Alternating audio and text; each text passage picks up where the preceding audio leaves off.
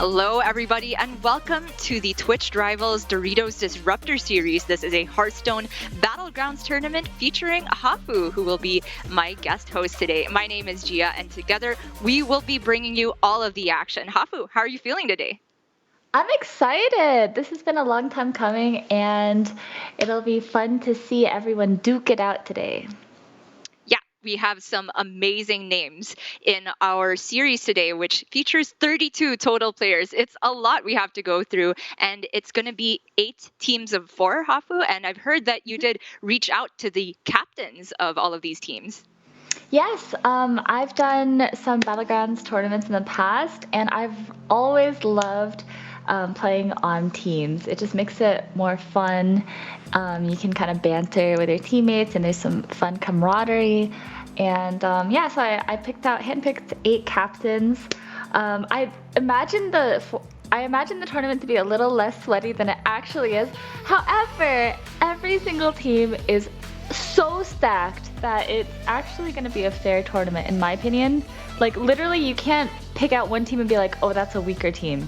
Like, it just doesn't exist in this tournament. As I was going through the player list, I was just thinking, oh, that person is like 12K, 13K, 14K MMR.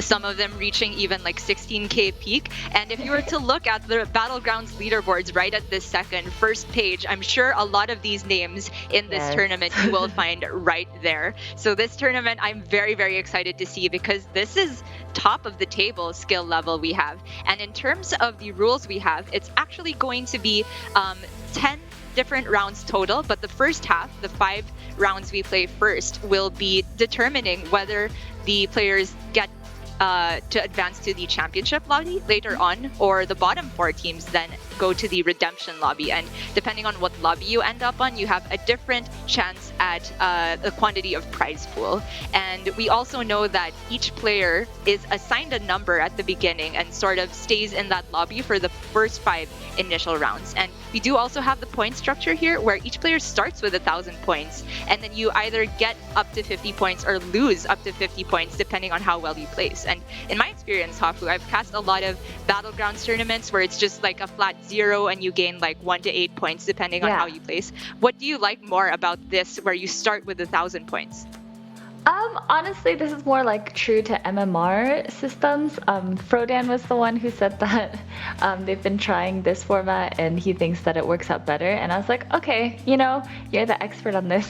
I will trust you. I'm just excited to see awesome matches, and I'm sure the players will put that on.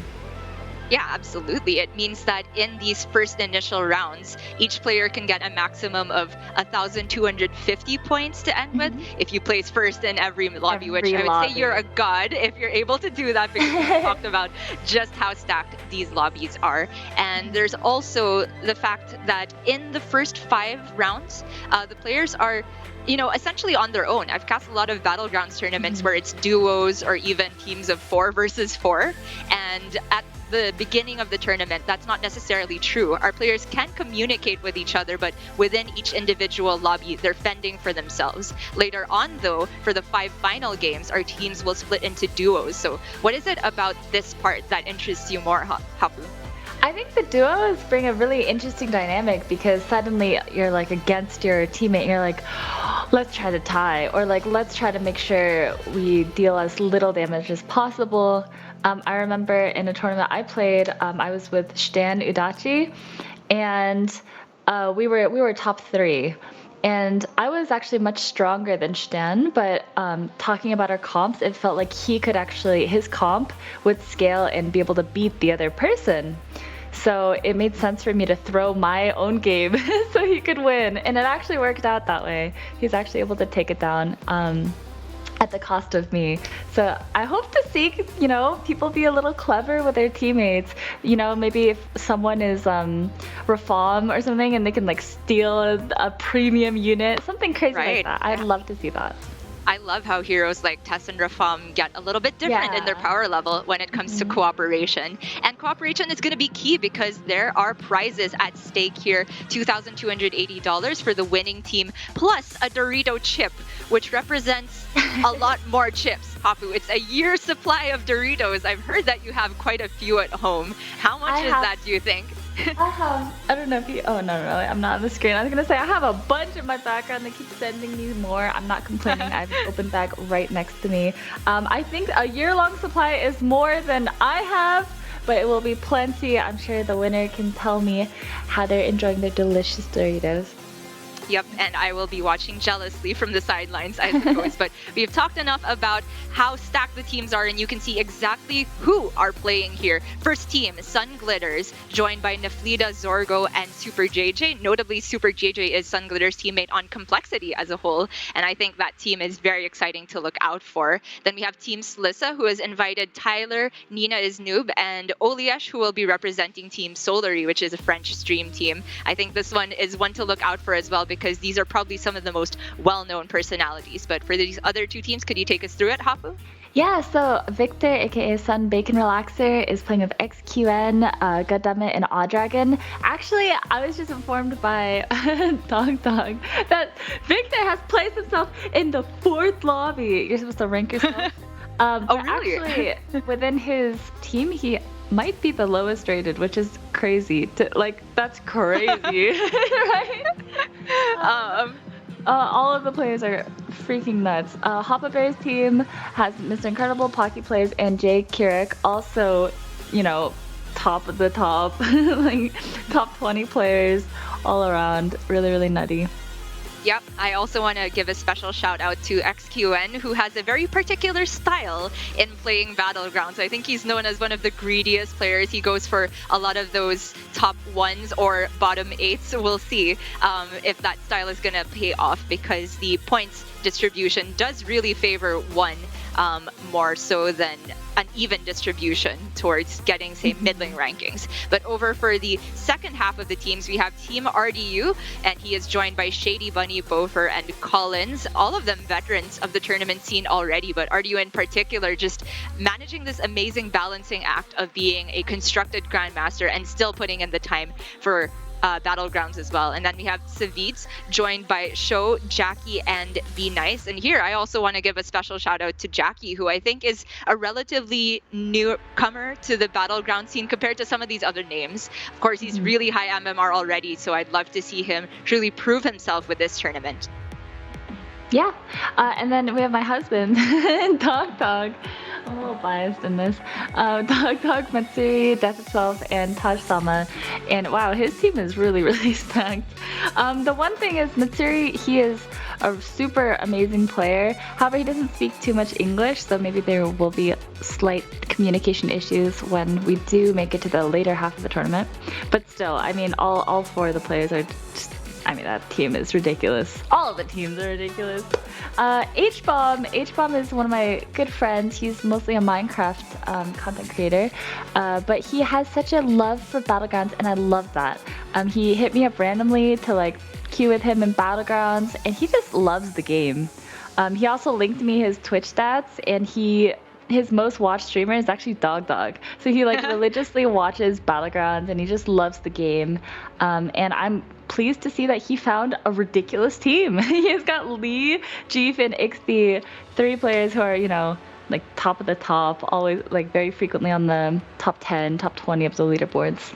Right, Lee, the creator of Wall-E, the bot that every Battleground streamer uses right now, already a big contribution to the community beyond also just being an amazing player and also pulling Jeef out of retirement, apparently. I guess we were just debated. Jeef's back and competing, and I'm very excited for that, Hafu. And so, coming back to it, now that we've seen all the players, do you have any predictions, maybe any team that you think stands out above the rest? To be honest, I think any team could take it. When you look at every team, there's not one that is oh, that's not that good of a team. Every team, you're wow, what a lineup. Literally every single one. So I think this will be just heart of the cards, praise RNG. So yeah. Indeed, but we do get to take a look at one of the team captains in particular as we invite Sun Glitters to join us for a bit of a pre-lobby interview. Sun, welcome to the stream. How are you feeling? Hi, I'm a little nervous, but I'm confident in my team that we can take the other teams down. As you talked about it, all the teams are so good. Like Hafu said, she wanted to maybe veto teams that were too good, right?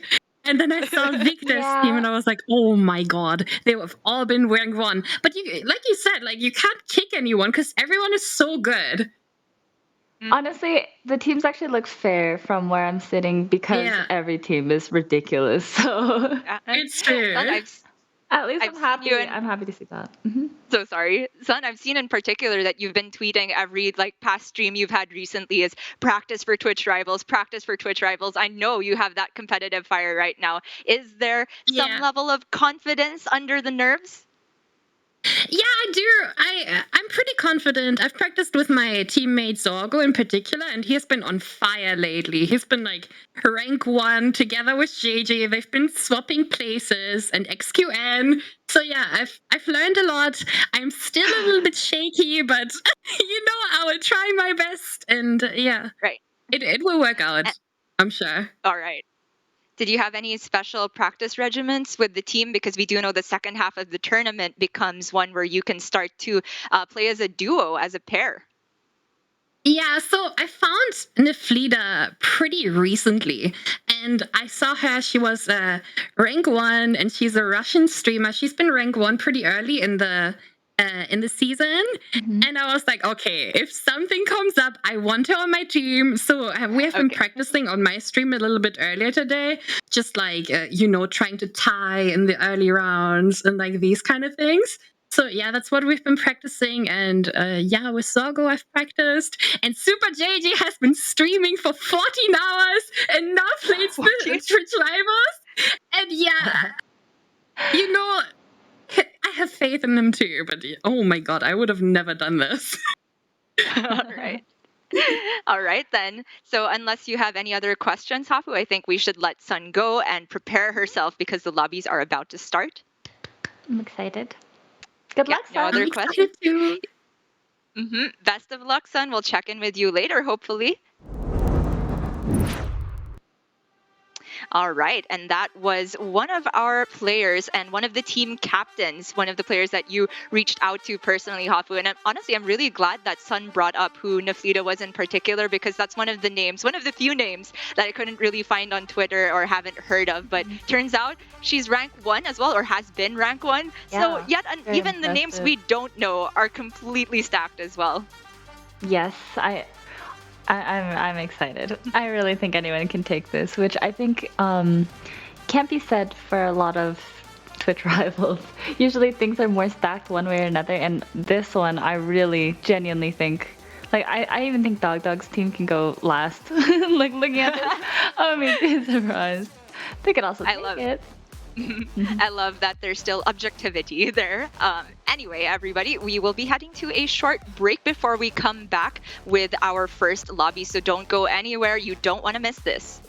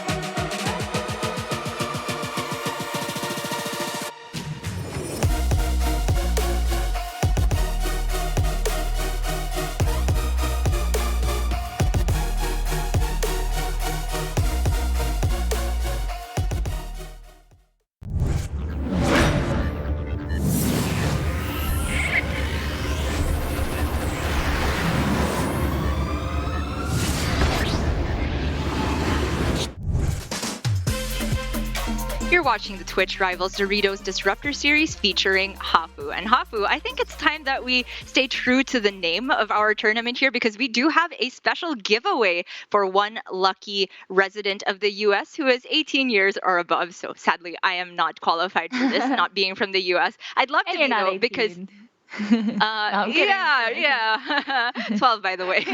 But that lucky person has the chance of winning Doritos for days, literally a year's supply of Doritos, which is one of the parts of the prize pool for the winning team. So you get a cut of what the best players are going to get at the end of the day. All you have to do is enter in chat right now, hashtag Doritos for days, and then watch out for a DM from one of the friendly Twitch staff to figure out if you have won. With that being said, don't forget, guys, hashtag Doritos for days, and we can see just exactly how round one is about to shape out, Hafu. We have already said that the lobbies are set in stone for these first 5 rounds of play, and you've said that, I didn't actually know this, the players kind of agreed on putting within each team their lowest MMR member in lobby number 4. Do you really think everybody adhered to that? I mean, honestly, no, but okay, it's close enough, honestly. I think a lot of the ratings of teams are close enough, so I think it will be fine. And as we interviewed Sun a while ago, we are about to zoom in on her lobby in particular. This is lobby number 4, and she has hit Ysera for the opener with that evolving chromoing. Now, Ysera is a hero that I've heard has very high potential because she can triple very consistently. So what do you Yes. think you're looking to triple into, Hafu? Is it 4 drops, Honestly, 6 drops? From what I've seen, it's actually like the tempo Terragosa and the 4 drops, right? Oh, what is that 5-mana 5/5 called? I'm so bad with card names. I just know Don't worry. stats.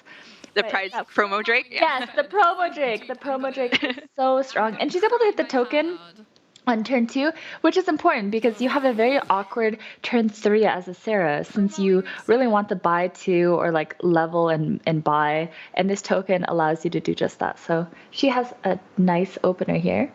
Yeah, I'd agree. And the nice thing about Ysera is that the evolving chromoing as a 1-drop gets benefits. Even if you hold on to it a little bit later, it can start to challenge even tier 2 minions because of the attack buff it gets. So what do you think is the curve you're trying to go for here, Hafu? Assuming she hits like another chromoing, is it going to be like a sell by level turn?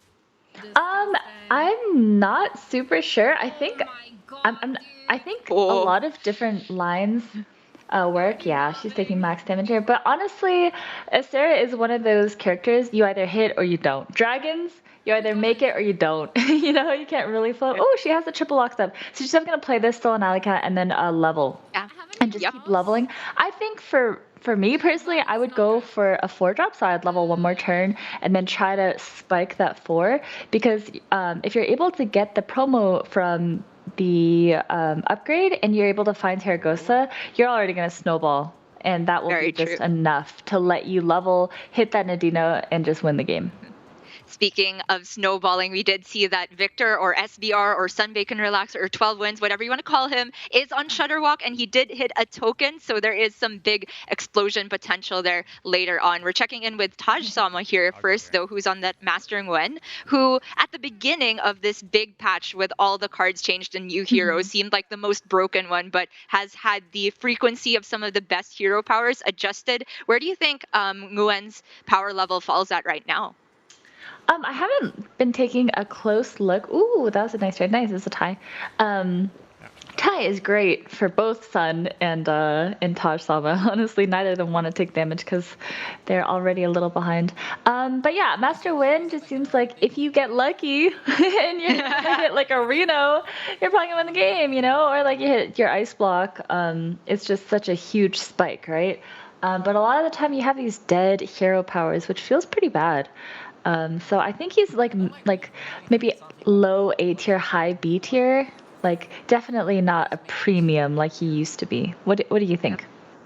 I'd say probably B tier as well, or low B tier. Yeah. Doesn't really have that consistent power of tripling the same way that some of the other heroes in this particular lobby have. Although we see RDU did miss on one of the good generations from Hooktusk, doesn't get more money, but at least manages to find an alley cat in the shop, which he's going to freeze. And RDU has the potential to go for a 5-drop here as well.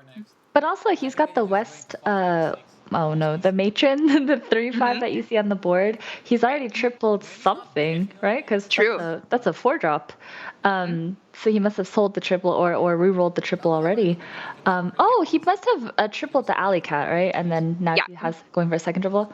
I imagine that's what's happened. And he's so strong. He even has another Murloc Tide 100 in shop if he really wants more tokens. But he Yeah. just seems so ridiculously strong.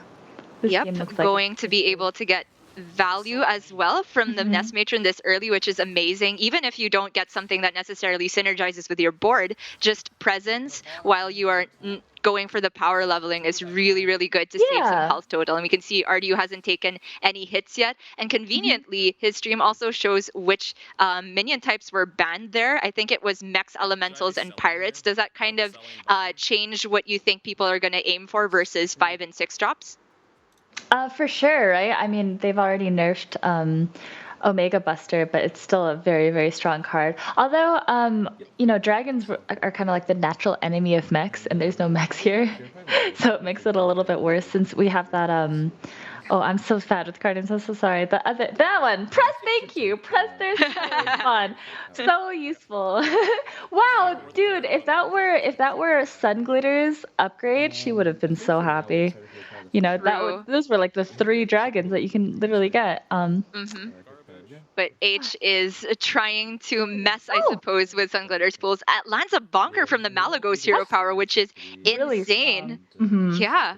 And with the Very early good. Wrathweaver setup, I do think he's in a very healthy position to just keep leveling from here. But we'll see he's faced up against Taj Sama on the Mastering Wen. And last time we saw Taj, he didn't really have a direction necessarily, but H with the Mhm. tripled Impulsive Trickster looks like he should be able to beat any board on 7 gold. Yeah, I mean, this board is really strong by Touch Summit, and he's able to go first. But the bonker still. Ooh, actually, I take that back. It actually traded really horrendously for him. Mhm. Lucky for Taj Sama. Oh no, no, H bomb. The shield didn't land on the acolyte, so we still Yeah. have a win for me. I'm rooting for H bomb, by the way. I really want H bomb to do well in this tournament. This is such It's a true. stacked lobby. I feel like if anyone can complain, it's him. His team Mhm. is very stacked, but I mean, he's a Minecraft content creator, and Yeah, he's made no secret that he's not necessarily as seasoned in Battlegrounds as some of the other players, but I'd be willing to say his passion and love for the game rivals, yes. if not outscales, some of our other players here. And we can see our players are allowed to communicate with each other, even though for each team they only have one member per lobby. RDU here looks like he's going to get the triple now, and he's going for a 6 drop. So what's the highest priority here, Hafu? Oh, I have to look at the. I'm so reliant on that little add-on. And then I True. decide. I would say this is kind of a miss. You could start going Golden and start going for a beast build. I don't really love it because honestly, that feels like more reliant on hitting Baron, right? But here True. he's just opting for more money. Here he has the Mama because it's going to deal a lot of damage to other people really quickly, and also he's got the West. Matron? What's her name? I need Witch to Wing pull it Nest up. Matron, I believe, Yes. but I feel you because it's like you want to say West Wing because that's a thing, but it's Yeah, Witch Wing yeah. Nest Matron. Which okay. Well, he's going to farm here. If I'm Saviz, I am very unhappy to to see Yeah, this upswinging. Although Saviz is actually quite strong. he does And the have that kid. triple profit of the boar, which could just be good gem generation, but I wonder if he had to use his hero power on that so early. Oh yeah, but one hero power I feel like is okay. That's a great hit. He's Ooh, definitely yeah. on this now. I believe. Yeah. Ooh, you'd love to see it if you're an RDU fan. Mm-hmm. Oh, it's The not Ring able to Matron get at the end there the is Imp Mama. Mm-hmm.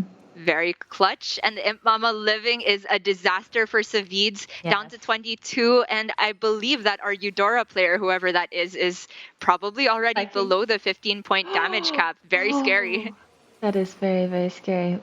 Oh, Seafood Slinger. Oh, another Imp Mama. Ooh. Oh, but he goes for the reroll. I wonder what he's trying to hit. well, given that there is, He's got the Argus. It has to be Strong Shell here, right? Yeah. yeah, I think so. Especially with the Argus in hand.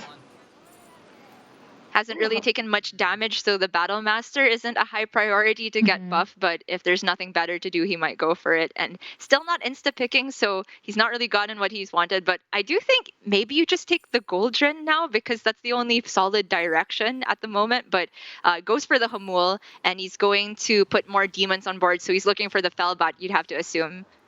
Felbat is a 6-drop, right? Or Sorry, did they he change was it? looking for it, sorry. Yeah. Sorry, I thought you meant right here.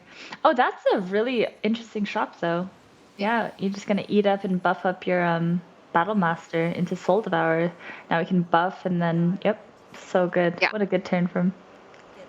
What he was looking for on that Hamul, though, probably was the insatiable Urzul, and missing on that, I think, hurts the scalability of demons a bit, but for right now, he's definitely pretty strong. And we do see Nina's the one on the Eudora. Struggling. Her triple with the whelp.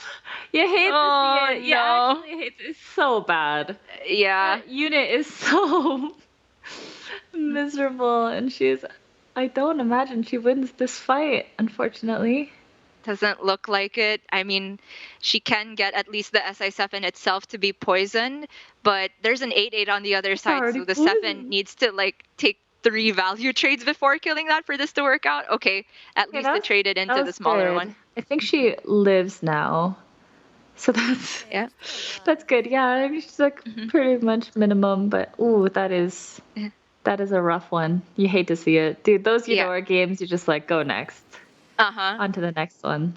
She ain't realistically gonna get another dig, and she didn't really have any setups to try and power spike from there, so it's not looking good. But RDU's just going straight to tier 6 because of all the tempo he's had earlier on, and now it's all about looking for that Felbat, you'd have to assume.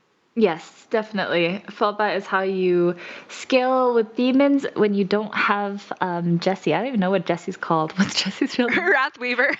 Wrathweaver. If you don't have Wrathweaver or you don't have the Doomsayer, Impatient Doomsayer, then I imagine you need to look for Felbat. But here we have a Wrathweaver player. Yes, Victor with the Shudder Walk. Didn't necessarily triple into anything serious. He hasn't played a Shudderlings yet, and he's in a fantastic spot. Oh man, I think he's actually gonna kill. Oh, actually, Nina does have the 2 poisons, right? 2 at the moment, and I think she probably just bought more Murlocs because that's the only thing her comp did last time we checked in. So there is potential for her to survive once again, but that Cathranatier needs to die. There's also just the fact that the Imprisoner spawns another token. The Murlocs tend to be fragile by this point, and it's really just 2 poisons at the moment. She didn't get any more. That was a bad decision. That's true, but she does have a big Battle Master. It's nothing to scoff at, right? A 535 doesn't even get one shot by the Jessie. True. I mean, she cannot lose from this point because there's 2 poisons. That's right. And actually, it's a big bite out of Victor. Let's go. Yeah. Nina. Oh, is that Nina? That is Nina, right?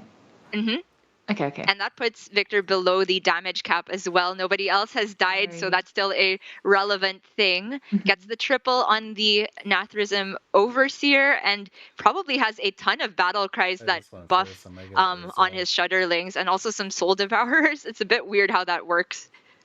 I'm surprised he didn't go for this Alley Cat too, but I guess it's a board space issue. I am interested. What would you take here? I'd probably take Pale Scale and see if I hit enough.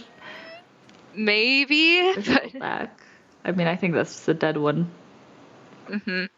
It might be the best for just this upcoming fight, and then he sells it next turn, most likely. I'm gonna be very surprised if he doesn't play some Shudderlings. Like, what are you waiting for? I mean, it's really hard to tell because we don't know what's in the Shudderlings. If there's some tokens in there, he does need to sell a couple more things to really get the benefit. But if you're trying to get a triple from Shudderling, you need 4 open board spaces, and there's not that many sellable minions that I can see. True. It doesn't look like he played any tokens, actually. Yeah. Oh, that's not too bad. He's got another Cathranatier. All right. Oh, and the fact that the Shudderlings didn't eat the first Cathranatir is pretty good, because now he leaves Yes. himself the possibility to triple the Cathranatir. And now Nina is doing her best to transition into the poison comp, has a good setup to get the Felfin Navigator, the poison on it as well. Is it going to be good enough against Sun's Dragons? Ooh. Ooh. That's I'm not super sure. That is the pyro spawn is pretty nasty here. So yeah.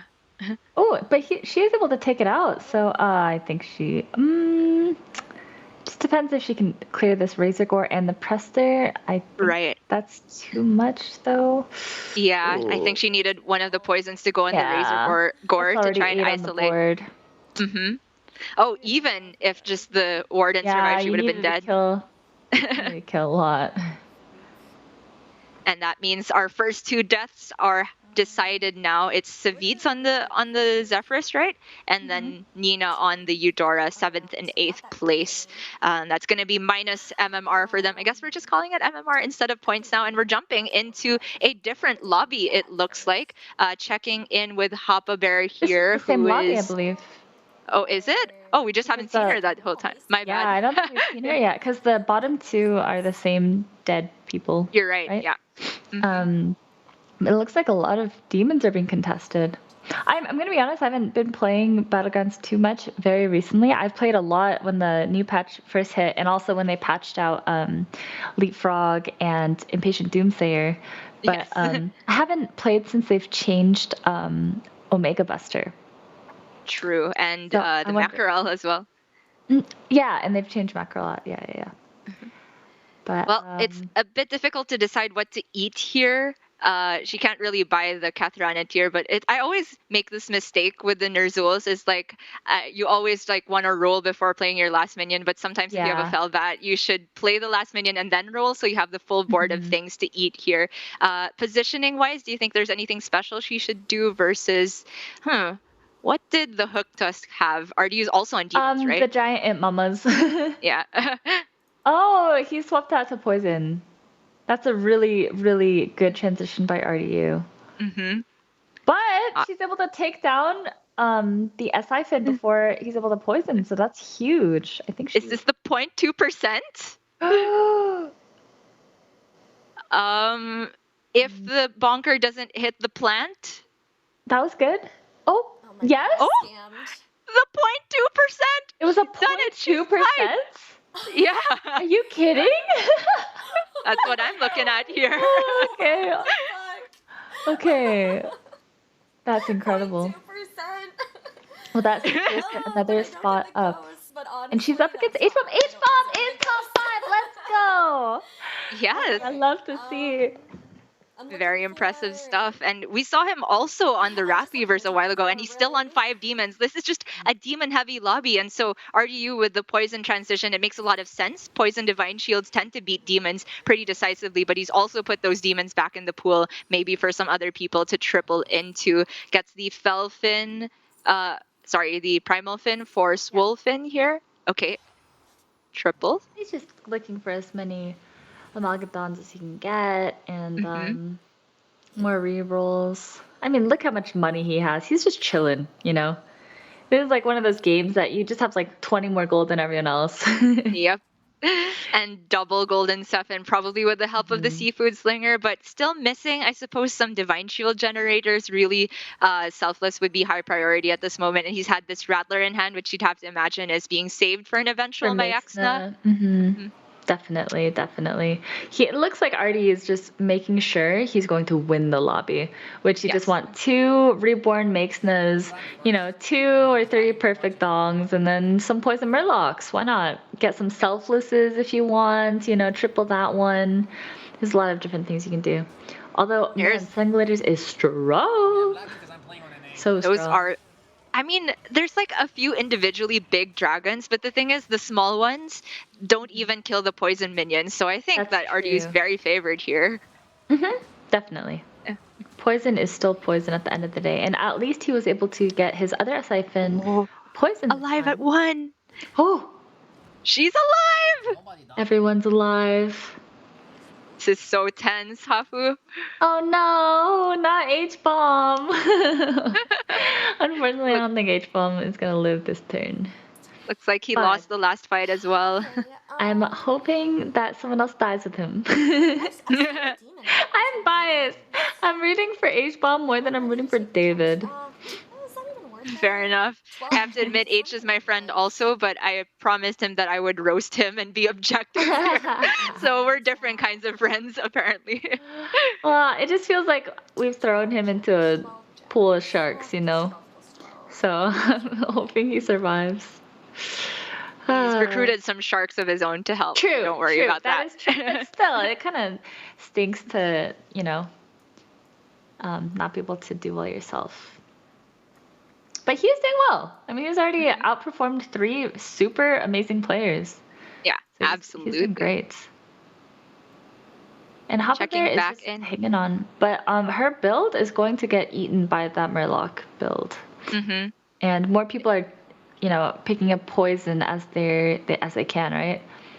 True. I feel like everybody's looking for selfless, but I just haven't seen it in any shop. Is Bob Yeah. trolling right now?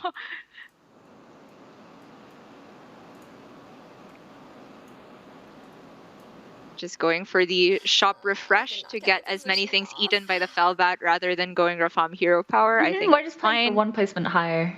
Exactly. There's one selfless, and Hoppa's actually favored here slightly. Mhm.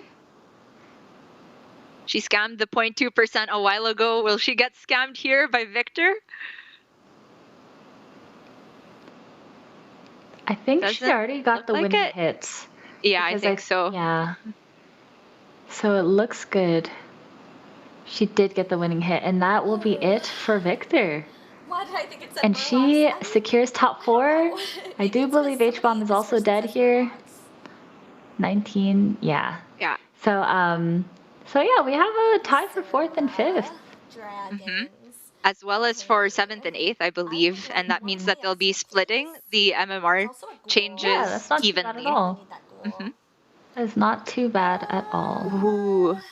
Well, we do know that double Felbat is just Yes. redundant. Yes. There's just not enough things to eat, but there's the Still a potential to demon. eventually triple it. Yes. Yeah. You can still play it to get some stats, right? So, I don't even know if Um, combining these was good, actually. yeah. It kind of makes it super vulnerable.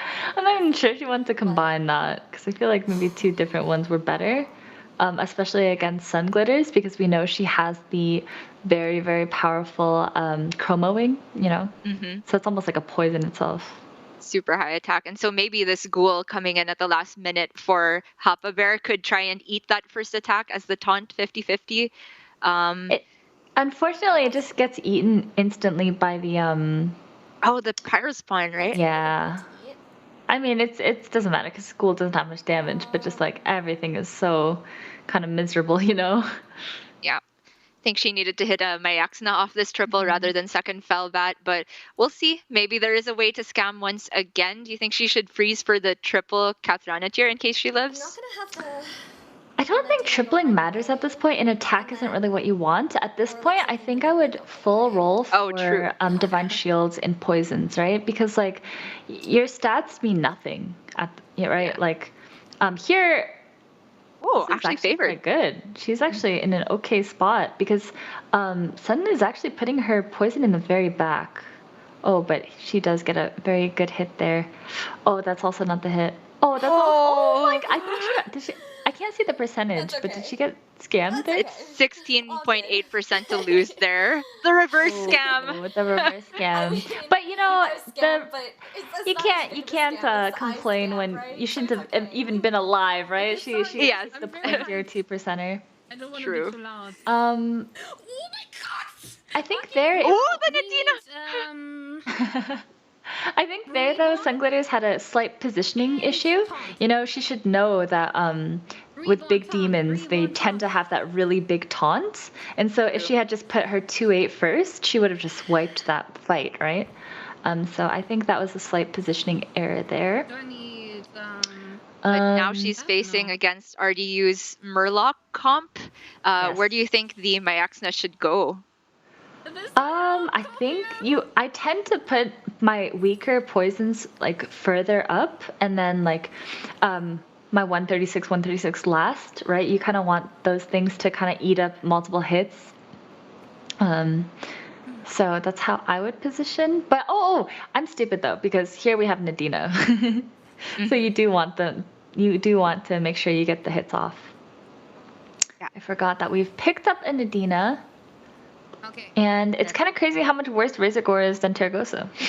Got this? I don't That's know. true. It scales so slowly compared to Yeah. especially a golden Taragosa, which is also just going to retain the Divine Shield if Sun Glitters manages to win here.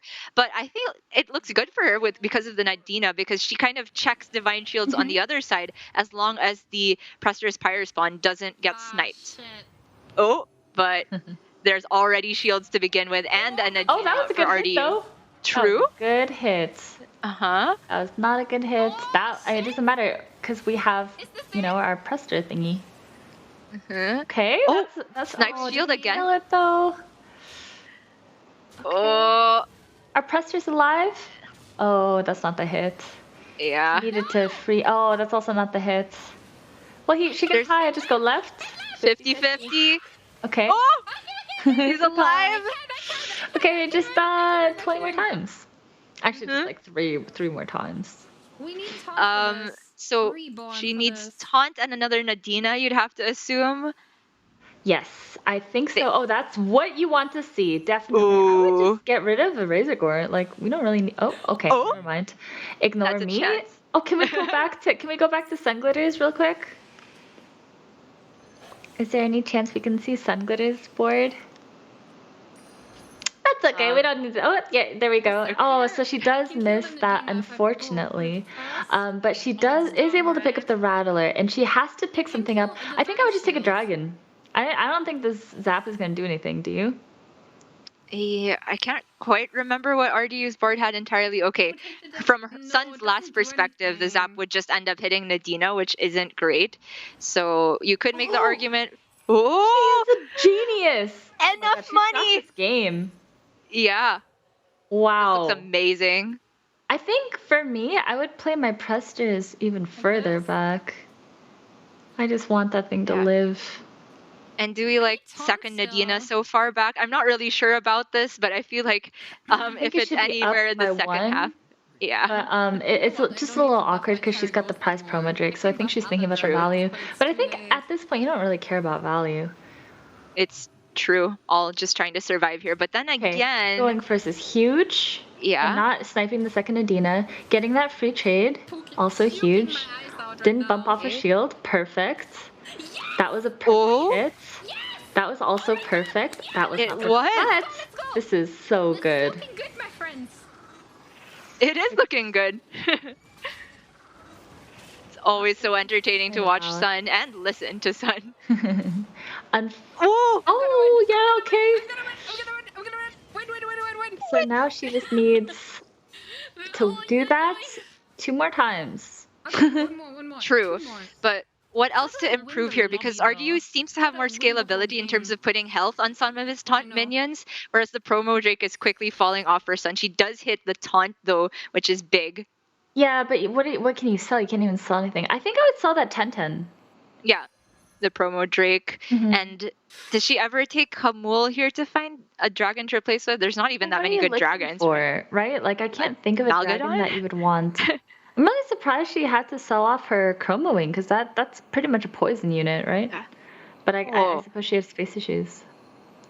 Nadina, really? I don't think she can sell that. I'm not sure though. Actually, what she's trying to do is taunt up her Terragosa and then play Macabre. But the problem is, like, your Terragosa is so good and you can't attack with it if you do this. Mhm. I need to think, man. She could sort of turn it into like a Mecharel with all of these Nadinas and put it last, but that's super scary with attack order, especially since there's so many poisons on the other side. In the end, she sells the promo Drake. There's another Macaw if she just wants to spend her gold on that. Why are we macawing? I don't know how to position. I Oh, Oh no. a bit of panic setting in. yeah, I think we just panicked out here. Unfortunately, maybe it works out because she's a ghoul. So maybe she's a, Bad. ooh, No. yeah. Oh, Not quite the positioning. Oh, that was Yeah. very Oh bad. no. That's okay. It's a valiant effort. It's a valiant Mhm. effort. Okay, it's fine. It always gets so difficult to play around the ghoul as the Nadina player. There's so many mind games that come into the positioning towards the end, and she had multiple procs on the death rattles, but that instance worked out terribly. However, the overall Okay, we game did it. went pretty well. Second. Finishing second place Does is it take awesome. a screenshot or Yes, something? it is. Not a bad finish at all. Plus 30 to her 1,000 points, and RDU, as the winner of that lobby, gets the full 50 points. Huge for Team RDU. Whereas for, who was it that finished 8th? Was it Savitz? And 7th for Nina. It Nina. is starting to look a little bit scary. Are the points being split when they tie? Or is I it just whatever you end at? I believe it is split for ties, if I'm reading the rules correctly here. Okay. And we do also have, well, we'll have standings soon as we can get that ready. Do you have any highlights you want to look back on for that first lobby, Hafu? For me, it was just so many demons. Yeah, honestly, RDU just had quite the game, right? He tripled early into a 4-drop, was able to get more gold generation as if Hook Tusk needed more. And then he was able to preserve another triple, hit a 6-drop easily while being the healthiest in the lobby, hit an Imp Mama, which helped him stabilize even more. And then he really took his lead and transitioned into a winning comp, which he did that flawlessly.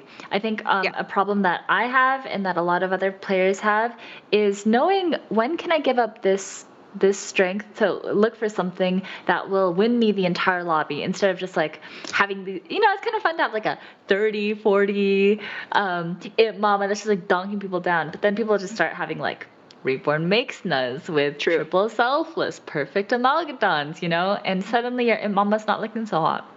Yeah, I think it was a real masterclass on how to take early tempo and turn it into actual late game winning comp. The early Nest Matron just stuck around towards almost the end of the game. That was really impressive how he managed to leverage the economy from that. But that is only our first round, everybody. We still have 4 more rounds of the initial half. And after that, we will decide who's ending up in the championship bracket and who's ending up in the redemption bracket. Don't go anywhere. We'll be back after a quick break. I'm not gonna get offered this opportunity again. I had to take the win. Ah! I don't even want to reach out. Again, I'm not reading chat. I don't even...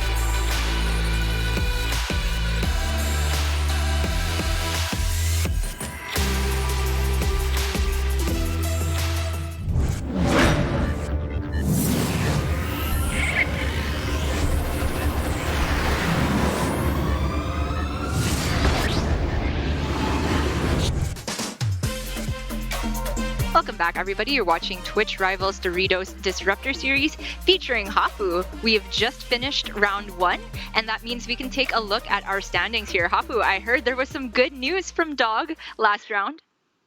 Yeah, he walked in. I said, "How'd you do?" He said, "It's a first, baby." So, congratulations to him. Looks like Jeep took down lobby ones. Wow.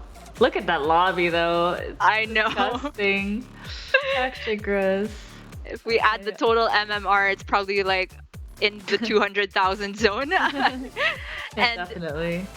And Jeef is the player who said that he was going to retire because he was off to college, but Lee pulled him out of retirement. And boy, was that a good decision. And great news for H-Bomb fans. They are teammates. But over here in Lobby B, it's as you said it, Dog in first place. But Goddammit, one of the popular Russian streamers, taking down second place. Very impressive stuff. Very amazing. Super JJ on zero sleep, getting an 8th. Keck W. You're just my good friend. I'm just teasing. But he's being carried by Sun, don't worry. She got the second in her lobby as we saw. But over here in Lobby C, it was Death itself who actually picked up the win here, which is very, very impressive. I feel like he probably has one of David's these. teammate. Oh, really? Yeah, so they picked up 2 firsts. I think Matsuri ended up 5th, so a little bit of a minus MMR, but not too much. And then Taj Sama, I don't think did very well in the 4th lobby either. That's David's team. As far as I think H-Bomb's team did all right, right? Oh, never mind. Lee is on Never mind. Well, Jeef and Lee cancel each other out, at least. True. We'll the see. first and the 8th. But I also want to shout out Naflida here, who Sun called out as her own teammate, who she personally recruited, and that's turning out to be a good decision. Even picking up a 3rd is very good here. Just anything in the positive. And of course, we did check in with Lobby D, where RDU took the whole thing, starting off with just a lot of strong triples, demons for a while, and then ending up on Murlocs. I really wonder what the meta looked like in some of these other lobbies, because I think we saw XQN also go 8th, which is somewhat in tune with his style of going for 1st or 8ths, but do you think that lends itself to a certain type of minion that's available? Someone is, I believe that maybe the standings need to be looked at, because I believe Pocky actually won his lobby. Oh? You could look into that really quick. I believe he was lobby C question mark, or maybe not. I don't know which lobby he's in. But we'll get that updated. No worries, chat. Yeah, we will get that checked, updated, and make sure that everything is fair, because everybody wants to win their Doritos at the end of things, Hafu. And we do know, of course, that the lobbies stay intact, at least for the first half of the day. So I was asking you during the break, which one of these do you feel like is the scariest? Obviously, they're all scary, but which one stands out just a little bit more than the others? David's team is stacked. David, Mitsuri, Death Itself, Taj Salman, that one's stacked. Hoppa's Bears team. When I look at this, okay, honestly, one of the scarier teams I would say is actually H-Bombs, because H-Bomb is able to hang, and then Lee, Jeef, and XD, like that lineup is just silly strong. I think what David told me was he was scared of Victor's team, because all 4 of those players are like top 10 players, where Victor might actually just be the lowest rated player on that team, which is, when you say that out loud, that's ridiculous, right?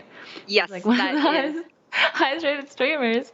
So it's hard. I know it's such a politically correct statement, but like, what do you think? Do you actually think that one team is favored? Because I'm not seeing it.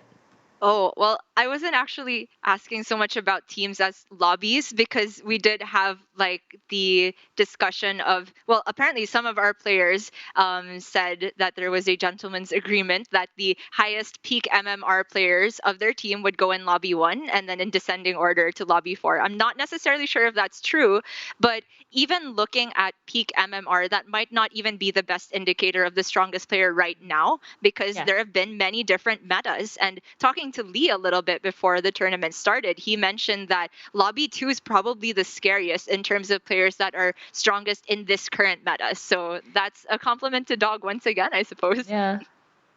I mean, he does play every day, so you better be pretty good. Stupid Right. David. Indeed. All right.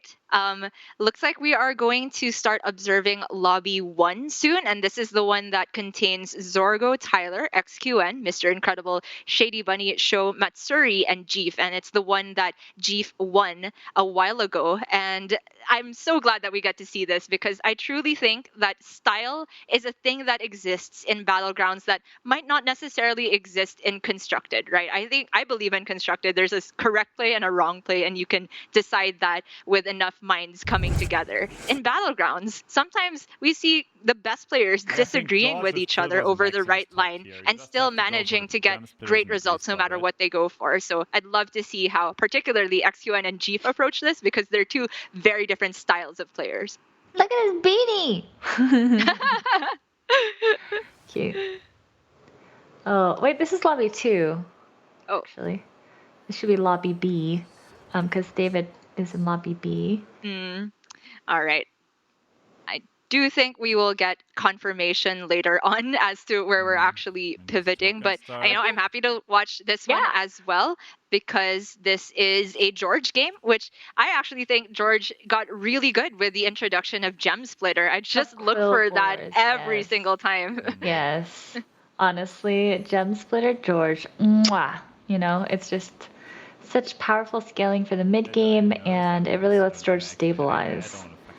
There are no So- Murlocs, so you can't actually go for the Murloc poison scam. But yeah, we do have Mexin, and we do have the Quillbores in, and it's really what you want to see. Yeah. And so because like Gem Splitter is probably close to game plan A for George, do you feel like Super JJ ever just goes for the power level up to 3 in this situation, or should he be more aware of the damage he takes on early? I'm pretty sure. So whenever I played George a couple times, and I think they we were might, with like, David, I don't see a lot of stuff on and the he low has a better level. grasp than I do on this I game would for actually sure. just And he really is a strong believer in picking up units on 2. Like, I He think doesn't the like only power leveling to way 3 we because it stay takes at too long. 17 You know, extra if you is level the 3, you're roll, taking a lot of damage, and then you have to pick up minions, and you have to still hero power things. So you True. just take too many hits along the way. don't think there's a way to stay Because at hero 17. powering is quite There's slow, no right? You're unit I spending would 2 like gold to to hero just put a power, divine yeah. shield up. And so I'm not sure what's the absolute correct way, but I know as far as David's concerned, he really enjoys playing George, getting to 2, and then picking up, 1 or 2 turns worth of units, if you can buy them. Sometimes the shops are just so unplayable you have to level. True. I mean, that certainly makes a lot of sense because for George in particular, on 5 gold, you do have a fully efficient way of spending your mana every single time. Yep. Given that the shop isn't completely trash, and Unplayable, it yeah. isn't there. Moving over to Goddammit, though, who is one of the players that I cast before at a invitational battlegrounds tournament by Play Hearthstone, and he performed really, really well in that one. He's on the Galacron here, hits the high main for tier 4, not quite good enough to take, but are you the type of player, Hafu, that likes to stop around 5 if you get a scaling unit such as Lightfang? I don't like Light Thing. That's not the one I would look for. Yeah, I mean, I think tempo for Galacron tends to be better just to get, 1 unit that will carry you. Like, honestly, maybe it's a losing play. I would have considered just taking that high main. Taking that high really? main, going. It just feels extra bad because you're up against a Reform and you really don't want to give him something like that. But Yes. I would just consider it, especially now that I'm limping a gold. I kind of hate being gold inefficient. And looks like he's forced to. And he's forced to give him a pair. Collins True. is excited to see this. Mm-hmm. And he loses Health on the fight. Yeah, but not by a lot, right? The health Yeah, on the yeah, micro mummy landing there made it such a Goddammit Tank. taking minimum here. And I also want to note that Galacron, I feel like, improved with the big overhaul of Battlegrounds because there's minions on 4 you can take that can help you scale, Yeah. like the matron we saw from RD a while ago, and also Definitely. if elementals are in the dazzling elemental. Yes. Well, here, let's see if he opts for it. He can go for Lightning. We already have 2 tribes. However, you're not able to actually buy anything else. You'd have to level here if you want to be gold efficient. So yeah, it's plus 4/4 for a turn. You can go for it. I don't love it. Like Lifing is just, like what are we buffing here? I mean the mech is okay. Both of these units are fine, right? Because mech you can True. put attach the Divine Shield, annoy module onto, and the demon is fine just because it's just a fine unit. Yeah, I completely agree. As far as like one drops you can buff with Light Fang, these are both well above average. But Yeah. it looks like Goddammit says not good enough. He's buying the pair on the Impulsive Trickster, and he's going up to a tier 6 minion, where things truly start to get spicy because Quillbars are in, mechs are in, although we do know that the Buster want isn't Quills quite as good here? anymore. Like, are you happy with the Charlie here if you hit it? Maybe not. So what is I feel actually like- the ideal 6 drop? Oh, I mean, easily Full Reaper or one of the mechs, right? Like, you want an Omega Buster. I think there's no doubt about that. Gas Coiler is okay, but it's one of those things that's just like, it'll stabilize you for a little, but it won't give you a win condition. Omega Buster is honestly where it's at, or like the Full Reaper will just stabilize you for sure. Yeah. So very here we good go. Let's see point. what he gets. But oh, Omega. Oh, No way. Weird. No way. Really? he's going Velvet? Really? 2 demons? Wow. Okay. I am really shocked. I would love to see how this plays out for him because, like, I would just snap pick that. Like, I would just. I haven't played since they nerfed it by 1/1, so maybe they got that one worse. But for me, snap pick that Omega Buster. I have my comp. I know what I'm going for. I True. love it. Wow. Look how. Oh! I was like, look how aggressive he's playing, but he's re rolling his shop to ensure that he's got better stats to eat for his fallback. Very interesting. Yeah, 3 whole minions because it would have been lacking right on the last one. Yes. And so what he's going for here is buffing the 2 tricksters, which actually can turn out to be a comp of its own, especially if he can end up tripling that, getting the macaw, and then putting that health on something else. If he can land poisons at some point, can be an end game, which is honestly not something I considered over the Omega Buster like you were talking about, because the Buster seems Right. like a 1 minion package deal. But Yes. in terms of immediate stats, I think the Felmaw makes a lot of the Felbat makes a lot of sense too. So he actually, there's no Murloc, so it's quite difficult to get poison. The only poison available is the Mixna and obviously Amalgadon, if you're able to land the poison on that. So we'll see. But he is, tempoing out. Which character is David, if I may ask? We weren't able to look through. Be Nice is on the Omu. How do you feel about Omu in this meta? Oh right now? man. I honestly feel like I'm worst Omu APAC. Like always people rank Omu decently, but Uh-huh. I'm just so addicted to being gold efficient, and I just power level if there's a trash shop and then I die. Yeah, it feels like staying one, a couple extra turns, whether it's 1, 2, 3, 4 turns, just seems to be quite strong right now. And it's kind of counterintuitive to do that with Omu. Still we have- obviously a strong hero. We do have one of the heroes on the opposite end of the greed spectrum in Daryl, where we've seen a lot of players just go for staying on 1 to dance on Puckbot, as we can see Oliash has gone for here. But in terms of transitioning, because he's went so all in on a mech, you'd have to assume he wants to eventually get an Omega Buster, but how does he safely go from 3 to either 5 and triple or 6? I mean, you can still make strong comps without Omega Buster, right? I think with Mackerel or like Grease Bot and just Deflecto bots, like it's still strong. I don't think Omega Buster is an end-all be-all comp. Just because mechs have always been pretty powerful, right? Like Deflecto and the synergy between Deflecto and Mackerel is just pretty silly.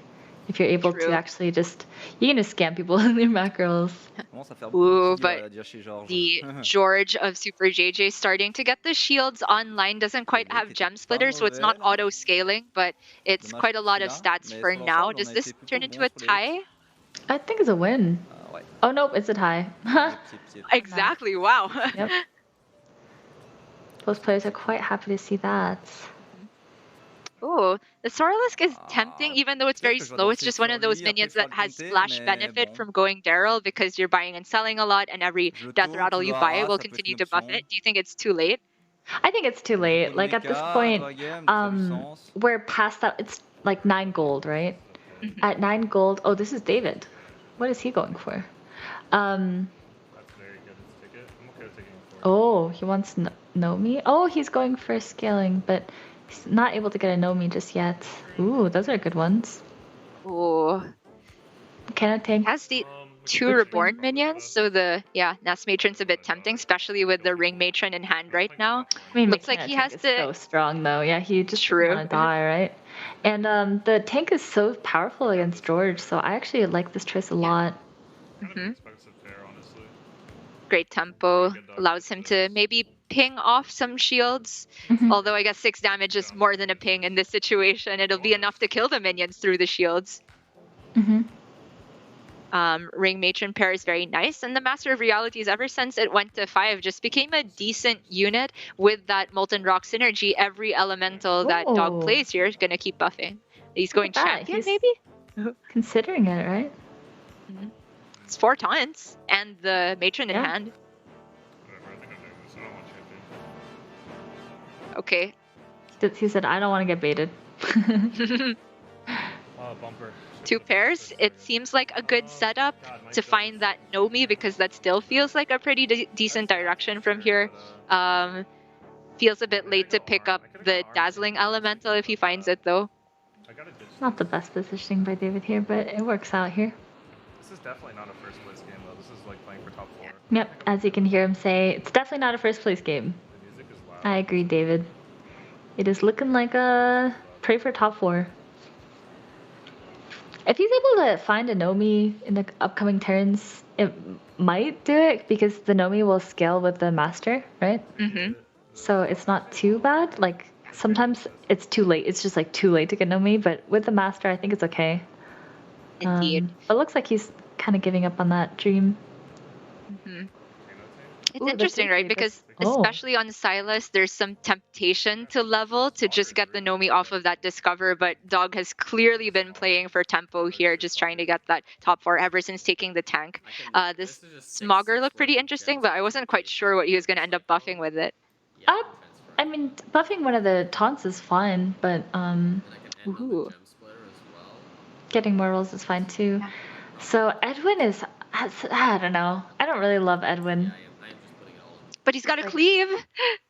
It's true, he does have a buffing unit, but it's just not sexy, you know? Well, is this the kind of lobby where 1 or 2 giant cleaves can scam? There's George, so maybe not quite versus that. The mechs are still in.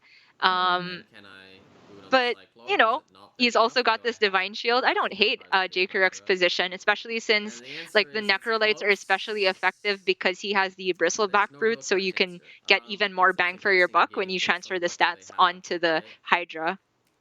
Sure, he's already done that once already, and we only are generating 1 gem a turn, right? So it's like, honestly, how happy are you? Oh no, I'm so sorry. I didn't even see this one for the banner board. So he is guaranteeing the value. So you're absolutely right. It just seems a little too cute, right? Like he's got a board of nothing. True. Oh man, goddammit. It's gone wild. That cleave was all the way to the right, which is what you don't want to see in this position. Can he die here? That's a fell bad. He can die. And the health is going to go off with a death rattle. Level Oh. 5 or 6. Oh, Oh. devastating. The 13.7% to die. Very sad because he tied with JJ. oh no. Okay, JJ. Do you need to sleep? 13%. Oh. Feels bad. Especially since it felt like this comp still had maybe Am I? potential to transition Such a nice into roll. a menagerie type thing. He had Beast, Quillbore, and Mech, but wasn't meant to Such a be. nice We're jumping in roll. with Maybe I am Collins now, who is on the switching. Reform and has an Omega What Buster am I and looking a Hydra at? of his own. I don't know. These mech demons. What the? We still have an acolyte. What am I looking at? If- This is such a mess of a comp. It feels like one of 2 things happened. Like he was already on Beast and tried to triple into Goldrin, didn't hit it, so took the Omega Buster, or he was on Mechs and tried to find but now Mech we're synergy, beast. but just We're found Beast. beasts. Yeah. I see. Okay. I would triple sell for this high main. Mm. It's just so much more stats than last turn. The tempo you can get from Mama Bear can easily secure a top 4, in my opinion. I don't think this 8-6 matters, do you? The demon? And chill. But does it matter less than the egg is the thing? Like, is he eventually going to sell off all the mechs, or does he kind of want to have his foot in either door to make sure he can go back to mechs if needed? I'm just playing True, Valorant. true. Level and try to get it back. David has to get out of that elemental I pair. mean, all I'm trying to do So is he's got no more just scaling. He's just literally trying to hang on, and it's looking very grim for David. Golden He's Mechano, looked though? murdered. Reborn makes so I can actually Yeah. win the game, by the way. It's not the scariest thing I've ever seen. No, definitely not. Like, the whole back end of this Daryl is complete trash, so... True. So only able to get one from that. However, we're getting full value from the other. Oh. But this oh, good. That was a really good hit, actually. Because he's able to True. take one more hit. Get some more of these things. Oh, but that is not the hit you want to see. Yeah. Ah, okay. But it Not looks too like he'll bad. live at least. Yes. The remaining minions He's are gonna very low win. health. Oh, yeah. Okay. He just had to win a couple flips there, and he's able to take that down. Nice. Good job, Bieber. Drops Oh, no Oliash one's down dying, to though. 15. Mm-hmm. And he's Starting up. to get Ooh, I tense. think I'm going for a 5 right So now. scaly. So this feels like it's the new version of Taunt Comp. The Meccano tank has taken the place of Kiraji Harbinger of just trying to stay in the top 4. Yeah. But what else do you do to improve from here, do you think? I don't even know how to get stronger. At this point, you're just like, please, someone else die so I don't have to do this. He has this Rattler, so maybe I'd be interested if I were him in taking like even just a high main if it appeared, just any minion that generates more minions to scam even more with a Meccano tank. It's so difficult though because you need to make sure you have the board space. Is the only True. issue with that. So maybe I lead hear you. master? I don't know.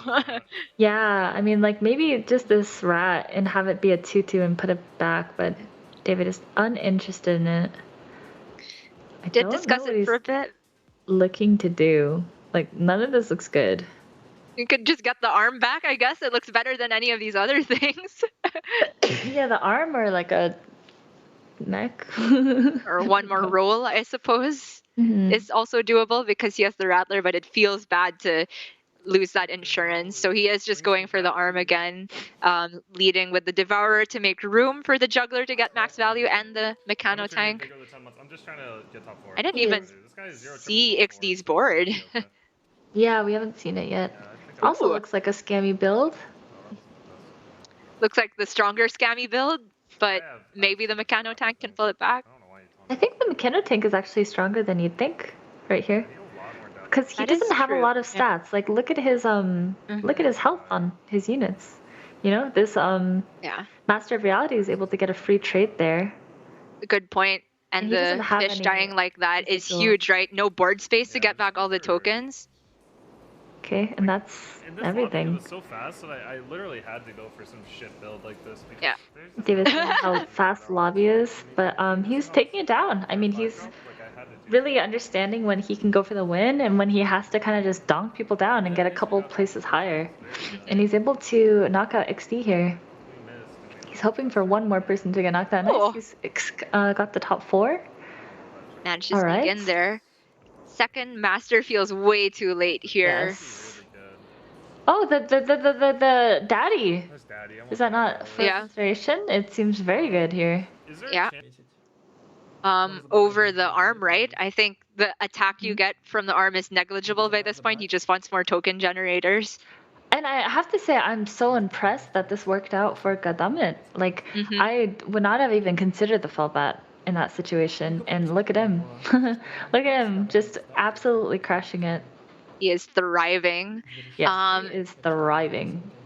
Does the macaw become a consideration though? Because his only death rattles are the huge health on the impulsive tricksters. Feels less appetizing while he hasn't tripled it, but it's also another tribe if he eventually plays this Amalgadon later.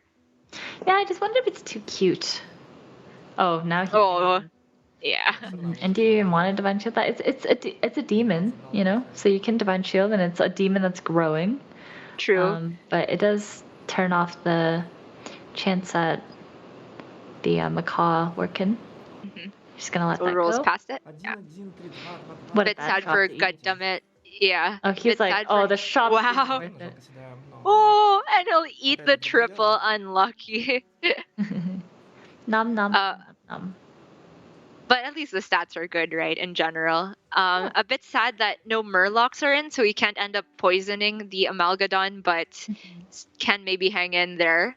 Looks like he's favored here because of the death rattles. You'd have to assume on the imps. I mean, both of these divine shields are hitting one of his weaker minions, you know, and he's got some giants back there, so quite good for Goddammit. Yeah, and he's just a little bigger, so oh, unless he's able to clear everything. No, there's no way. And Oh, but he's able to live. oh, at 1. Goodness. Oh my goodness, he's so lucky. Oh, Yeah, David's Oliash. dead. That is a 4th. 4th is fine. It's not the worst, not the best. I mean, given that his comp was just a bunch of scraps put together with a Mechano tank, very impressive, I think. Yeah, and honestly, this lobby was not that scary in terms of the hero strength, right? We didn't see like Hook Tusk or I mean, Jandis wasn't that strong because there's no Murlocs. There's only 1 token, but not crazy heroes. Indeed. All right. I'd assume it's looking for Ground Shaker here for Oliash to get stronger mainly. I don't think he quite needs that 4th Gem Splitter. But I'd be... he's maxing out every turn. Oh, still nothing really good on 4. Yeah. Do you just... But he's facing Dog's Ghost, so it's trying to be strong versus Mechano tanks. How do you do that? You need health on He things. already has the health, I think. I think he's Okay. doing just fine. And he, goddammit, able to triple his Trickster. So that 68 health, so strong in a lobby without poison. Gonna be a 6 minion Andy here, it looks like, though. Not a problem, because he has enough health on these things. Yeah. The 4th fell bad. Yeah, A 5 minion Andy. I think this is better because you don't want that to land on the health to land on that Argus, right? True. Like that yeah. would be devastating. It's just really good fundamentals. I myself really struggle to realize when doing things that look so counterintuitive, like ending with 5 minions. When is it viable? Yeah. And you're absolutely right. It's a minion that it's a lobby where it's really tough to get poisoned. So if you just have minions, like even if there are a few that are tall, that tends to win games. Yeah. Golden Mama though. Oh, that snipe!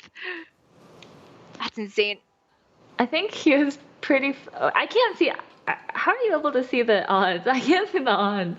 I think at the top of our feed. I mean, it's just showing on their stream, I think. Okay. Why does it work? I don't know why. The top of mine is cut off. All good. I think it was pretty favored anyway, right? Yeah, it's like 97.6. Okay. I was gonna say, goddammit, was favored, right? Because I imagine looking at this. Well, Okay. and he's just won. Yeah. Amazing. Wow. David's clone took down Oliash. I mean, I guess Oliash didn't have the health, right? The Mechano tank carried all the way to the end, dragging somebody else to the grave alongside it. But for Goddammit, you called it at the beginning, right? We were looking at his perspective, talking about what Galakron needs to hit, and we were saying, well, on 6 drops, Quill bars aren't good enough. Probably try and take Omega Busters because that's a guaranteed direction. But Goddammit said, no, I want Fell Bat and won off the back of it. Ooh.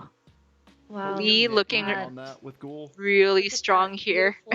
George Quills. Just so strong. A bunch of things. It's just his break points. It's actually so freaking strong. True. I don't think Bofer has a chance here. That's a giant battle master as well. Like the fact that George is not glass cannoning, because a lot of the time what happens is you have these minions with super low health because you're putting all your gems on ground shakers and just relying on divine shield brute force is where George tends to end up. But Lee also has the health behind all of the divine shields. It's so tough to beat that. We still just die, right? Like neither And of those he's make a in the difference. final fight. We need Oh, to be able to get yeah. our value trades as well as he does. We take our 3. Oh, well, I think Odd Dragon's got this. Giant elementals. Well, Galakron Elementals is especially silly, right? Because you just are banking so much gold every turn. It's just, I mean, like, the stats are ridiculous. He even had a pirate in hand just for this. Yeah, you just giga stack stats, and because this is the final fight, he's going to get rid of the Nomi at the end of this as well and have the strongest possible board. Does the Zap have any role to play, do you think? I can't fully remember Lee's So he board. already has the Ghoul in hand, so, you know, he's already prepped. Cool. Odd Dragon's just going through the motions, trying to make sure he ends this game, and he's definitely going to take this down. Sorry, Lee. I do wish we would have gotten to see, though, how much money Odd Dragon had next turn. Like 50 or something. More than necessary. That's for sure. Yeah, very cleanly done. The Ghoul takes the place of the Nomi, and even though Lee has this 71/71, it pales in comparison to this giant golden Wildfire Elemental and even the golden Refreshen anomaly. That guy's a lot smarter than I thought. Terrible hit. I mean, I don't. It is 100% win, but Yeah. you know. Dude, there's so much. When Galakron gets to this point on Nomi, it's just over, right? Yep. On Pirates too, to a certain extent, if you have the APM to back it up. Hey, we got first. Oh, But all that- of his teammates got first? What? All According of to the all chat. of them? Yeah, this team won all of the lobbies. What? Little That's snack. insane. You're telling me that's plus 200 for the entire team in one round? Oh That my would- goodness. Seems, yeah, that's pretty nutty. That is Yeah. pretty nutty. Mm-hmm. But good news for Lee, at least a bit of a redemption there, because he did finish last in the previous lobby. Getting the second to kind of recoup those points is very important. We are going to go to a quick break right after this, as we do with every round, to make sure that our players can refresh themselves, get their mindset ready, because there's still a lot of battlegrounds to be played. So don't go anywhere. We'll be right back with the Doritos Disruptor series.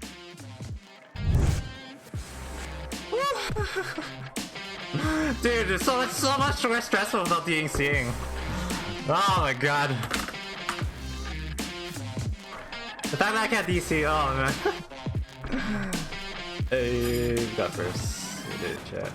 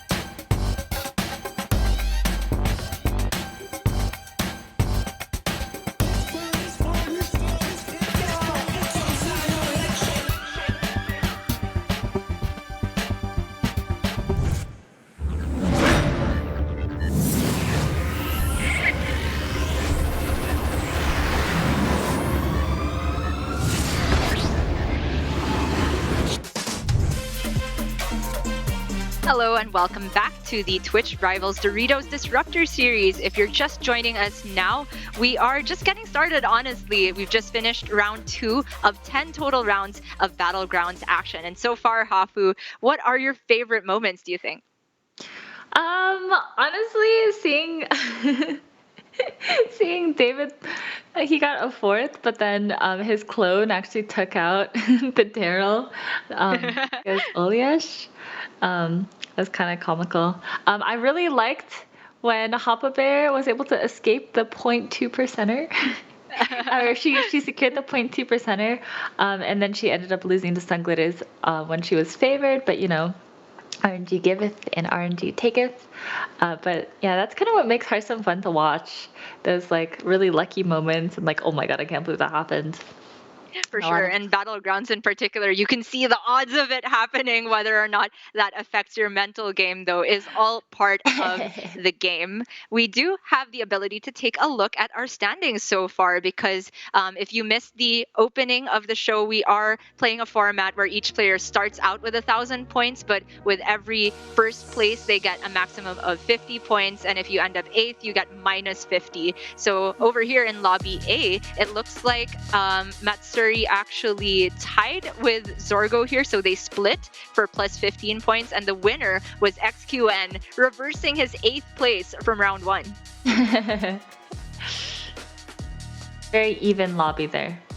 Yeah, and Jeef also just ended up in last place, which is the reverse of his first win. Oh man.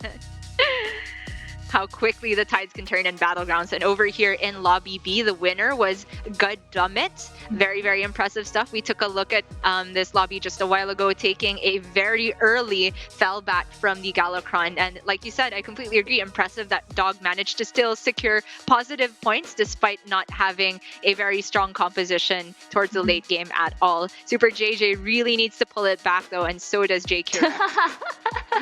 Is JJ okay, guys? I've just heard that he's been awake for a long time, so he must be exhausted.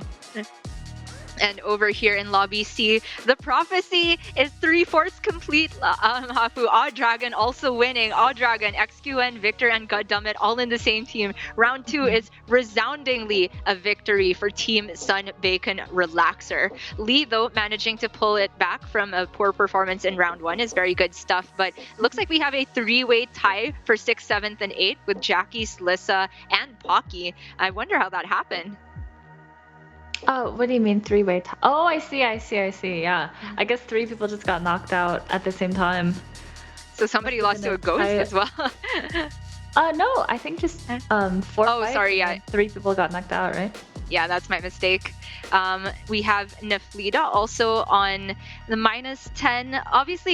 Obviously ending up 5th place is not amazing, but if you manage to escape a lobby where, let's say there were 3 people that got knocked out at once and you just managed to live for 1 round better, I still think that's a bit of a victory. Definitely a victory there. And then over on our final lobby, we do have Papa Bear in last place, unfortunately, but Sun with another strong performance. We saw her get 2nd in round 1. And honestly, I remember casting an event with that had Sun in it, and she was also just consistently getting 2nd and 3rd places. If she keeps this up, that's amazing. Yeah. And also, I just want to give a nod to H-Bomb. Yeah. Let's go H-Bomb. But of course, the headliner here is Sun Bacon Relaxer. Their entire team took down all first places. That means it's a total of plus 200 for their total. Insane stuff. Savids and Nina, I believe they were also some of the bottom placers in the first lobby, so it's already starting to look quite bad for those 2 players. RDU not quite managing to get the positive score, even though he finished 1st last time, but still evens out to a positive because we do have a lot of people tied for the mid to bottom placements in this lobby. Looks like we're getting round 3 ready soon, and it could be any of the lobbies that we go into depending on who's ready first, but we've already seen the action from Lobby 4 and Lobby 2. So between 1 and 3, Hafu, which one do you want to see? Either. I want to watch all of the lobbies. I'm excited. I think Lobby 1 could be fun, but I mean, if we don't see it this round, we'll see it next round. So yeah, it will all work. Lobby 1 technically has the highest peak MMR players from every team all put together. So if we want to call that the all-star lobby, that is, not an inaccurate statement. I'm very excited as well because I'm already seeing the XQN and Jeef parallel. Like they had their legendary stream where they were kind of discussing every play together, both of them top ranked players, but disagreeing on almost every line because XQN loves to take big risks and Jeep is more of a safe player. And they've each gotten a first and a last place in this lobby. Let's see who can pull it out this time. Has to be something on your end. Let's see. Mutinous, always a safe choice, just to make sure you can scale a little bit in the mid game, even if you approach the curve like a normal hero. So you actually don't want the token on Mutinous, right? Because it doesn't actually help you. So I wonder, I would go for the, okay. I know nothing. Next turn, I'm gonna buy Jace. I mean, I think the token allows him to go for the Jeef curve or the Shinies curve. Strange to call it that while Jeef himself is a player in the lobby, but when we hear that term, it usually means just staying on 1 for another round after this and then leveling on 5 gold. And then I think the Shinies curve is when you double level on 7 gold. Right. I'm gonna go for either demons or elementals at this position. Already saying that he's going for demons or elementals in this position, and that always surprises me, Hafu, how a player can have that much foresight on turn 1. How does the mindset come together for that, do you think?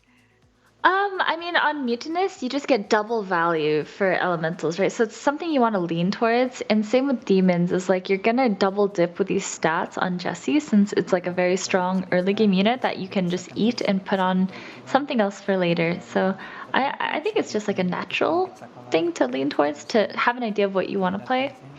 Like I wouldn't be too surprised if he ends mechs, right? Like, but I just think if you're elementals, you're just elementals, but demons into mechs seems doable on a character like Mutinous, where you can transfer the stats pretty easily. That is true. Oh, but the elementals would be so sick, right? Transferring like 30-30 at a time if you hit the Nomi. But Shady Bunny on the Omu with the hyper economy start. That's perfect. He just hit double Murloc, so he gets to power level pretty quickly from here. With the pair as well. In terms of overall power level of the lobby, there's a couple of heroes that really look like they can spike, like the Gallywix and the Hook Tusk. The Ysera and the... Oh man, I'm not sure if that skin is Daryl. I'm sorry. I'm a bit scared for it. The triple already. And just getting economy after economy. Double value for his hero power. What a good start for Show.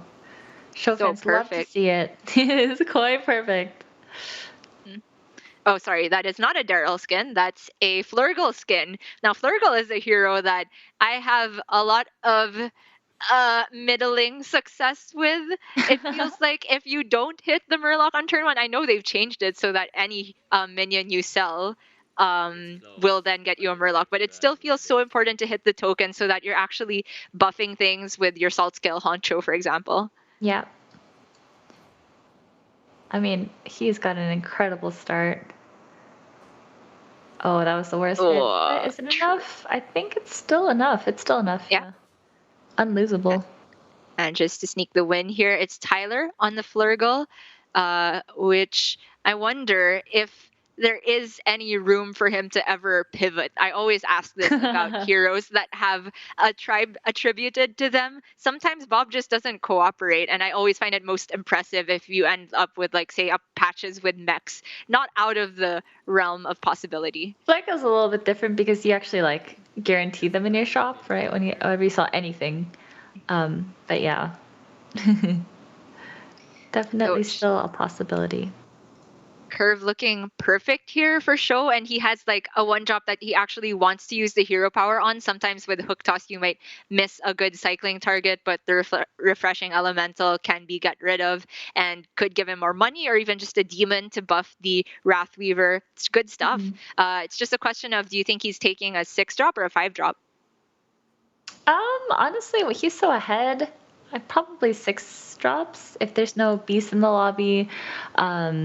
I don't think 5s are as powerful. On 5, what are we looking for, right? We're looking for Hogger, Nomi. There's Bran. There's a couple of win conditions. It just really depends on how comfortable he is.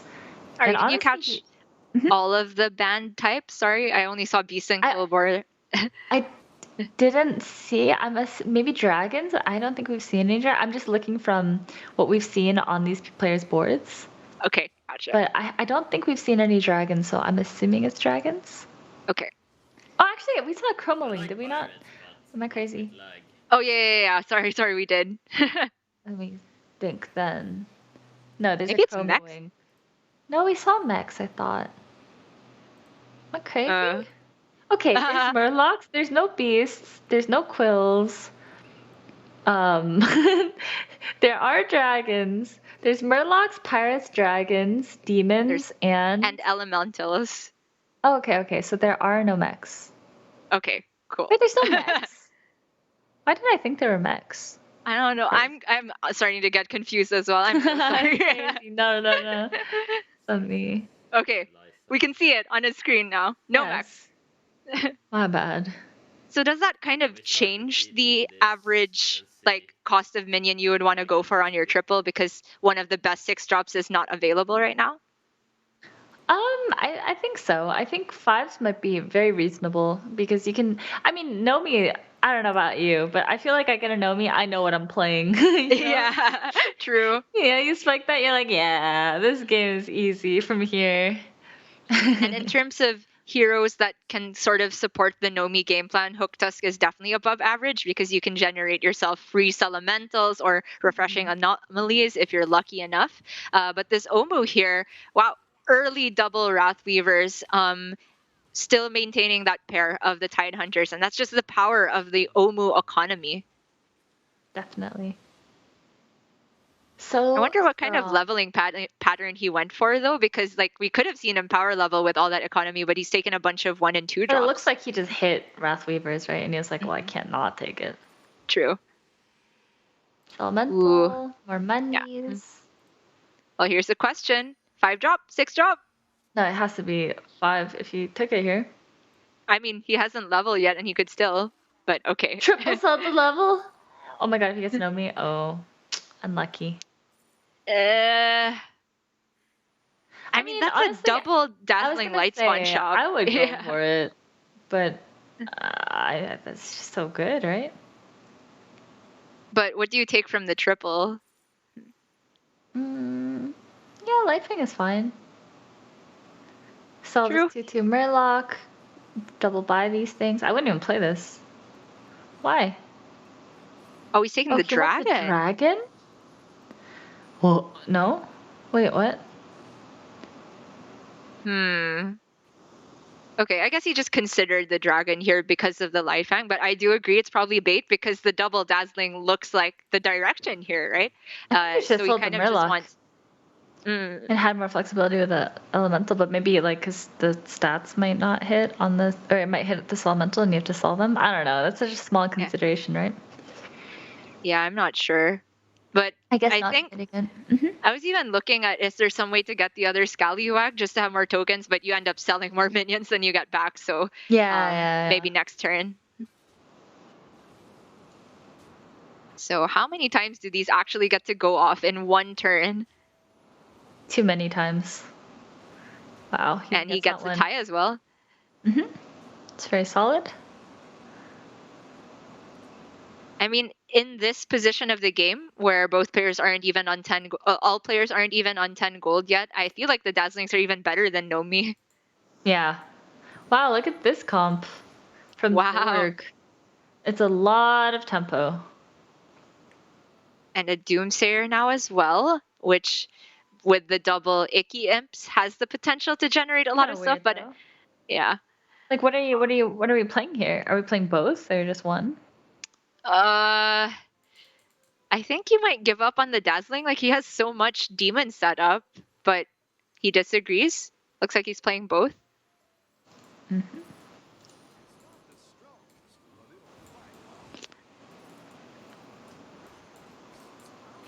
Picks up the Trickster just to keep the buffs on the Wrathweaver going, sure. Board space a little bit awkward. He won't get the full Death Rattles most likely, but it's still important to put those first just to have your value generating minions as far back as possible, I think. 6, 7, 8. So we have two players on dazzling type of comps, but clearly one of them has a better elemental setup and also wish I two had light August spawns. now. So I'm already kind of worried about Zorg's long-term scaling potential.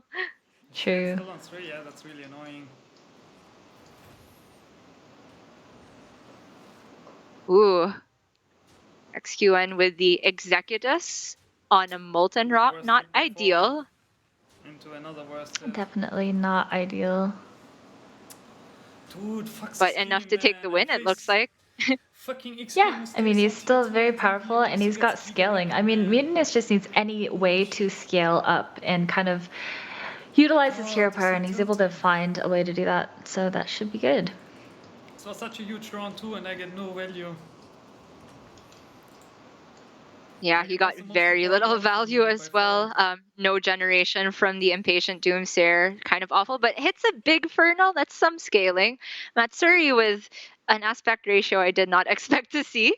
But a good dragon setup, right? He's got double Tarrag. Oh, triple Tarragosa. But the thing is, 5-drop dragons outside of exclusively the Razor Gore, there's nothing you really want to hit, right? That's true.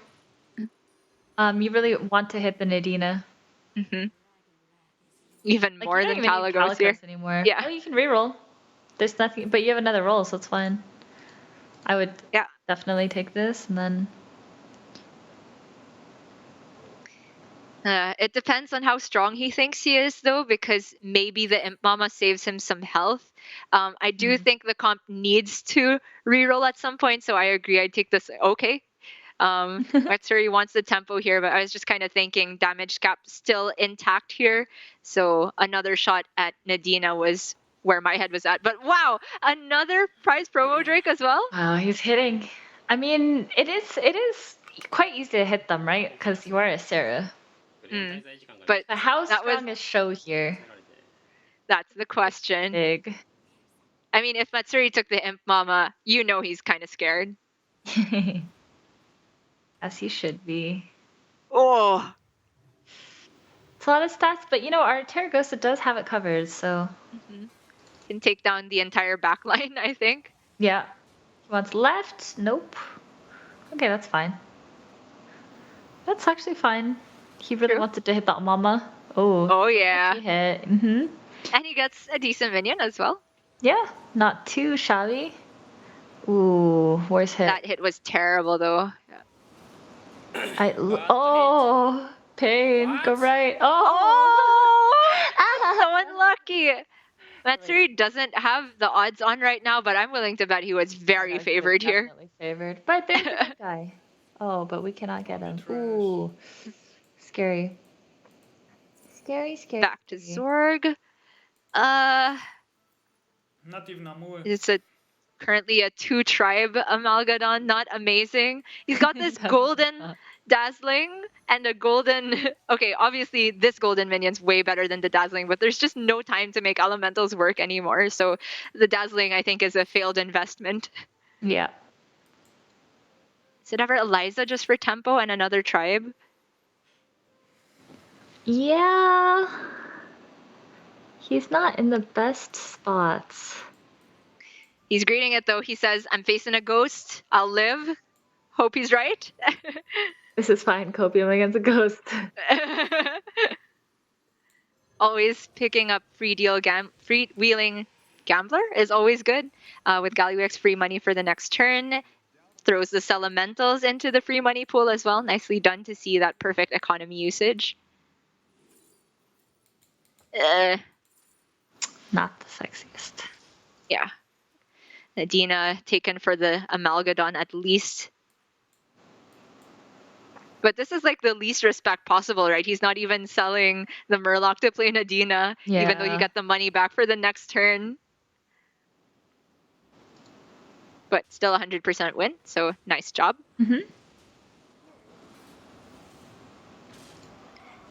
I mean, how many buffs has this Dazzling Elemental really have gotten, I think? Be on your best. Not enough to Yes, picking you, warrant really? it, for sure. Probably Won't allow leaving the you. comp next turn, right? Has to. He really has to commit to something Maybe here. try not to die then. Scrape something together.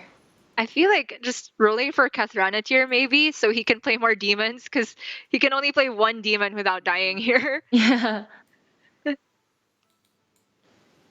Okay. Murloc is sort of free money on Gallywix. True, but is there next turn? Hit Probably not. 7-6, yeah. The 9-6. It's an I 8 can't shot. quite tell what his win Try to condition aim for it. is, but did we even see who was on the Alakir? I don't think so. I don't think we did. Okay, back to Matsuri though. Tarek continuing to scale, but it looks like he missed on the 6-drop again. Got another Imp Mama. Yeah. Another promo Drake though to like giga buff the Taragosa, but what else does he look for here? Honestly, this whole comp just relies on hitting the Nadina, right? Yeah. So he's in a tough position. He just doesn't seem to be hitting. And like, you don't have any more dragons you can really triple. Oh. Because he's looking for this 5/5 pair or what? I Is guess it Razor Gore, but like, is that too late? Is that too slow?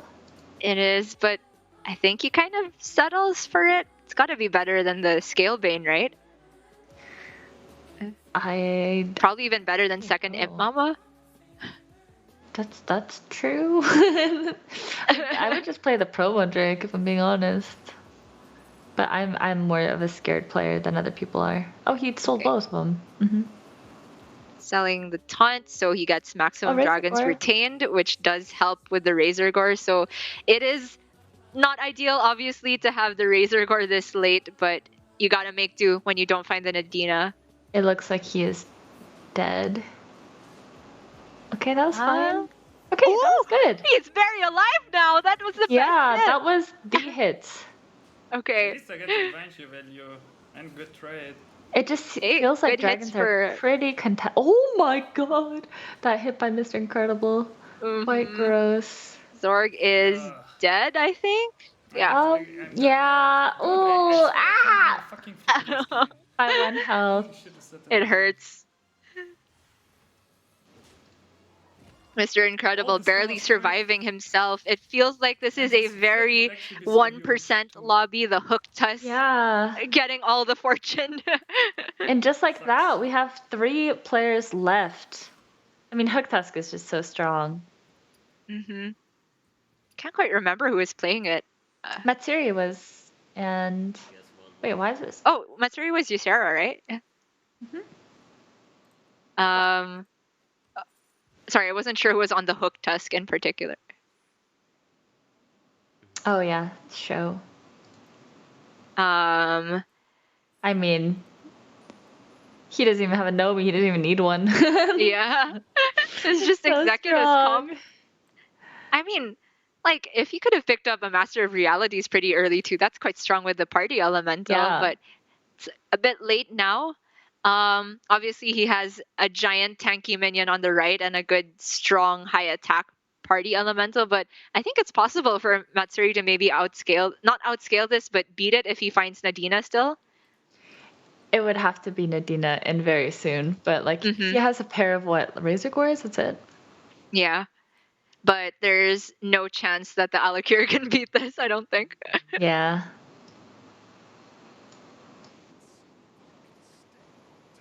Show has the 2nd and 7th place listed very conveniently, and that leaves him at 860 points, net minus 140.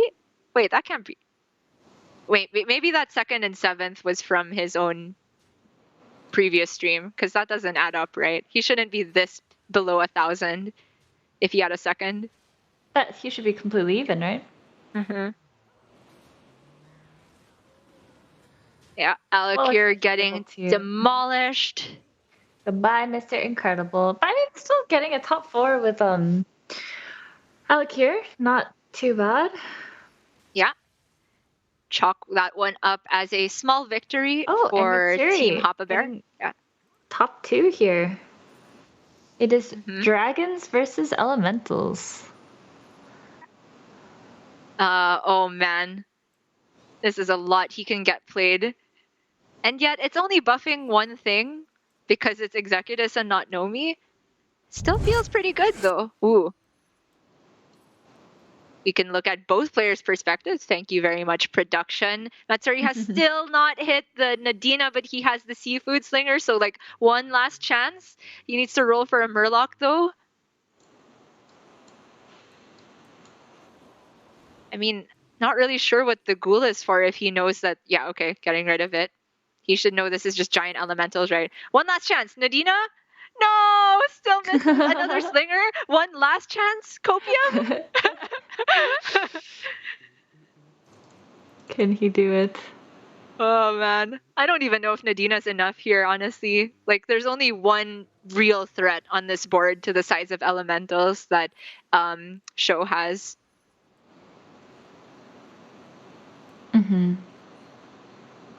And he doesn't even find a Murloc. Oh, there's one. All right. We'll see if Matsuri can live. 14, Matsuri kind of baby. knows that he's screwed. Look at his face. He's like, Yeah. ah. I mean, Got the 1/1 poison in there. It's not looking great. how many triples did he get exactly? We saw 2 Imp Mamas, at least 2 Seafood Slingers, right? And just like no Nadina that entire time. Ooh, that was okay. Wait, he's winning. Okay. Pause champ. He wins this He won! fight. Okay. Okay, never Alright, mind. couple more times. What do we know?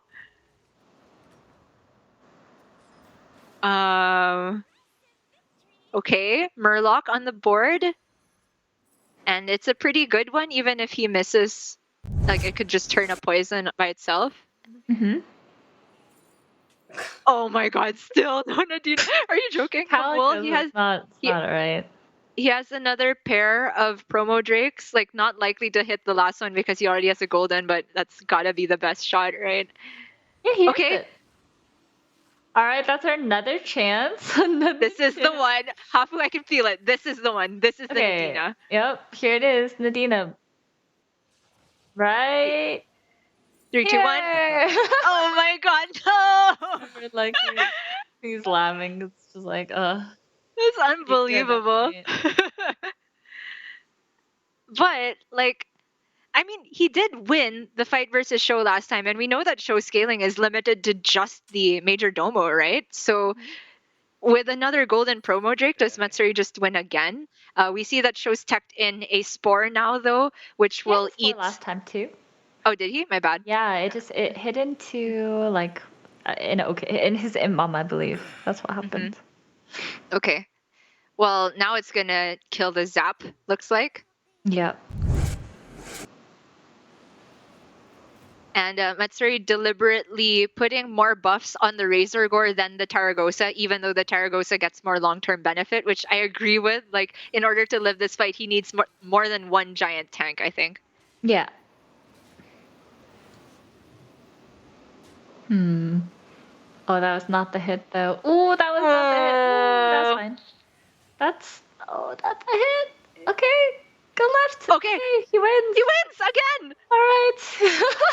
How? Apparently you can do dragons without Nadina and without Calicos. Nadina. Okay, but there's like no more chances at triples here. Doesn't look like. Even we're a little 6, you can just hit it. True. Oh yeah, sorry, he's at 6. He doesn't find it, Nadina. It's Okay, not okay. full function. All right. It's got like 8 rolls. Don't think there's anything that he wants from Murazond. Another Amalgadon. Nope. Dude, why is Nadina not a dragon? That would be broken. It would. It would.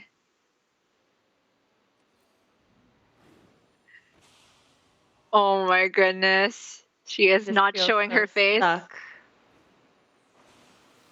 All right. 2 rolls left.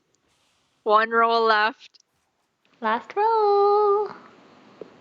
Do you just settle and replace for an Amalgadon? I think so. I would, but what do I know?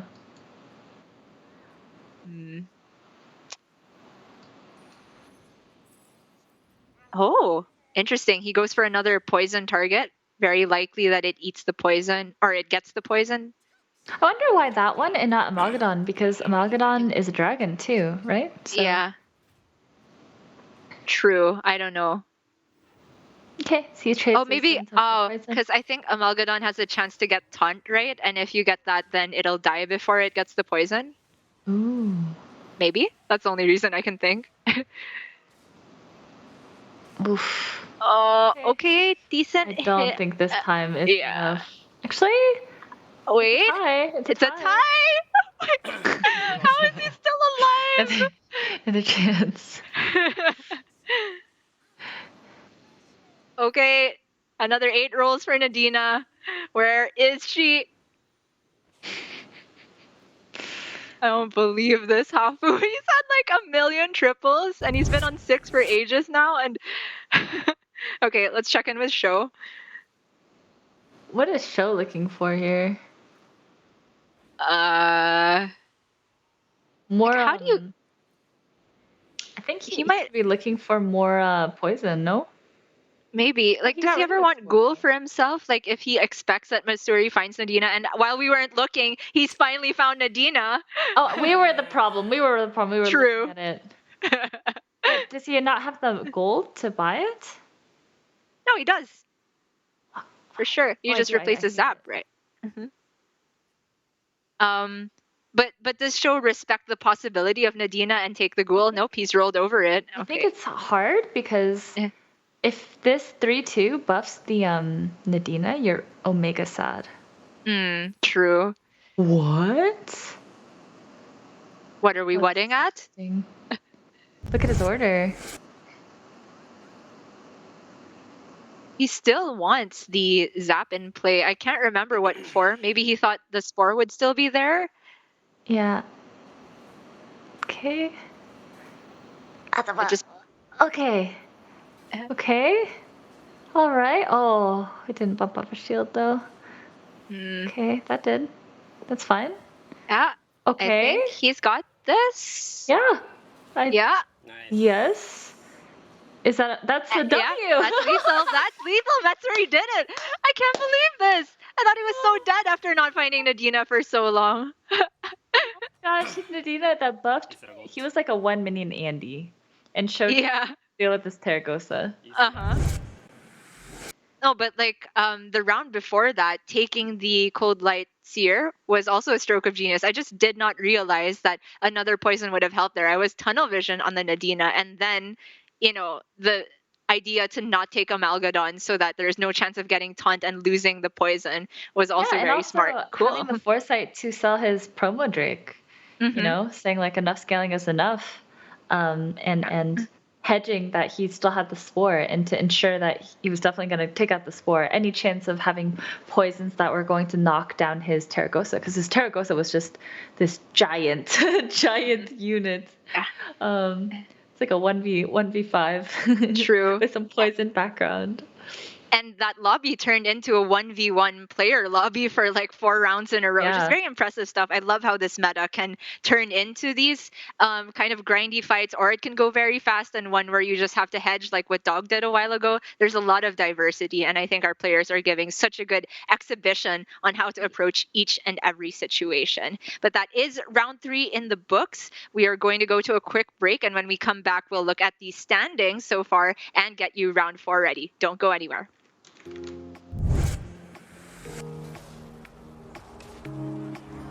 Second place again. I mean, I didn't get anything, right? I didn't get the master earlier. I was just scaling with the Domo and Party Boy the entire game.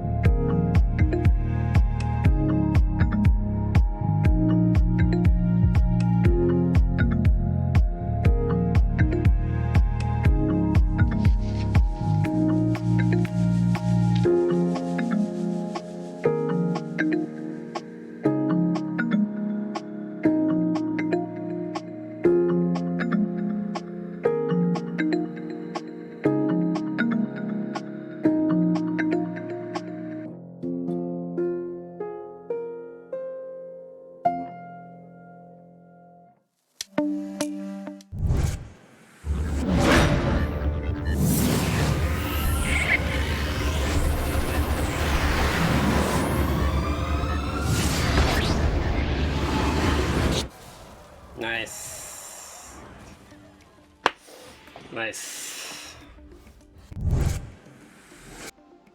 Welcome back, everybody, to the Twitch Rivals Doritos Disruptor Series. We are just about to enter round 4 now. My name is Gia, and still with me is, of course, the namesake of the tournament, Hafu. We've already had so many cool highlights, Hafu, but I think now is the time, hopefully, to see the one last lobby that we haven't checked in with, lobby number 3. Is there any name in that particular group of people that you're most looking forward to watching? Oh my god, where's the list of Oh, sorry. third lobby? Let me read it out for you. Naflida, Okay. Slissa, Odd Dragon, Pocky, Collins, Jackie, Death Itself, and Lee. I thought we watched Collins play. Am I crazy? I think we might have jumped in quickly. Oh, maybe the later half of the game. I want to say Slissa.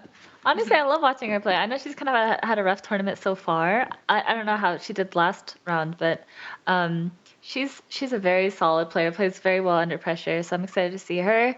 Collins is, someone I used to collab with all the time, or an arena streamer. He's very methodical. So I'm glad you brought that up. Because it feels like a lot of the OG arena community from Hearthstone kind of jumped more to Battlegrounds than I'd say most constructed players would. Do you think there's any similarity in the skill set? It's more on the fly, and because constructed is almost like memorization. That's why I didn't like it, because it felt like you play these decks, and like you said, there's just like a right way to play constructed. Right? Like you have to learn the matchups, you have to learn what to tech, and you're kind of like counting outs. And arena is more so you have to work with what you get. And that changes, and like every card matters, considering like what to draft matters. And it's not something that's as black and white as constructed is. And same with Hearthstone Battlegrounds, right? Every turn matters. Every little decision matters, which I really find interesting. Yeah, I hope we can see a little bit more of those small decisions having big impacts in the next lobby. But for now, we can take a look at how our players have done so far. Our standings are ready after the first 3 rounds of play. And keep in mind that after the 5th round of play, we will be splitting off into 2 separate brackets for the championship bracket and the redemption bracket. So lobby A, which we checked in with a while ago, Matsuri did take it down after a grindy fight versus Sho for second. But it was Tyler who got the short end of the stick here, a little bit scary. And XQN with a middling result, it's something I almost never see. Yeah. I mean, not too bad, but this lobby, every lobby is so stacked. Like, this is so terrifying. But lobby A is supposed to be the strongest, right? Supposedly, in terms of peak MMR, is what I've heard. Over in Lobby B, though, the champion was XD. That's a big one for Team H-Bomb, indeed. Yeah, let's go. But Hafu, Super JJ again. Oh no, what's happening? I think that's why he's tilted. He's at minus 130 right now. No, poor Sunday. I know, right? And him. But in terms of needing some sleep matters. Yeah. Who would have thought? Lobby C, though, the winner was Lee. Wow, huge scores for Team H-Bomb right now. Lee, XD, Jeef also, I think, managed the 3rd place, really recouping some of their bad results from earlier games. And that puts Lee way in the positive. In fact, 2nd place right now to Odd Dragon, who had a total of 0 points. It's Death Itself who got the short end of the stick here, but still manages to remain almost positive, so not terrible, but oh man, I really hope Slissa can pull it back. Yeah. She has 2 more games. Yeah, 2 more lobbies before we split off into championship and redemption. But over in Lobby D, Sun Glitters with a huge win. Look at that, plus 110. That's insane. She just had second, first. You'll love to see it. That's insane. That is quite the showing. Let's go, Sun. H, not hanging quite. in there. Yeah. Hanging in there. True. You're doing great, sweetie. Let's leave it at that. Victor in 2nd place. I don't think any surprises there. We are all aware of just how good of a player he is. RDU in 3rd. Very impressive stuff. But honestly, I didn't expect to see Savid so deep in the red. Yikes. He's just having an unlucky day, it seems.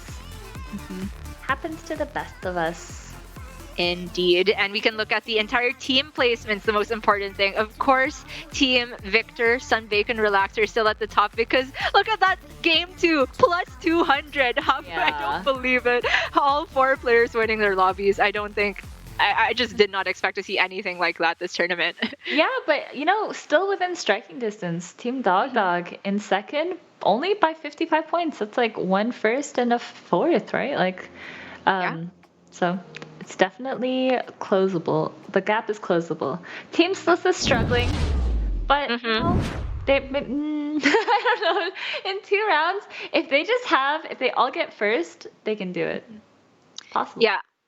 Maybe, but maybe the more realistic thing to do is try to be the biggest fish in the smallest pond, because actually after the 5th round, we're going to split off into the championship bracket and redemption bracket, and the points will reset.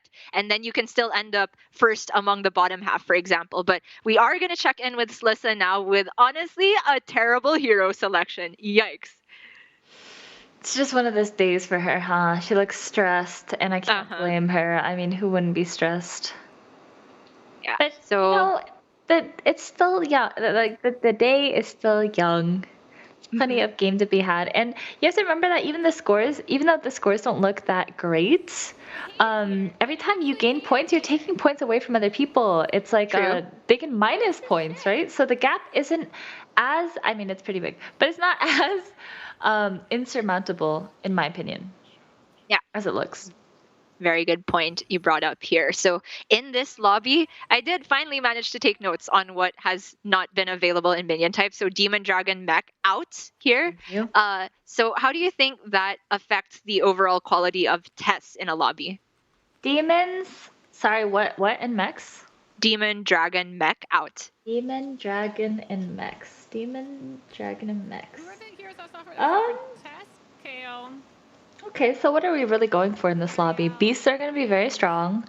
Elementals are going to be very strong. It seems like tripling into 5s are going to be very good because you also have Hogger, right, on 5.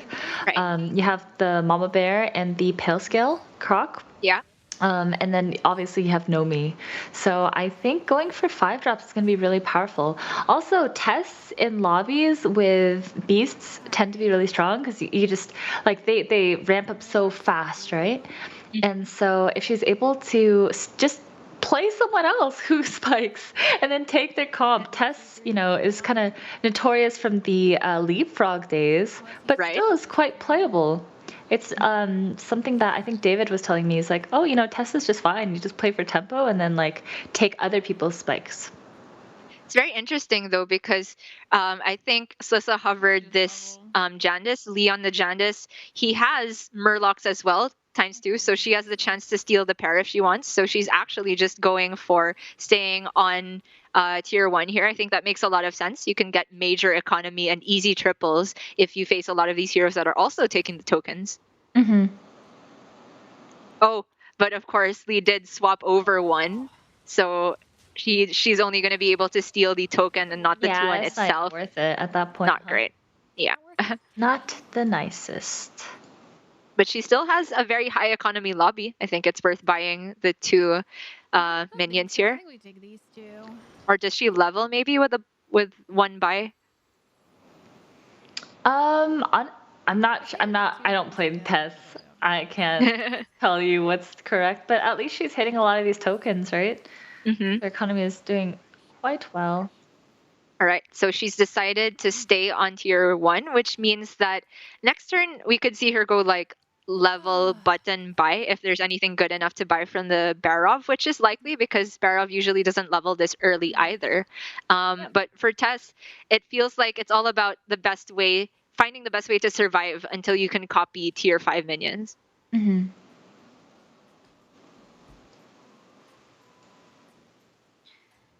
So how do you feel about Barov as well? Like, I've always struggled on the hero, especially when there's not like the super high tempo heroes on the lobby with you, like Alakir are very likely to win the first round. Do you feel like Barov is above average?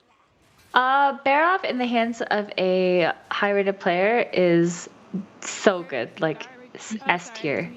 In the hands of me, F tier. Like, oh, it's a button that says -1 gold. Yeah. Honestly, I avoid it just because it tilts me. I just like get in my own head, and it just doesn't feel like there's a winning, in that situation. So Lissa struck gold here with this board that she faced a while ago. It's access to 2 triples, but the question is, how does she navigate it? This could just be a level freeze turn. She wants to be efficient about it. But with all of these alley cats, it looks like she has a good chance of not just stealing somebody's mama bear, but getting one for herself. True, but you're gonna take some hits on the way up because your minions are actually quite weak. You don't have like acolytes, that are True. kind of taking heat off of you. But I don't know what level this Hook Tusk is, so it just really depends. Hey. Looks like she wants the triple now, but I believe she's gonna triple and then hold. Yeah, I think Yeah. by selling the alley cat and not the tabby cat, she can still have the full board space while holding the potential for a triple, and she will easily have the board space to get the token later on. So I think this makes a lot of sense. She just got stronger by +1/+1, essentially. All right, who is on this Hook Tusk? It's Pocky, and this is a very strong lobby for Hook Tusk. Like all the tokens in, all the economy 1-drops are in. And she's mousing over the hyena saying, kill that one, but you can't. But hit a 4. Do we care that much? I feel like we don't care that much, right? Exactly average damage. Can't be too upset with that one, I think. So it's 7 gold for the double level here, the infamous Chinese curve. Yes. And I think we're gonna level again, right? I think so. There's nothing you want to buy other than this elemental, so. What did they have? Lee was on the Jandis, right? And he did have access to the turn 1 Tide Hunter, so not quite a 5-drop yet, but next turn he can get one, right?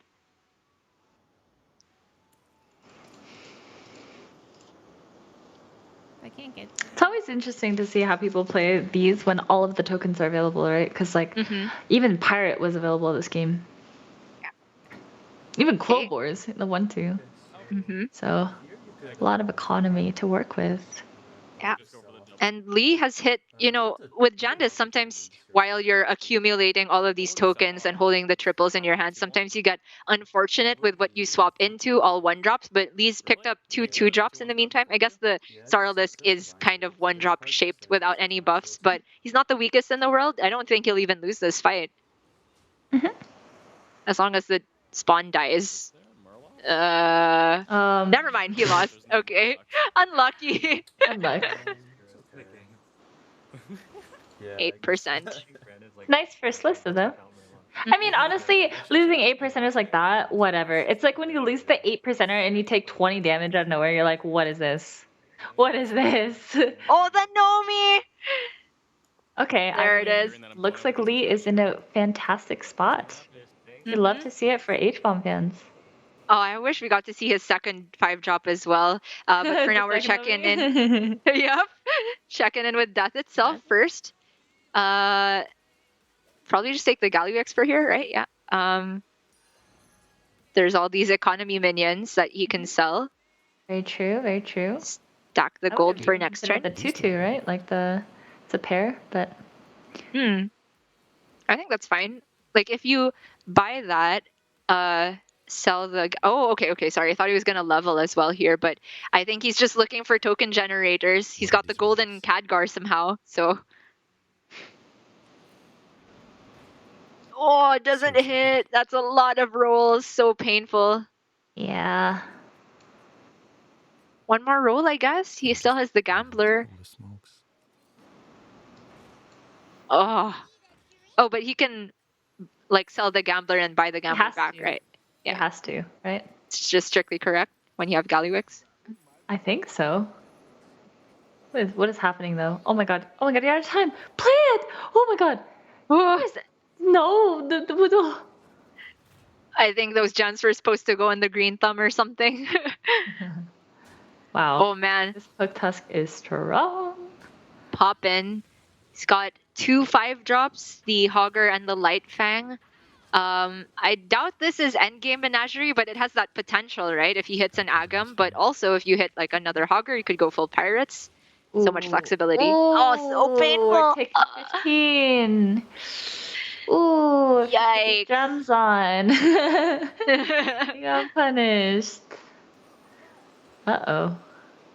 He has He wants to 13 see- gold. Oh, that's not what you want to see. Well, Reborn is okay.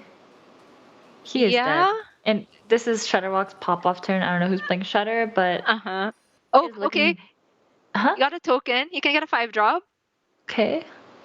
But he has to sell a lot of minions to make board space, but looks like we'll check back there later. Gem Splitter located for our Hook Tusk player in Pocky, and so this looks like it's turning into Menagerie. Mm-hmm. He already has the Light Fang. Hydra's amazing as well. Best beast probably for the Menagerie comp. Mm-hmm. So now Pocky, like next turn, probably just levels and hard rolls for Agam, and I think he's set. Yep. Who is on the Lich King, however? That's a very interesting hero, one that I don't have very much success with, honestly, but there I is don't think anyone ways. has success with that one. I mean, I get impressed sometimes by players who manage to just eke out giga economy from Lich King because you can get pop-offs with the matron, the Nest matron with that, for Oh, example. true. Mm-hmm. But it's hard to pull off. So I pass it. That's an understatement. I've seen a lot of people cheese out on Lich King with what's that? Selfless hero, and you taunt it and you reborn it. It's just like your entire board is you're Oh, like I George. see. Yeah. Well, kind of doing that here, and he's actually got a 6-job. I didn't realize the Lich King was on 5. But a bit hard to really get that much payoff from Charlie here, but maybe he can still turn into like a duo comp if he finds that. Question for Pocky here is, what does he sell to start cycling through like generation things? Because he has all 5 minion types represented and double up on the Quillbore. That is true. I think I would just. Oh, I mean, at some point, I think you just give up the Light Fang because it's going to be replaced by Agam, right? Mm-hmm. But he's not going for it, or like this is still just the turn up going to 5. So he says Light Fang's still above average for right now. Yeah. Replaces the Murloc.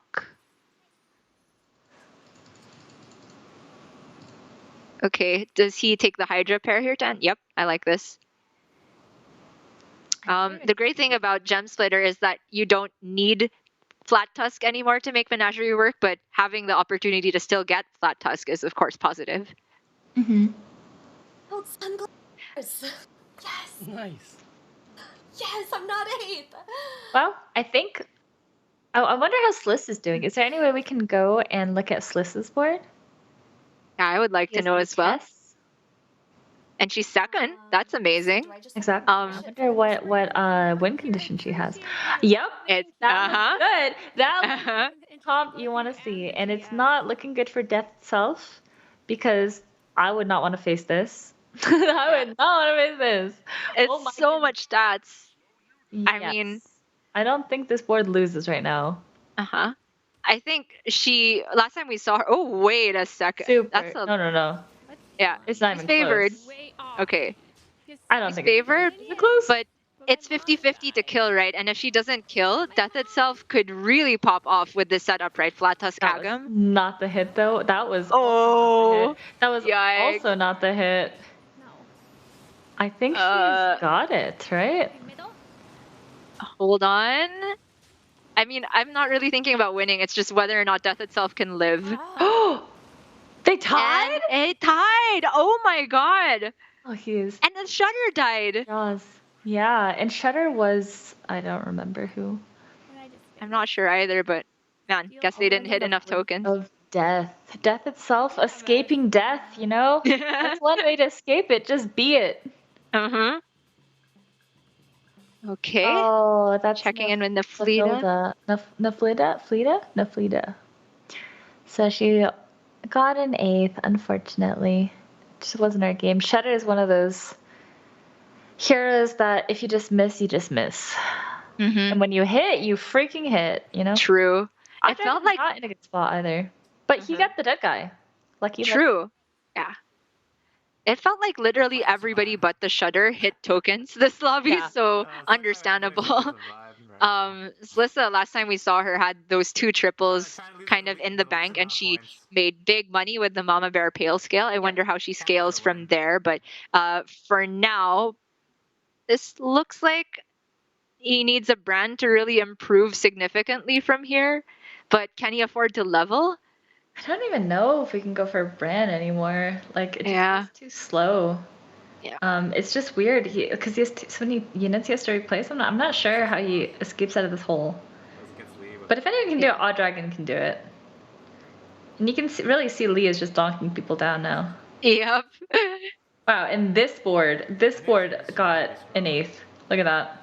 That's insane. Okay, a while ago we saw a Giga Trash lobby. Now we're seeing a very high-powered lobby. I think that speaks to the tribes being offered, right? Because like when all of the tokens are offered and you're able to spike and still have that economy. Ooh. Oh my god, death itself escaped death again. I know. This is such an interesting lobby. But we were saying this, right? Between him and Slissa, if he won essentially the coin flip to live, he could really pop off because he also had the Black Tusk Agam set up, and he has got a Charlie as well. I guess it's like just the weakest unit here, but he's got a Pyre on board. Like, how happy are you to have this 913? You know? I mean, it's a tribe. That's the tribe. You're right. You're not wrong. But is it really a tribe? You're not ecstatic. I mean, out of like all of the tribes represented here, he's got some of the worst minions that you could land on. Nothing with Divine Shield, nothing with Cleave. At least he got Poison on the SI7, but sometimes you just gotta cope when you hit the Agam and it's too late to change the minions you've invested on. Lee is just having a field day, you know, me, tripled the refreshing elemental and your Jandis. Keep swapping. Oh. Oh! No! Not like this, Jim! Okay, we found another one. Copio. Okay. Yeah. Saved. Roll first. Ah, you noob! He might freeze it? I wonder. Because you're supposed to roll twice and then play it, right? True. I thought he might freeze, that's why he didn't roll, but okay. I don't think he's freezing that one. A lot of misplays. A high yellow player. I think just when you like make one mistake and then everything else. Oh my god, this guy is so weak. Yeah. Odd Dragon's so dead. It's okay. I don't know. It's a freaking miracle that Odd Dragon got a 5th after seeing like Neflitas. No, I can't say her name. It's a Neflita. I think it's Neflita, but there's like a 1 in the place of an L, so I've just been assuming it's an L, but we'll see. Her board was strong, you know? It was. Oh, a double elemental shop. Wow. Okay. Yep. Dazzling, time to go, sure. None of these minions are really dying anyway, so. Slissa's hit another triple here. Honestly, if she can hit enough Myexna Reborns, she can challenge this, but outside of that, I don't really know. Okay, Myexna? I don't even think Myexna's that good because we've got the Divine Shield, you know? Oh, I don't think it's Goldrin, though. It's not Goldrin. It's never Goldrin here. She has a Golden Macaw, and enough money to roll into a Baron, maybe? I don't know. Yeah. But there's too many opposing death rattles that would mess with the Goldrin. Yeah. Death rattles would be the way. Like I don't think macaws are what you're looking for. Like I would have considered the high main a little bit more. Because you kind of just want stuff. Like at this point you're not outstatting people, you have to kinda like get full value for your Mama Bear and your Pale Scale. I feel like it's all about the Rattler here, in my opinion. Just trying to get more Myexna value if possible. True. I'd even consider the Spore here, looking at the Elementals as the next big opponent. You really want the poison, but this is not going to cut it. You're right. The divine shields This are is too just not much. gonna cut it. And like, you kind of know you're gonna get cleaved down, right? Mm-hmm. Yeah. Oh, leapfrogger, how far you've fallen. No. Oh, that's not the hit. That's pretty good, but no, there's just, I don't, she doesn't have the odds showing, but I can tell you that it's probably very close to 0. It's 100% loss, you're right. Yeah. But 70% lethal.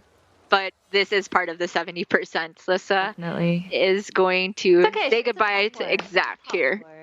4. Mm-hmm. Good recovery. Oh my god, Death is And still it's his top 2? Who? What universe am I in? What happened here? Death itself just managed to keep strong. scaling. Elementalist. Yeah, He- not bad. On this maybe, and it's a triple. I mean, he's got Divine Shield poison. The Reborn is a bit of a bait because, like, the Reborn won't have poison, but if he can hit more Amalgadons, maybe he can challenge Lee. Unlikely, though. Yeah. I mean, Jandis is just so silly, you know? Like, you're getting so much value, you're guaranteeing. You have a Tavern Tempest you can swap out every turn. Yep. More and more value. You don't have to use, yeah, infinite rolls, infinite scaling. Oh, you know and what? another Elemental. Yeah, but honestly, we have 2 poisons on the opposing end. It's not True. impossible. Yeah, now that I'm looking at Lee's stats again, And he's going for a like, third one. oh, okay, he's got a triple. Okay, that changes a lot of things. Yeah, the triple might be GG. Another triple. Oh my god, Lee is just... Wait, no time! Lee, don't rope. Please don't rope. Oh my god. He roped. He couldn't fill out the board. Oh no! That's a disaster! 6 minions so weak to poison. It's really only 5 minions, honestly. Okay, I need Heck, wait. It's a coin flip. It's a flip. 50% to win, basically. That was really... Oh! Oh no! Oh my It's okay. He Okay. has so much health to work with. Right, It's yeah. fine. Like, this is a huge hit, but he has time, you know? Like, True. he only took half his health, and he still has double what Death itself has. And he's got more scaling, like, honestly, Yeah. and he has, like, this is fine. I'm pretty sure It's Lee fine, did Kokyo. not get outscaled. He was just making it interesting for us to have something to talk about, instead of it just being a blowout. All right. Fair enough. We shall give Lee the benefit of the doubt then. But the thing is, Oh, there's consider the time. I think Yeah. I would consider it. I was interested in that as well, but he's just not got the Nomi anymore, so the scaling is quite limited. You'd still Yeah, but get he's scaling not from the triple, Janus right? swap. Yeah. Mm-hmm. I'm surprised he's not sold out the Murloc. Is he kind of determined to get the poison on this? It's kind of hard to direct that without a Very taunt. weird. Yeah. Very strange. Meanwhile, Death itself, with the selfless setup, and he can, he has to reborn a high main. Not ideal, it's not a Mayaxna, but he doesn't really have any setups to get triples, so he's just trying to survive again. Yep, he's just trying to be the strongest he can be, which is fine. Mm-hmm. Pretty good hero power as well for the immediate fight. Reborn on the selfless can get multiple poison values. I think he's just favored, right? With this much poison? I don't think so. I do believe that Lee Oh, yeah. looking at You're the right. board states, because, I mean, look at that thing. That's 1 poison down. I mean, True. that's pretty good, right? Like, yeah, there's no way. And he's got a poison on his end. It's just over. Wow. Oh my god, yeah. The Mega Wind Fury I failed to account for. It was close, and honestly, he brought it back from an 8th place position to a 2nd. Yeah. So, and even with that huge misplay from Lee, he just had so much health to work with that it was fine. But Death itself, really, like a 2nd place from that position, incredible. True. And for This one Lee, was so tough. that's right. I mean, Very high roll. for Lee, I don't think that was a proper showcase of just how well he can play. Like, No, are you he- sure? he won, rope but out? a lot of people could win with a Jandis in that situation. But the rope out, man, Lee, you gotta pull it together, man. But I love how that kind of pulled back to what you were saying at the beginning of every big win you take equals negative for one of your opponents. Yeah. And that really was such a big deal because Slissa very clearly did that to Death itself, right? She had like 70% to kill or something. And because that missed, it snowballed all the way into Yeah. plus 30 for Death itself. Yeah, so that was like a 60, 70 point swing for Death itself, right? Mhm. Instead of it minus like 30 points, he got plus 30 points, which is pretty big deal. Over in this other lobby, we have Collins and Solary, or Oliash rather. I've not seen a Goldrun comp in quite some time, but there's a very distinct lack of Baron here. But we have triple Scallywag over here. And I love this tech. I love this tech from Oliak, right? Like, because the way you counter it is to run acolytes so that the death rattles get stuck. But here we have, if the ghoul is able to go first, he can actually clear out the taunts. Yeah. But he is not. Oh yeah, it gets through. And he's got triple barons, so honestly, it's totally fine here. Like here, now we have all of the spawns. Now we get like, how many is that? 3. It's 27s. Is it 27 or is it 9? I think it's 9. From 1 Scally? Yeah. From what? Yeah, it's 9, I think. 9, right? It should just be the 3 times the 3. Mm-hmm. And then pretty crazy stuff. Another Khadgar, it would be 18. Yeah. That's why I can't find. But there's just like not enough room, honestly, with all the Scallies. And it's pretty impressive to do this with just one Eliza. Oftentimes when I see this comp, the like rare minion that's golden is the Eliza, because now there's Tony that can help with that. But the Golden Baron, it's huge not only because it's buffing Oliash here, but it's kind of actively denying Collins the Barons from the pool, which Collins himself wants for his own comp. Yeah, but this looks like Collins' game. Like that Hydra one-shots it all. It's just when Eliza is not enough. All I ask is for you to cleave. Usually, Thank you. goodbye. Wow. Says good night. Thank you for the dub. And we see, what is Hook Tusk's win rate in this tournament? It's so high. Yeah, I don't want to know, honestly. How many Hook Tusk first places have we seen? We watched RDU on the first round, take it down with Hook Tusk, It just feels like you have so much time scaling, triples, economy. It's like everything you could ask for. And every time we go and we spectate a Hook Tusk, it's like, oh, they have token into another token. Oh, and they have 2 triples locked. And you look at their hand and it's like, oh, they have 5 gold just in their hand, just chilling. And then they're like, are they going to go for a 5 or a 6? Like, you just have so much time, so many options. It's a little silly. It's a very big deal, honestly. And because you brought that up, I'm really hoping that one of our lobbies in round 5 or maybe later on would be one of those with all the tokens banned, Beasts, Murlocs gone, ideally like Elemental or Pirate too. That nerfs Hook Tusk into the ground. But that is round 4 in the books. Some of our favorites really starting to pull it back. We've seen just a blowout Jandis game. I think Jandis is also up there with Hook Tusk in terms of brokenness when tokens are available. Also, we saw, when you hit the early Nomi, it's just like your comp is online. We kick him later. He's got the triple refreshing elemental, He just like herp at there, put infinite rolls, infinite elementals, infinite triples. You just have it all. Yeah. But I was happy to see Menagerie take second place there. I am one of the players that really loved Quillbors back when they were super broken. That was honestly my favorite meta. That's the kind of Battlegrounds player that I am. Make of that what you will. But that's round 4 done for you. After this, we're going into round 5. And after that, we got to decide just how our 2 brackets will pan out. It's very high stakes after this. So don't go anywhere. We're just going to a quick break. All I ask is for you to cleave. Thank you. Good job.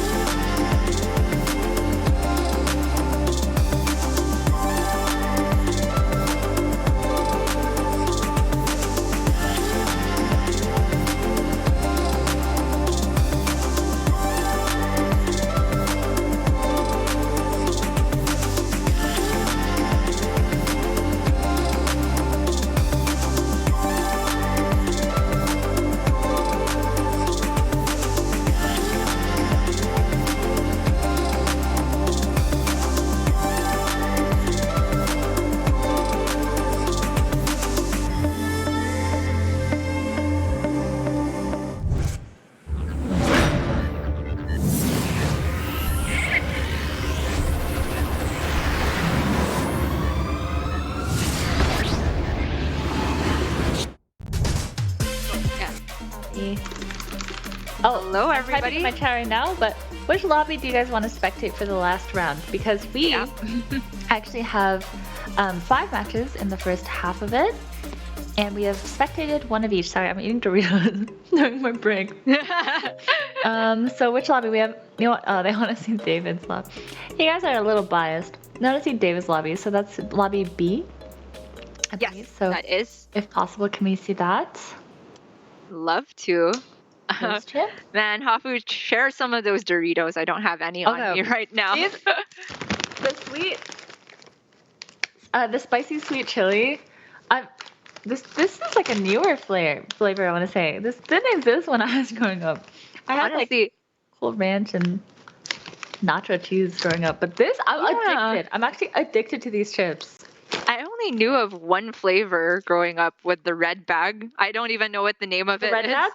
Nacho Yeah, cheese. yeah. Mhm. Okay. That one's Cool always Ranch good. is really good too. Never changes. And then there was like one flavor that I tried when I was in the UK and I couldn't find it here. It's like something sweet chili also, or it's like chili heat wave, This one. something like that. Oh, there's That there's a spicier. Yeah. Mm-hmm. Yeah, it's slightly sour as well. I really like that one. But anyway, back on the topic, we have our standings ready. Sorry for letting my hunger get the best of me there. We can take a look at just how all of the lobbies have shaken out. And over here, it looks like the winner this time around was XQN once again. He's at plus 30 total, though, which means that the most consistent player is actually Matsuri. So 1 for Dog's team again. Sorry, I got distracted because Doritos just gave it out 50 subs. Doritos. But yeah, sorry. What were you? I'm so sorry. What were you saying, Gia? I'm saying good job for your husband's team because Matsuri is the most consistently positive player in Lobby A, and Dog himself is 2nd place in Lobby B. Wow. Yeah, I mean, you can see that they have done quite well. Like, really consistent players. Oh, look at David getting 1 first place and then never again. Interesting. Oh, man. But, Hafu, JJ's on the upward trajectory, right? I mean, he's only down to -7 now. Maybe it's positive in that last lobby. Let's hope so. Lobby C, though, we did see Lee won it, so that's back-to-back first places. Wow. So after that 1 8th place, he's got nothing but dubs. For Slissa, though, great news that she's turned it around and managed to get at least 1 positive so far. And for Pocky and Odd Dragon, very close, essentially at the same score right now. And overall, I think it's still looking great for Team Sunbacon Relaxer. Yes, indeed. Victor just, I mean, he's in Lobby D. This little butthead. Put himself in the 4th lobby. Honestly, his whole team is so stacked, so I'll let it slide. I'm watching you, Victor.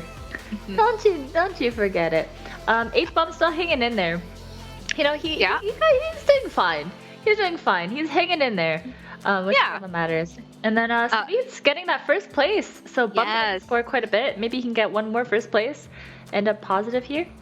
Indeed, but oh my goodness, this is a close race, Hafu. It's just 100 points difference essentially between Team SBR and Dog, and we've already seen at the extreme case one team can get as much as 200 points at once. And also, honestly, just finishing first, too, right? True, but finishing first in these first 5 lobbies is more of a bragging rights thing because the main goal is to end up top 4, right? Which will put you into the championship bracket, and then you will have a points reset, and all of this will not matter anymore. So the real story, I would say, is around the middle part where Team RDU and Team Hoppa Bear are trying to overtake each other and get into the championship bracket.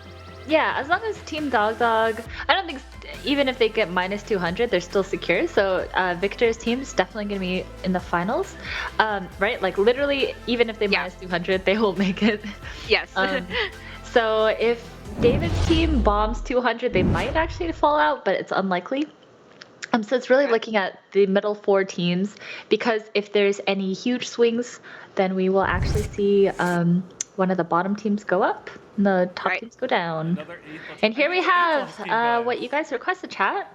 Lobby B. So David is playing Vol'jin. That sucks. He's unhappy to see that.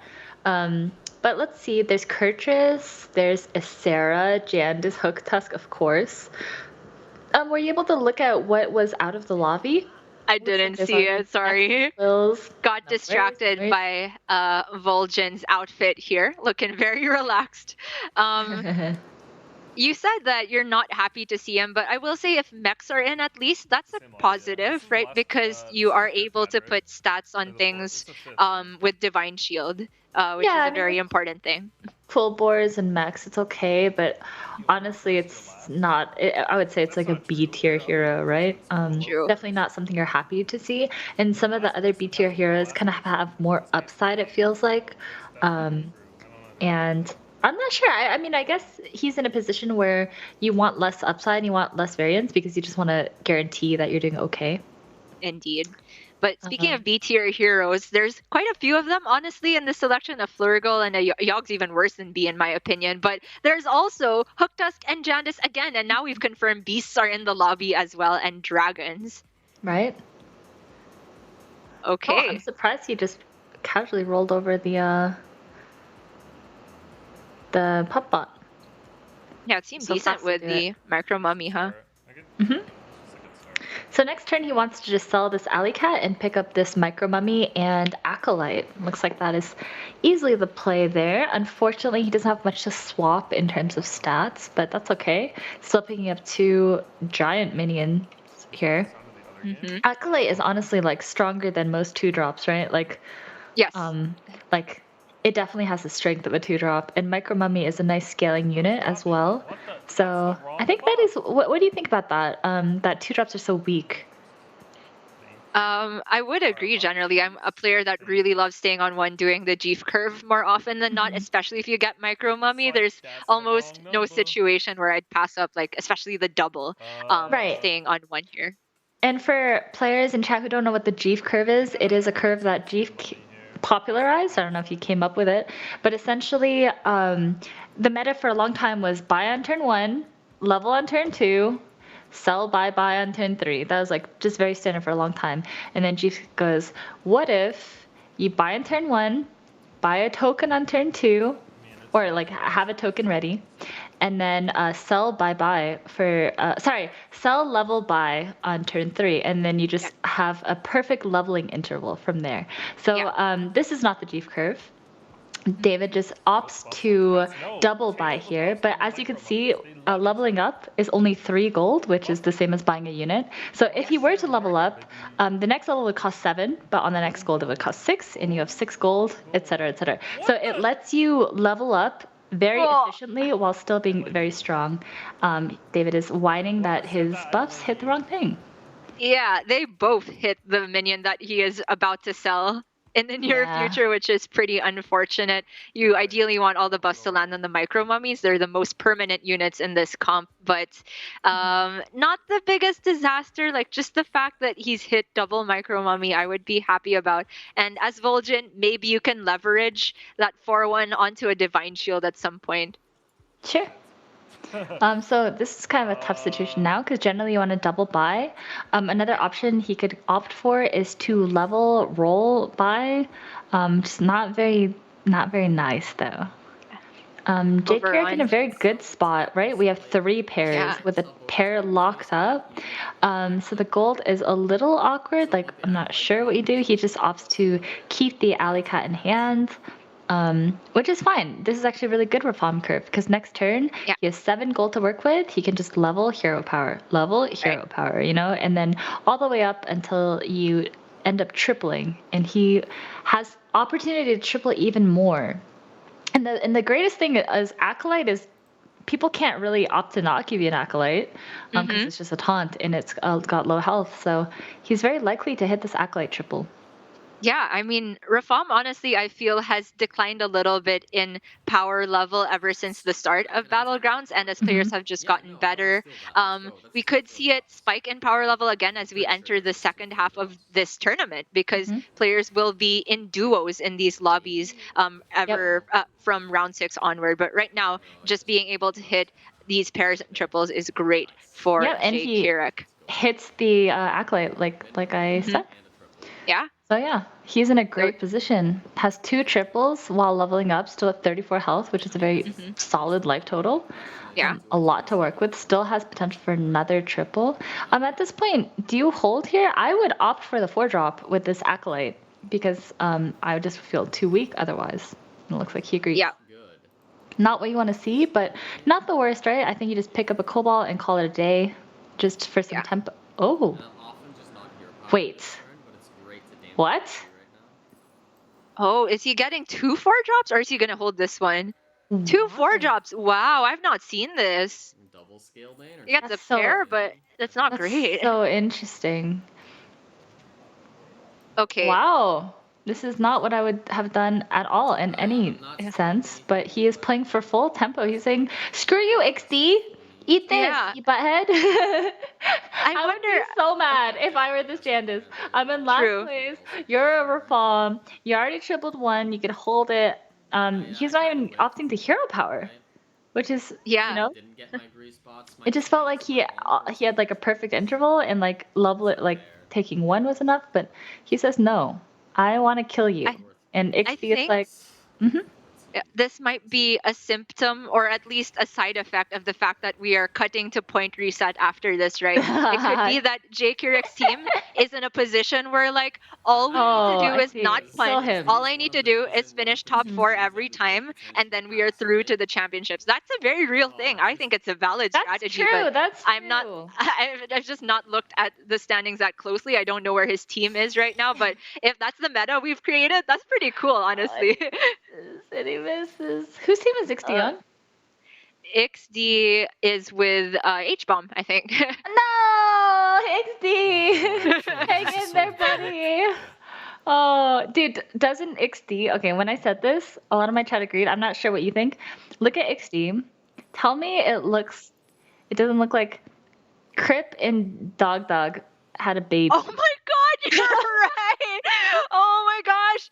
The shape Photo's also of his doggish. head and face is very Crip-like, It's but his very Crip hairstyle and is very David. dog. Yeah, Both.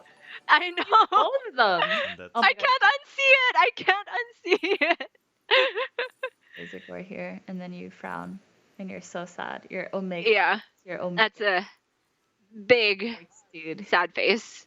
He's so dead. Ooh, oh no, H-Bomb's team might get relegated now. Sorry, that brought back Grandmaster's war flashbacks for me. Could Wait, he be- does look like Crib and David, right? He does. I agree. Chat is just, they know.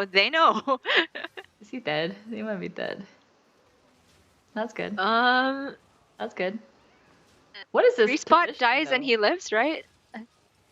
I have no idea. He's alive, but I mean, are you happy here?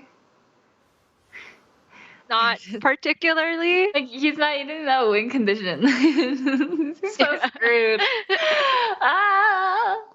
Module, does that do anything? Like he has a Kangor, but no setup to go with it. Can't pass it, I think. Remember when the new 2-5, it was a 2-4 that buffed 2 health and made Razorgore broken? Yeah, Not anymore, the Whelp though. Smuggler. It Not made Cthulhu good anymore. again, briefly. Okay, can someone tell him how Hyena works? Yep. His cats are out in the Hyena. It made me upset. But I think He's just about to sell it anyway, right? I don't know. I know. What is the play even? He's so dead. Dead. He has He one is unit, dead. the Razorgore. Dead. What did I just do? You know why just he said, what did I Psych the just do? Juck. Oh, I didn't actually I don't know. He's just dizzy. Hmm. Bro. Just sell the Hyena, play the Annoy module, play the Jug, and then play... No. Yeah.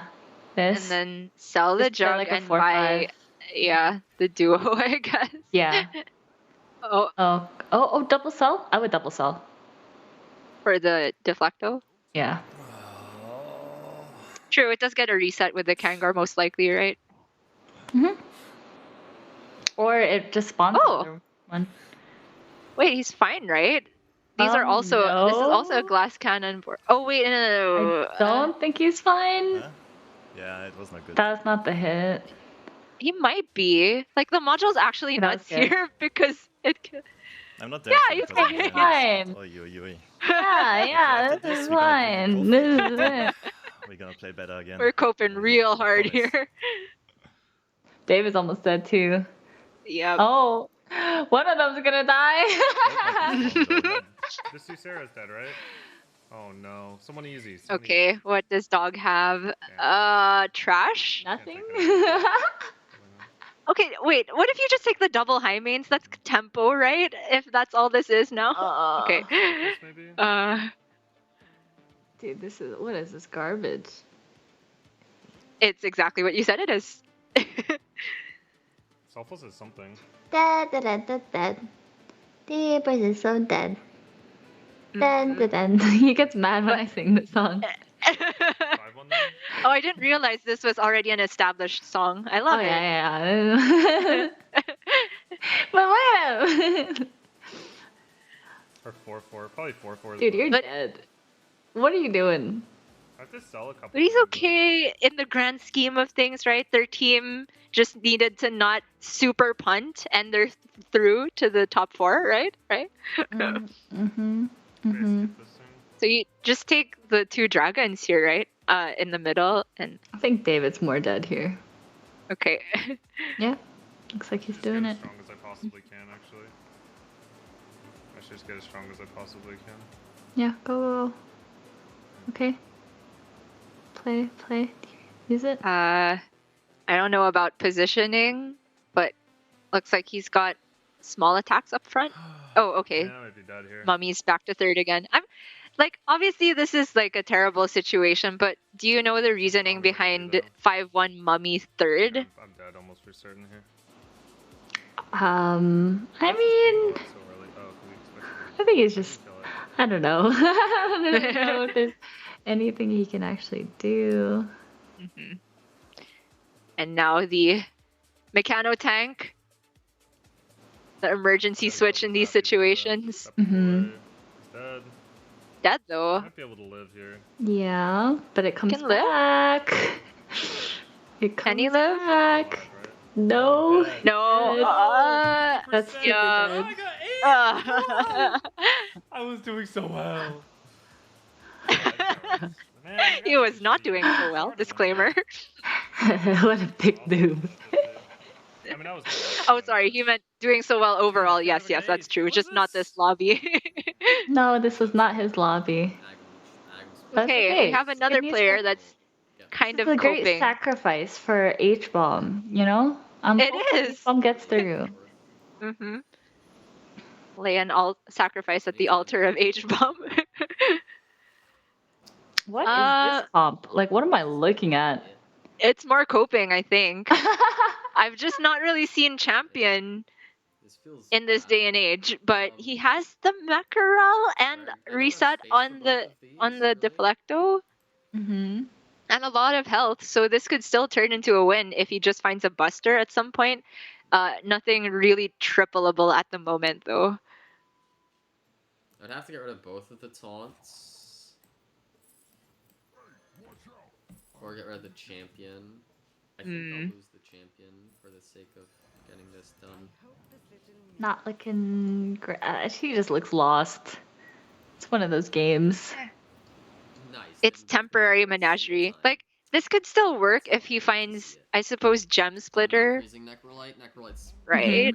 Yeah. He sort of has like 3 shields, if we're being generous here. Not the Necrolite for this, and then I need to find a Gem Splitter. But his main resource is not the board, really. It's the fact that he has a ton of health. So it's a flip because it all depends on what the coiler gives and True. what the tank dies. Mm-hmm. Okay. Cannon tank is such a nice unit. It is. Gonna take the tank hit. But you know, the gas coiler should be able to soak up a lot of this. Yeah. Nice, that was a nice hit. Mm-hmm. Ooh, and Okay, oh, what's- okay, that's an Omega Buster, baby. On Are you fantasy. joking? Oh, that's so broken. I like their tutus. Yeah. It's definitely. But Let's go 13. Let's He go. wasn't favored to win. He was like 40%. Very nice. I need a But lot Collins of people to got die busted. because my comp is Yep. not good. XD Right. died. he That's did nice. indeed. That's an Argus. Jay Kurek on Team Hapa Bear. I don't know if they were within striking distance of getting top 4, but maybe if all of them do well. XD ended up getting the Burger. 7th. Hmm. That's a bummer. Yeah. Hopefully his teammates can pick up the slack? Question mark. Meanwhile, for JJ though, this is looking decent. He's got the menagerie set up. Like not as many shields as he would hope, but what's the next thing to leave the comp from here, do you think? Oh, triple though. I mean, we have 2 mechs, although you kind of do want to lean for both of these. It's a little weird because we have 2 mechs, 2 quills, you know. I don't like it too much. I don't think you can. I think this is just what you have. Yeah, I think you can just pick up a Chroma Wing and lock. Yeah. I mean, he might abandon all of the menagerie stuff if he gets Omega Buster still, so I like picking the triple. That's a good point. Okay, gonna go for it. Like Good this. order Probably as better well. The because he's gems running those before pyro the weak spawns, right? And dragon. against pyro spawns, it's better to put divine shields first. Then you actually get value. Yeah, JJ hits the nail on the head with the commentary there. You want the shields before, early on to play around pyro spawn a bit better. But as it happens, it still gets a good hit here.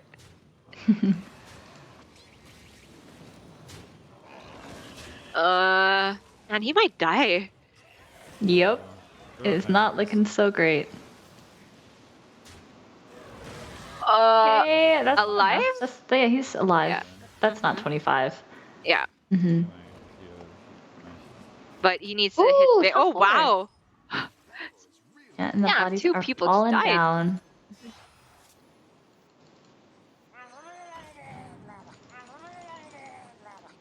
Pretty interesting that in a lobby of heroes with this stark contrast in power level, the Jandis died super soon.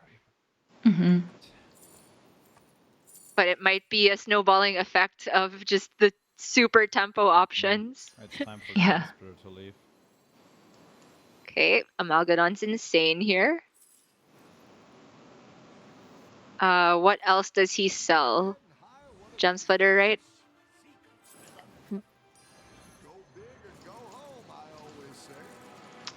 Has to be.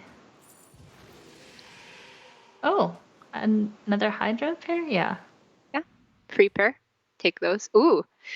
Primal Fin as well. So that's after the Amalgadon, I guess. Mm-hmm. But then what do you sell for Prime? Okay, I guess he's just rolling over it. You have Max. Second Hydra could be good. It's just trying to get a place higher, right? Mm-hmm. All these players are just trying to survive one more turn. I kind of feel like the Hydra is his worst unit here.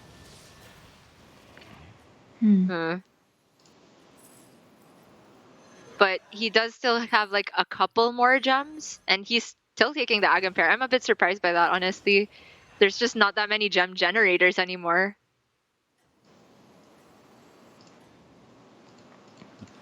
Yeah. I wonder what this... Who is on Kurtis? I didn't notice, honestly. Let's see. Oliesh. Aha. Oh, yeah, you don't That need is these. a tough one. Yeah, you're just covered everywhere. That was a very good hit for him. As well. Yeah, we got wrecked there. Pretty bad. Purchase is really powerful because you actually do get to have buffs on like these early game mechs that you don't necessarily have towards your end game composition, but we can just see here that the pop bots have stayed around since the beginning, most likely, with the repetitive buffs. And then you get so much value off of Mega Bust or Replicating Menace because of the final tier of the hero power. So it's a 4th for JJ. Yeah, that's not too bad, honestly. All things considered. Getting a gold. It is, but it's impossible probably for them to make top 4. on teams I mean, it here. just depends on how everyone else is doing. True. That doesn't really do much. Uh, A Sep might be useful though. those are not Nadina. Yeah, you're right. You know, we saw There's another Mitsuri fight, make right? it very far with no Nadina, so True, For true. this, right? there might still be light at the end of this I dark, really wanna dark triple tunnel. this, right? We've seen this pattern before, Hafu. If we're cheering for Be Nice, the correct play is to look at somebody else's perspective so that he can find the Nadina, right? True. No. Um, he just needs the triple Taragosa or Chroma Wing. Pretty likely with all of these rolls, but misses still. Yeah. No. Ay. Surely you can beat the ghost, I'm not right? tripping a Chroma Wing. Surely. I think I want to buff. I don't want to buff this. I want to buff these two now. I think. I do agree with him spreading the stats a little bit more. Okay. We've seen Jay Kirek now move towards the mech setup. He still has like one toe in the door of Menagerie. Yeah, Mega Buster seems a little too strong at this point, especially in the hands of Kurchus. Their single triple is Omega Buster, you know, classic.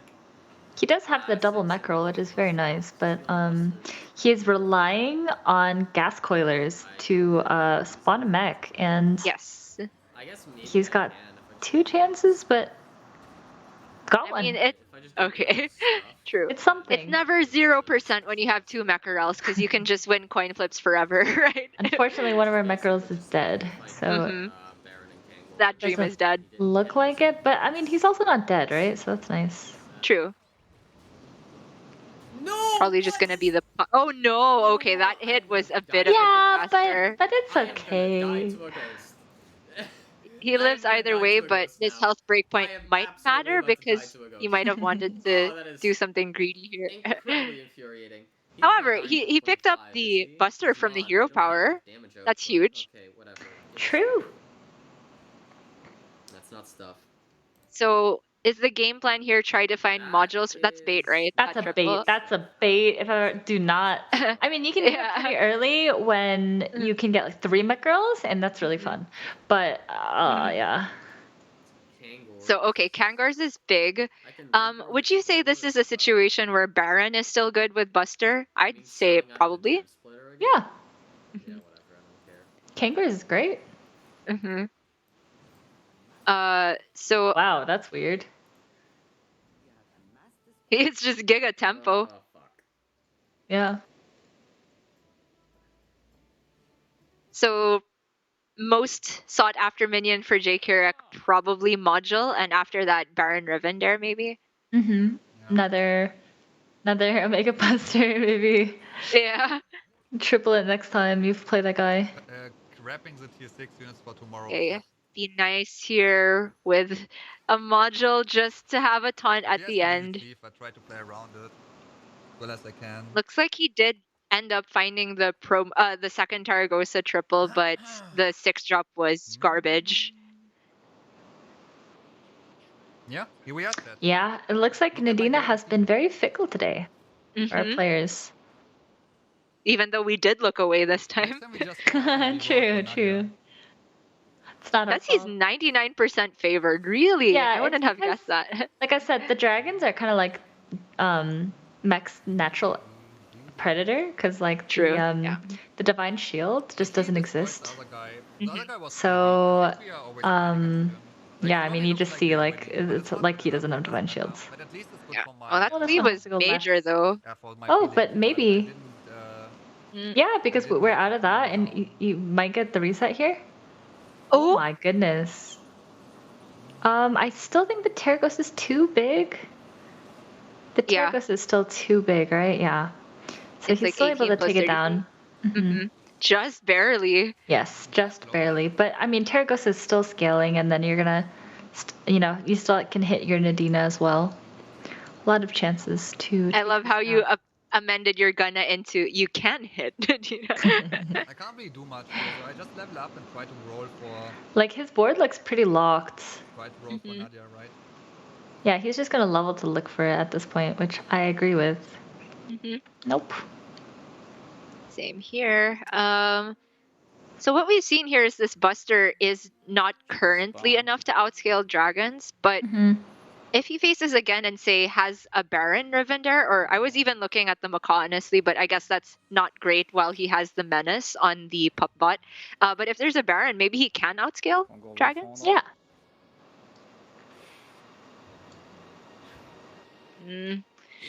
He's thinking about selling the pup bot just to get Macaw. I don't know if that's worth it. Je peux pas virer lui, enfin... Il faut que je vire lui si je veux jouer à rat, mais je préfère essayer de choper Kangor dans ce cas-là. Juste après on touche pas. You're Do you understand any 50-29 French, Divine Hafu? Shield. I do not. I do not. Me neither. There's just no way that's correct, right? Like, I don't think. Is the Reaper that useful here? I'd consider playing another Grease bot for the scaling. It just depends what you're trying to beat. Like, it's not going to do too much versus dragons, I think. Yeah. Like, your Reaper won't be big enough to actually make an impact. Like, I think the dragons just win here. I think this is like 100%, right? Yeah. He's not got the combat showing, but I do think it's too much. Oh, and the Kangor didn't even die because of the module, so clutch. I don't think it mattered, though. Did it? There is no chance. I don't think it did, but it could have. Like, this respawns. Oh my god. Oh my. Okay. Wait. Okay. Are you joking? Oh my god. Wait. There's a chance? That wasn't good, though. It's just, but there's just so many Kangors, and the gas coiler has another spawn as well. That first gas coiler just had double Kangor. Are you kidding me? Oh my god, and the Mechos got the reset? Okay. They're bouncing, they're ping-ponging. Oh, but not this time. Wait, the Selfless could do major work here as well because of the Mackerel. Oh. It needed to buff the... I don't think so. Yeah, there's a chance. He can repeatedly hit those. Wait, infinite coin flips, Hafu. Yes. This is the thing. No, it has no. first. Yep. You look that was so the biggest pause champ ever. I was fine. It's a dream. I It's saw it. I was Another so universe. close to that He took it scale. down. Well, it means now it is between Oliesh and gosh, I'm so sorry, I forgot who's on the Kurtrus. I mean on the Ysera. Nice. Be nice? Or Yeah. no? I'm gonna trust you on that one. 100%. Yep, it is. Wait, no, Okay. yeah, Be Nice is on Ysera. I'm not insane. Okay. Continuing to roll for Nadina, I am not gonna look at his screen.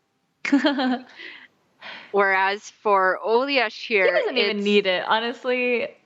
The dragons are just so strong. Dragons are so powerful if you can get there.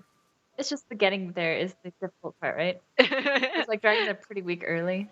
Like you're running like a 1-3 whelps freaking blow. So like there's a lot that you like don't want. Although we are looking at Baron double Buster plus Kangor. Maybe. With this positioning too, the Kangor doesn't get trapped by the module. He's put it third. You love to see that. But I'm coping pretty hard. I don't think the cleave gets big enough. Yeah. We shall see though. But you know, look at his scores from Be Nice today. 5, 6, 4, 8. So he really needed this one. About time he got a high roll. Yeah. The 95% are on the screen, 32% for lethal. Like it's just looking so good. Oh, that was not quite the hit though. You want to hit the? Ooh, that's also not the. Ooh. Yeah, I'm a monster, and I'm scaling like crazy. Wait. Right? Losable? Like we are fine. Wait. No matter what, on average. Actually losable? Yeah. Okay. Yeah, there's no more Kangors, but the module can still, or the deflecto can still reset quite a few times. Yeah, he's got one more reset here. Ooh. Ooh. Wait. He lost. Wait. How? What? He lost? Yeah. Yeah. 95? Yes. Do I die to a point? Oh my god. Wait, he can tie. Go right? Oh, he died. Okay. The Saved. 2.2. I would be pissed. So lucky. I mean, I'd still be pissed here. That was 95 I know, to just but at win. least Nadia. he wasn't favored from that position, right? So like, Any Nadias? Okay. Nadia.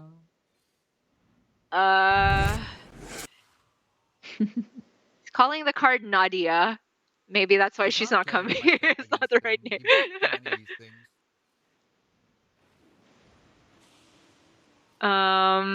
Okay, what can Oliesh improve as well, scaling wise? Oh, hello. He's only in. Yeah, hello. Look who he am I. needs. Fuck. Mackerel? I think Not I'm really. cool It's not with good a enough. account and top Yeah. eight. I don't even Triple know. Baron? But that's not really realistic at this point. Because like I don't think you can do it. I just don't think because the dragons keep scaling and you're not keeping up. Nope. Macaw? But I can't do it right now. Oh, but again, the Puppet and the Kangaroo are Yeah. interfering. Yes. I mean, you could do it in terms of like, I need this to hit to have a chance, right? Like, True. that's how you Yeah. can look at it. But The one outer. that's not great. Oh, but look who's made it while we weren't looking. Nadina. It was a little laggy. All right, this Positioning one's is so not over optimal, now. not a bit. It's fine. They're big enough anyways. Man, is Ysera just tier S now? Pardon? I mean, like it's laggy. Is tied. Ysera It's just actually tier really 1 laggy. now? I think people are just understanding how strong Terragosa and the promo Drake is. So if you can just get it, then it's definitely Savish got second. just so powerful. But you have to force it, and sometimes you just take too much damage on the way up. From my experiences. So we end here Yeah. on the W. That's something. And So more it's of really a strong in mech first-rate lobbies hero? because a lot of Yeah, people true. play mechs, Mhm. and you don't really get cheesed by like Mechano Tank and like stuff like that. You just kind of Yeah. outscale that stuff. Your team is proud True. of you. So it and feels a you are little the bit better. main team now? Fuck. This is always I guess lethal, it's right? better Yeah. spending Bivuma then. Yeah. So that means Because I'm we will soon have the final standings for the initial rounds, and we will soon be able to And it's also my determine box of follows, actually. who Thank you guys is for the going to be follows. part of the championship bracket and who is Thank you, playing in chat. the redemption bracket. But remember, chat, 23 it is a and point Dragon reset after 163. this. So even you if for you the follow. finish 8th at the initial, So, yeah, there's a chance we you won. finish first within your bottom 4 and still get a higher prize pool than some of the other people. True. We're going to wait on the standings before we go to the break. You love to see it because I honestly can't wait. I wonder how the rest of David's teams did because if they punted enough points, they could actually get knocked out. True. Oh man, that would be such a disaster. And of course, we're always keeping an eye on how H-Bomb's team did. Like we saw that XP got completely screwed over by some tempo options early on. But maybe H, Jeef, and Lee have done enough in their respective lobbies to survive. I'm so excited. I'm hoping. You can do it. I'm also hoping for the Slissa redemption and the JJ upwards trajectory to continue because they've had very bad days today. All right, looks been like rough the for them. standings are ready. Here we go. Drum roll, please. Okay. Oh, Matsuri taking, well, I got 10 points, so that's good. XQN taking 30 points, so Zorgo ended up winning that lobby. Mr. Incredible, unfortunately, had a fat 8th there. But, Jeef got like, what was that, 5th, 6th? Looks like a 5th, 6th. Yeah. Not too bad. Not too bad. I'd agree. Overall, 5th Not good in the for, lobby. H-Bomb's team, though, because that's Jeef and XP. I'm just Some impressed. minus points there. Super impressed by Matsuri playing this well at what appears to be 7:30 a.m. in Japan right now. And I he's think just been the awake this entire time. The man just scores never are sleeps. a little off. I believe David got a pure 8th, so that should be minus 50, and XD should be minus 30. Oh, I So see. they'll fix it later, because we watched this one. That's why I remembered it. Yeah, that's true. And And, so actually minus 50. So David actually got 3rd in his lobby overall. Not 2nd. Fake Good news. stuff. But good Dummit, huge stuff. Oh my Look at gosh. Lino! I know! Oh my god, look at that! 50, 50, 50! Jib's just popping off. Death itself punting this one, -40. That's a big hit for David's team. I wonder if any of the other teams could pass. I'm unsure. And looking pretty bad for Team Slissa as well. Both her and Tyler finishing at the bottom of their lobbies. You don't love to see that. But again, points reset. There's a chance to win in the redemption bracket a little bit later on. But Odd Dragon here 3rd overall. It's still looking good for Team Sunbacon overall, especially since Victor himself is a very convincing winner of this lobby by like 100 point differential. Over 100 points, yeah. Yeah. Oh man. Quite a finish. I mean, as expected though, this is lobby 4, supposedly the lowest rated lobby. H-Bomb did fine. Honestly, it did fine. Good job, H-Bomb. I'm still proud of you. What games he had. Unfortunately, I don't think that means his team makes it to top 4, but you know, I think they were like 5th or 6th maybe, which is still pretty strong. Definitely seems like it. Okay. Oh wait! Ooh, they did make it! They did it? The Lee hard carry is real? Oh my gosh. Oh my gosh. It looks like because the majority of the points just went to Team Sunbacon, so like they were able to just steal points from other ones. So H-Bomb's team got top 4. That's incredible. That's really, that's pog. Yeah. Team made it as well. Savisa's team, not quite, but you know, the strongest of the bottom 4. Yeah. That's hype. I mean, I just really didn't expect this. We were talking about how the middle teams would be where our focus were at, but we saw one of the lower ranked teams just come out of nowhere and sneak their way into the top 4. Very impressive stuff. I think that H-Bomb will be very happy about that, but also the dominance of Team Victor, Team 12 wins, cannot be understated. That's incredible that they had like a 200 point differential on the next team. I wonder if they can keep it up in the championship bracket. Yeah. So with that, I think we will be taking a break. Our players certainly need some time to relax a little bit, maybe have some Doritos and a glass of water as they get their brains together for the second half of the day. Because when we return, we are going to have the 2 separate brackets where players are playing in 2 different teams. So unless you got anything else to say, Hafu? No, I'm excited. This is a grind, so shout out to the players because this is 10 total games, which is a lot of Hearthstone to be played in one day. But kudos to the players. All right? Indeed. So we'll be right back after this. Don't go anywhere.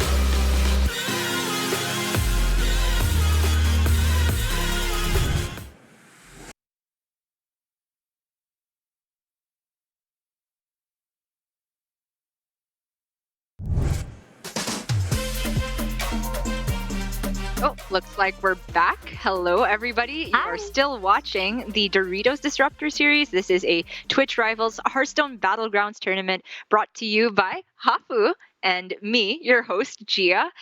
We have entered the halfway point of the tournament now, where all of the initial rounds have been concluded. And in a surprising turn of events, one of the teams that we thought might struggle a little bit more has made it into the championship bracket. It's Team H-Bomb. For me, that's the headline. I'm sorry, Victor. Definitely. I'm really proud of him. All right, so for anybody that wasn't here at the beginning, Hafu, could you go over what exactly championship and redemption bracket means? Yeah, so the top 4 teams that played in our group stage are playing in 2 lobbies where 2 players will play together on each team. And they're going to duke it out over 5 games. And the bottom 4 will also duke it out. So everyone still gets to play. Yeah. Just like a while ago, we're always going to have 4 lobbies active at the same time. But the difference now is because the teams are seated in these 2 different brackets, in all of the lobbies, you will have 2 teammates playing together against the other 6 players. And now that will introduce a different element of cooperation. Like this entire time, our players could communicate with each other, but it was more like coaching because they were also just fending for themselves in their own lobby. Now you actively have to account for the possibility that you face your teammate in a combat, and you always want to minimize the damage you take. And also, a couple heroes might become a bit stronger, right, Hafu? Yeah, for sure. Like if you have a Rafam, or if you have what else would be quite good to know who you're facing against? Tez? Sure. But I mean, more so, it's just you can definitely spike a little bit easier on like Eudora. You know, you can ask your teammate, please don't play anything. We can just play nothing, right? Yeah. You don't want as many ties as possible. Barov is great when you can kind of fix the outcome of a fight. So yeah, there's going to be, it'll be interesting, and maybe not to like both cannibalize on the same kind of units. Like I'm going to go for mechs, I'm going to go for elementals. Okay, good luck, right? Kind of working together that way.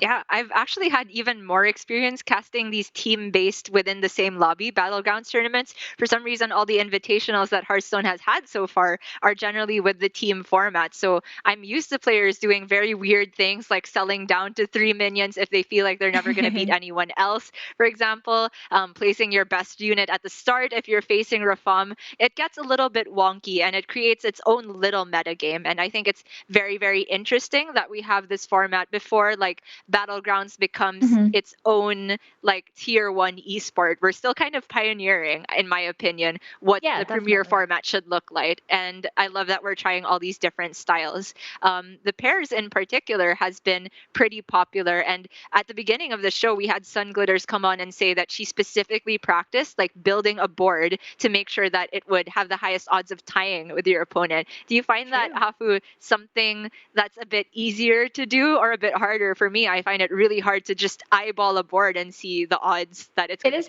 definitely hard to just, you know, whenever you are the stronger player, like, oh, I have like a 16/16, and you can put it in the back so it's not like free trading everything.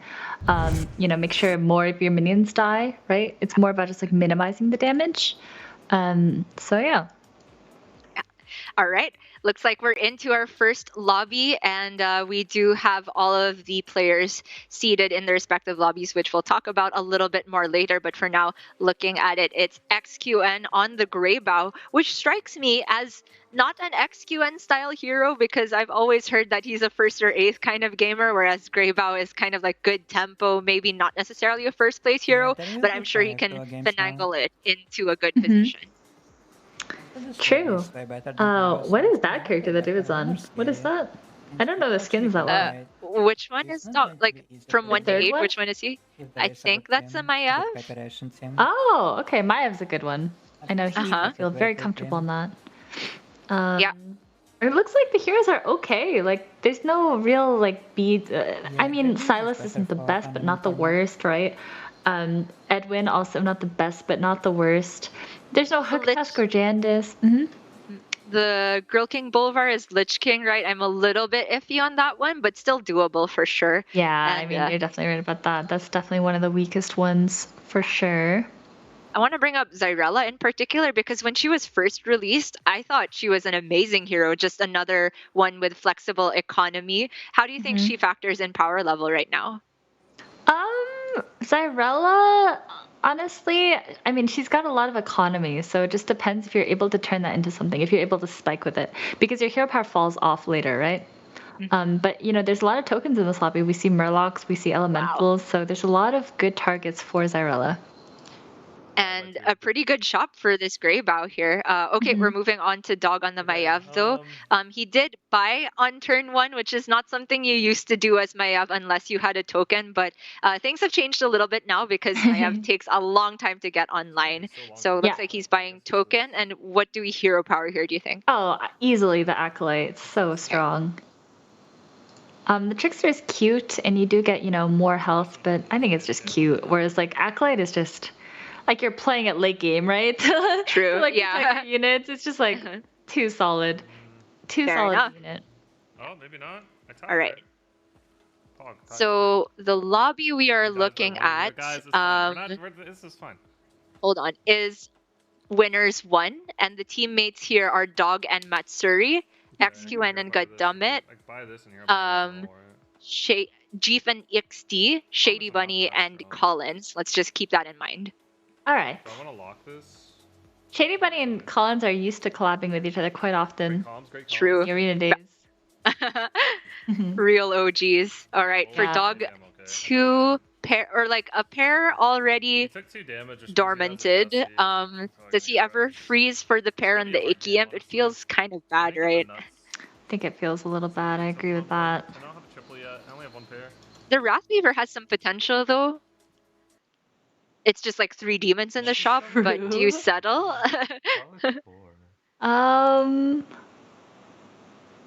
Who is Jeef up against? I don't think I'm ever going for I wonder if any of the teammates are playing each other. Oh, do you know which one Matsuri is? I'm not sure. I'm so sorry. I don't know. Don't be sorry. Let me take notes from here on out. Yeah, I think I go for a 4. Shady Bunny is on Silas. Yeah. It looks like he cannot win this on Jeef, I mean.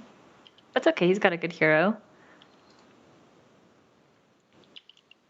Galakron in a lobby with elementals, always scary, you know?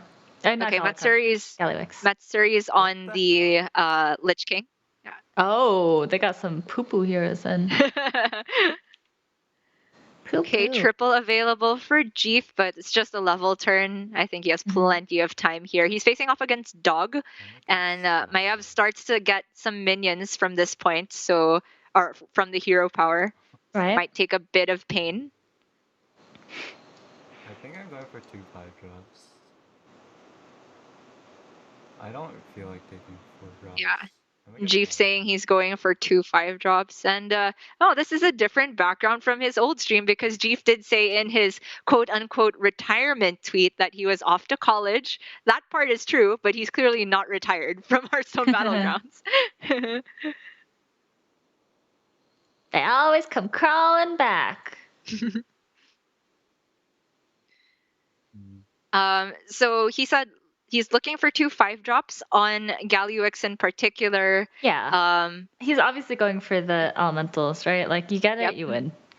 It's such a strong win condition that it just seems a little too good to be true. This is a test. It's okay. Oh, right. Sorry. Yeah. Dog bought on 1, right? So he didn't actually get anything from the hero power yet. Right. Still stronger, obviously. Yes, shout out to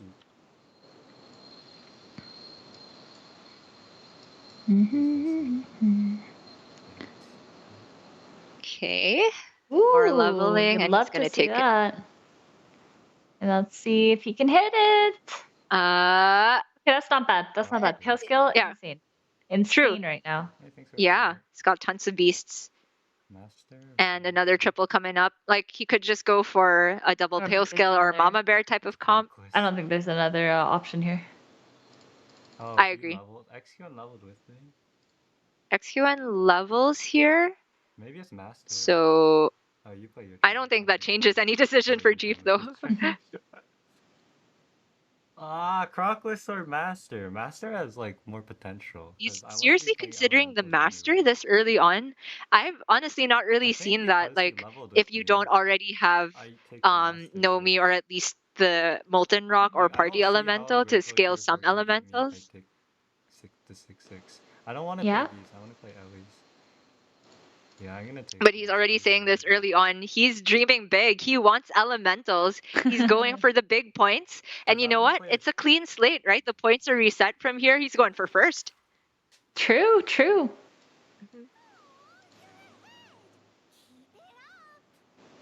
Matsuri's board looks very Lich King. Yeah. It looks very like first meta of Sora. Like, Yeah, exactly. First meta. So like power levels were down a little, right? Well, I guess there wasn't Soraless all the way back then, but close to that. Like when Spawn was really nutty. It's getting some nice hits though. Yeah, definitely wins Yeah, here. getting the free trades in. Oh, that's not the hit, but it's always a win.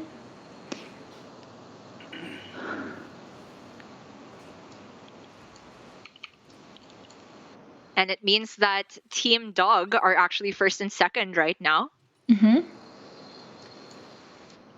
True, true. Oh, that's a huge triple. But what The is he going to go timing- for? Is he going to go for a 5? Like, I don't know how Lich King honestly scales this. Like, I see the beasts, I think, do you have to go Goldren here? Yeah, like, obviously you don't have to, but even if you do, say, hit Mama Bear, is that fast enough?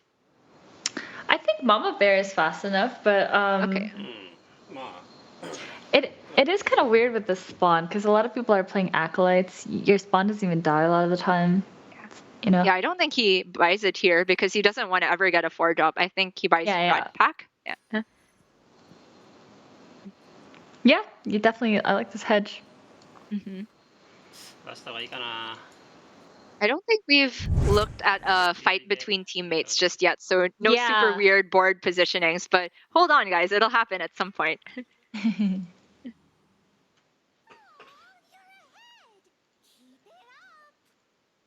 He actually sells as well just to. He floats 1 gold in order to put the Rat Pack on board, trying to take as little damage as possible. That's pretty smart because the Rat Pack gets so many stats from the spawns. But Silas is pretty strong here. You know, able to get double buffs there. That's like pretty gross. Green Thumb is huge. Yeah. But you can see, just playing the Rat Pack, you already talked about the benefits with the spawn, but also just that additional Death Rattle played buffed the Soralisks to not immediately die to 1 hit from the buff pop bots. Huge. Actually huge. All right, but this is the moment of truth. Oh, wait, this is the team fight. It's happened. Now they have to communicate, but we've talked about Matsuri. Language. It's all right. They both I don't hear speak any communication. Maybe talk to them. There could be screen sharing. I think that's allowed. You could just say, "Look at my screen. Do what you need to do," and that's it. I don't know, honestly. There have been team tournaments in the past with players that don't necessarily speak the same language, and they managed through screen share. Is what I've heard. Good to hear. But I don't think Matsuri's changing anything, so that means Dog's pretty strong right now.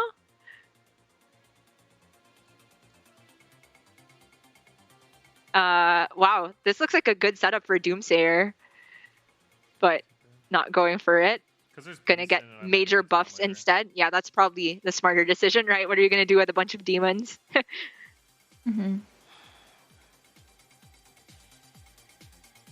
I think Matsuri is gonna take a lot of pain from this. Is he? I don't know. Cause I'm just imagining these Deflectobots become giants after all of these reborn minions go off. 1, 2, 3, 4. Oh yeah, he didn't even hero power. Matsui's so nice. Why would you not hero power? Kill David. Oh, okay, but it's hitting the deflectos rather than the other. Oh, wow. Okay, okay. That's quite unlucky for Dog. Yeah. But maybe it's good for their team. Ish, yeah. Hero power? Yeah, I don't It's so hard to evaluate these situations, honestly. Oh, he's too strong. Yeah. Matsuri still takes so much damage here. Man, I don't think this was ideal. They did not do this well. Nope. Didn't even get the max plus or anything. Mm-hmm. All right. Well, it's gonna be a while before they face each other again. For now, the next opponent is Collins on the Zyrella, Mm-hmm. and Dogs just has a very good next set. Oh, this Mechano tank is so poppin' right now. I want to spend a lot. Am I greedy? I'm also looking at the Nest Matron. The Nest Matron? Yeah. I think it might be too slow right now. Oh god. Oh god. You do not want to see Gallywix with 3 triples as elementals. It's like the worst thing you can see. Yeah, and he's got pretty slow 6-drops. Like, the Mayaxa will help against 1, at best 2 elementals. Yeah. But it doesn't quite give him direction. No.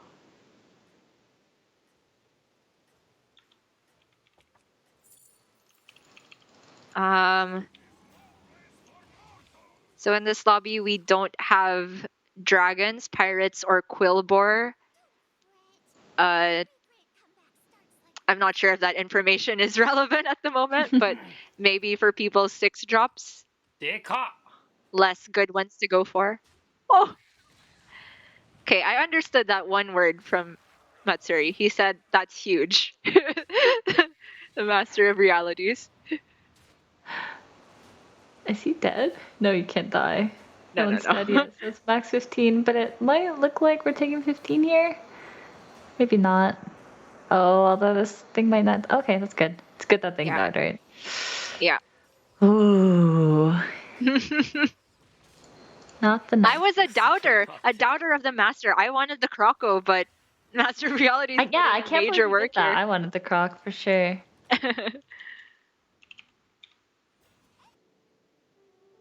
Oh wow. God damn it. Popping off with the macaw on He's got the Omega Buster, but not that many elementals or not that many mechs just yet. Oh, that's a good one though. Yeah, that is a good one. So is the Deflector, right? Yeah. But board space. Oh, he passed over the pair, but he's got another chance at it. I guess he's like really looking for the triple on the macaw. That's what's eating up the board space and also here. you do want a reborn on your macaw. Wow. It's like triple cell, the demons and the micro mummy. I would. I think so. Like, you lose a reset, but it's a low quality reset. I think it's worth it. Yeah.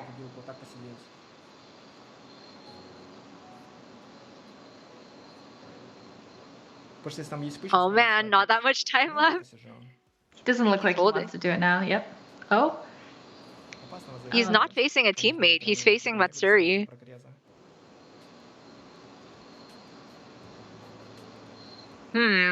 Okay. She's going with the hero power, but opting to be a little stronger. I mean, Is this really he's gonna stronger? win this fight. Yeah, because the mech turtle, it's got a lot of. Oh, sorry. I just meant, is it stronger than tripling and then playing Mackerel? Like, Not sure about that. Although this isn't even very strong. He had to go second to have the spawn die. wow. How did Matsuri find the Goldren? Did he go to literally he has a triple Sarlisk. Oh yeah. Sorry. Yeah. Okay, that's big. That's what's keeping him alive here, potentially. Yeah. No, I think he wins this fight from here. Unless he bumps off the shield. It's a 50-50. Yep, we're good. Okay, yeah. Woo! That's big. Tie. A tie is huge, yeah. True. Oh, Edwin Edwin is dead. down. Who was on the Edwin? I'm sorry. There's too many players. Too many players. Yeah. Ooh. Oh, the You love to buster. see it if you're good, dumb it. I think we found the lobby winner, Hafu. So looking for Baron. Yeah. Or also the Reborn. The Reborn is huge. It's 5, Yeah. right? Okay, the problem with going Macaw though is that replicating Menace becomes bad to take or interfering to take, so it's You hard really to care. get too many resets. Yeah. I mean, your Macaw with the Reborn is pretty much like a reset already. True. No, Is it we don't care ever about worth the Grease 3-6. Spot? No way. No way, Jose! What am I looking at? Shady is playing against Matsuri and he's playing scam build. This is the scammiest crap I've ever seen. I mean, I've not even seen a green thumb actively placed to not buff divine shields, but it's just kind of correct here because he can't put the soul juggler that far up. I don't know. This is very weird. I think Shady actually takes this one down though, because I mean those pup-bots are huge. I need to triple this. Perhaps. Oh, You've got the Baron, though. reborn Goldren Baron though. That's kind of scary. It just depends if it dies, because it had a chance to not die, you know? Yeah, it was 50-50. Oh no, sorry. 1 in 4 because there was still the arm as well. But he's able to get both of those buffs. The Baron is barely living. All right, that's pretty huge for Matsuri getting value. I might just be dead here. That's very high roll, like crazy. Okay, kill this Baron. Ooh, but he takes on the Baron, so he shouldn't die. Yeah, even if the mama lives, and it didn't. Yeah, he's not dead. I mean, that's huge. Yeah, that's the high roller there. Alright, let's grab this shit. But where can he go from here? We've talked about how the comp was just a bunch of... David's Oh no! dead. Whoa! Okay. That came from out of nowhere. He seemed fine. But Jeef popping off 120, 120. Yeah. Looks like Matsuri's dead too. Not a good start for Team Dog Dog. Oh man. This APM, only a teenager could, I swear. This isn't that hard. Fair enough. I'm just slow. This is just so silly. Gallywix Elementals. Matsuri is super, super dead. Super, super, super dead. Yeah, it never gets there. Mm-mm. Even if Jeef ended turn right now. Yep. He's so fast! I'm trying my hardest. I hope you notice. Another master? No space. Just take it, you just take it. Okay, you have so much money, fair enough. It's too much money. What a nice problem to have, huh? Uh-huh.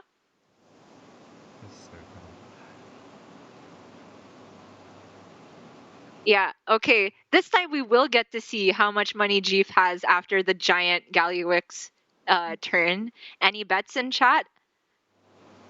He's so strong. Oh my god. He didn't even take the Tempest's turn. Yep. I'm gonna say he has 35 gold next turn. Goodbye, That's probably Matsuri. too little. It's low. I don't know. Okay. Lethal is no 99.3%. Yeah. I mean, we saw 0.2%er a while ago. Maybe Matsuri You're can not hit wrong. the 0.7. But I think he already lost it. It had the poison had to hit both of the both of the big boys. True. And to have magical trades. But this was just not it. I mean, that's just brutal. That means Matsuri's going down, possibly in bottom 4. Yep, that should be a 5th place. Oh, 4th, 5th. Not too bad. So he broke even here. 33 gold. Hey, I was close. I just throwing out a random number. Okay. Go, sell everything. Jeef is on H-Bomb's team. Let's go. Yeah? I'm saving this thing for tomorrow. clear bias showing from the two Do of I us. even like need this recycling? I don't know what you're talking about. feel like it's Me actually biased bad in right my now. own tournament? I'm just gonna No such thing. I have to sell I it. mean, I tried to not be at the It makes beginning me of the tournament. slower, I thought like I'm the gonna roast animations. H, It's but just here I am bad. finding myself cheering for the Like, I know underdog I and know teammates as well. But for being an underdog, he still made it to top 4, which is pretty impressive. Indeed. Okay, Jeev, the lag is killing him here. Yeah, He's got the golden Amalgadon. He's faced against a ghost. It's just perfect here. Oh my god. I was wrong. I thought the lobby winner was the golden macaw double No way. Omega Yeah. Buster, but it doesn't beat early Master of Realities. It doesn't beat Gallywix Elementals. Ah. Oh, did he end on 6 minions? Not that it matters, but I don't think it mattered. XQN is up against the Omega Buster, so he just tried to really scam his way. And you know, it was pretty good game plan there. I mean, this is very similar to what we saw from Dog in round 1, or was it round 2? Just the golden force max tank, and then Yep. the... You need to know when you just can't get there.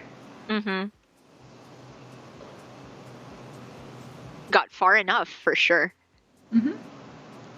Oh, if that gas coiler could have gone down without the reset, it would have been huge. But there's still a chance, right? Because the Jekyll's could hit it.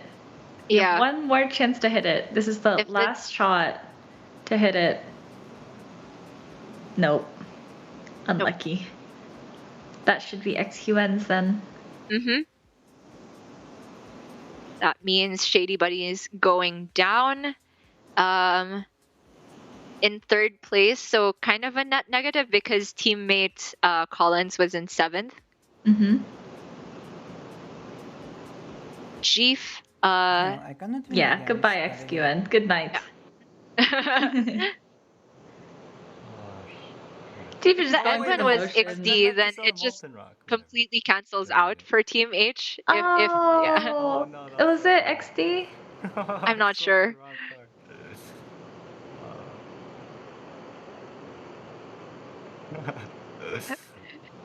You sold something wrong and it really doesn't matter. I mean, It doesn't matter. This is dumb. It's okay. It's dumb. this Wait, whole he sold game off is dumb. According Sold off his reborn mix I now. sold it to my ex now. and it doesn't matter. That's just funny. Dude, these suck. Dude, your Amalgadons are trash. Like you said, it just doesn't matter. It just doesn't matter. I like how he put the Murloc for formality to like maybe land a poison, but just the only thing that's dying here is the selfless, and that's it. So Oh, he's got a poison there, but it missed. Yeah, this was I can't believe I sold just Gallywix things. Okay, the reborn my ex sucked.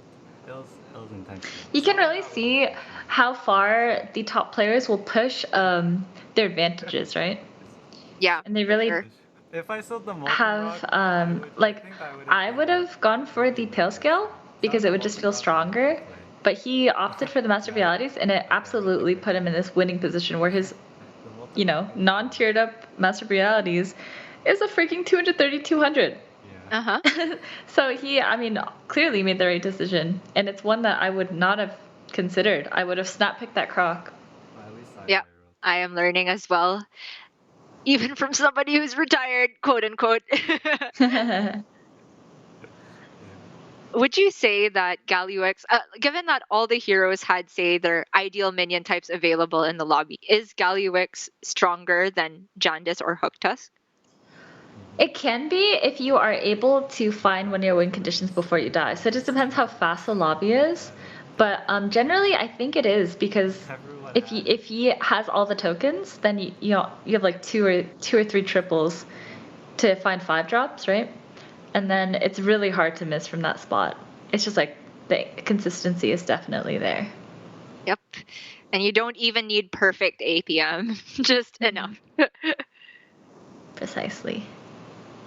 There you have it. Jeef takes down Lobby 1 in a ginormous steamroll fashion. If I'm correct about XD being the Edwin, it kind of ends up with 0 MMR, net but we'll zero. see. But over in the other lobby, we have Lee in the top 4. Looking good for H-Bomb's team. Yes, but what is this comp? I mean, it's okay. It looks like very mid-range, very third, fourth kind of placing comp, right? Is he gonna you're go right. for that? Yeah, I don't think he can. That's super bait. Oh, is it ever ground change? No, he doesn't really have, You don't have a gem generators. Yeah, you don't have a gem generator here. Mm-hmm. It's kind of cool to see how highly these players take SI Fin, right? Mm-hmm. Just as like a ending unit because it's so powerful. Like just having a poison unit is so powerful. Yeah. With all these taunts and tokens generated, it's almost certainly going to have poison before it dies. So it's just a nice, it's like better spore, essentially. Yeah, it's like having a mix. And furthermore, it allows you to pick up random Murlocs and turn those into more poison, so. Yeah. I really just like the design choice of it being there in place of Toxfin because Me too. it Toxfin has is just like bam, suddenly, you know. Yeah. Yeah. We definitely don't need a ton of this. Like it could allow for transitions out of nowhere, whereas the Stefan, it gets a lot of value over time, but your opponent will know it's coming because you have to put it on board a bit early. Mm-hmm. I have 100% loss. Oh. 88% though to win. I'm like 89% too. That's crazy. Yeah, it's because the two modules are glass cannons, right? They have no health on them. Oh, I see. Yeah, you're absolutely right. And this is the perfect interval. Beautiful. Although, is he gonna get this? Ooh, that was not the hit though. It was not, but the Sefin gets poison at least now. True. That's fine. Yeah. Fine. Third, fourth. Great. Yeah. We're insane. Yeah. H says he got third, fourth, This is really That's and Lee's in top 2. That's amazing. Wait, he's in such a stacked lobby. I'm so proud of I him. should probably. It feels like I should just concede against this guy. It's like, Oh, it was H-Bomb the Daryl? No, Must be, right? One of them, Daryl or Mutinous. But... Yeah, I think it was Daryl because the Mutinous wasn't H. Oh, it was the last opponent. You're right. Yeah. What are you looking for right now? Yeah, go ahead. Hell yeah. So this isn't good. Okay, maybe Don't underestimate the Minecraft players. Lee just saying that he feels like he should just concede versus the big Nomi. I mean, this is the same comp that won the other lobby, and there's a ghoul on top of it to check the deflectobots. So it does look really bad for Lee here, but is there any way to maybe like take some Murlocs and scam poison here? It's just as soon as they find one, like a cleave unit or the divine shield. I know he's ghoul, but it's just like it's just a bit ridiculous. Yeah. I'll Fair let the enough. talk about third and fourth, but okay. And Lee's just gonna lead with the Murloc because Oh, wait, you don't probably have, saw there was a big down. elemental taunt a while ago. But there's no longer that for Awe Dragon here. I mean, looks like Jeef's. It's just like Jeef, right? Like when you get Millhouse with Refreshing Elemental and Nomi, it's just so stillily strong. Stillily. Hey, it's not. There's a 25% chance to lose here. That's much bigger than I thought it would be. And the Murloc got a VT. True, but I don't know, man.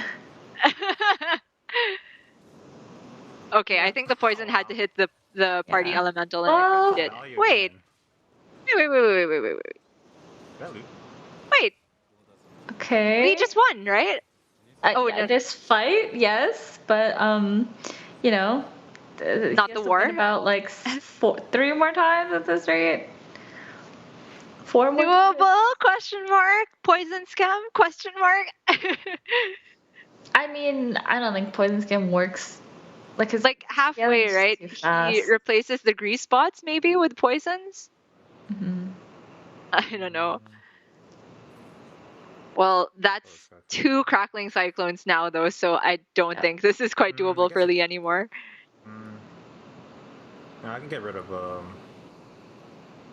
party. Really fun to cast an event where like we have this hub stream, of course, on your channel, but anybody who's looking to get in-depth perspective from any respective player can of course just hop on to the stream of their favorite player. Getting the bird's eye view. Yeah, usually in lobbies you're not able to see other opponents, but here we can see everyone's board states. It's fun to see people's decisions.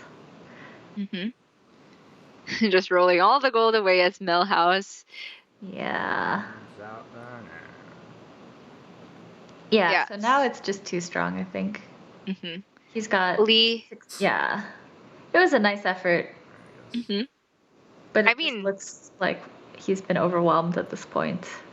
But like in terms of overall team standings, it's still a win for Lee and H-Bomb here. If H got 3.5 and Lee got second, that's insane. We didn't see how the rest of the lobby turned out, so we're not sure how Dragon's teammate Victor did in this lobby.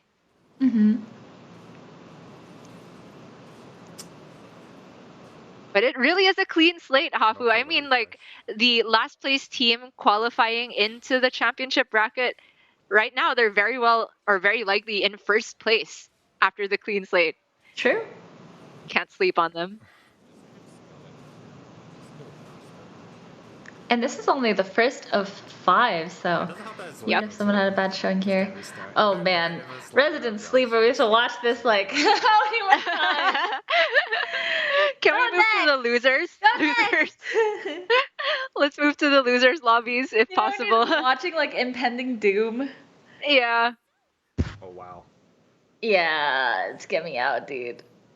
I guess I can play this guy. Yeah. Oh my god. Alright.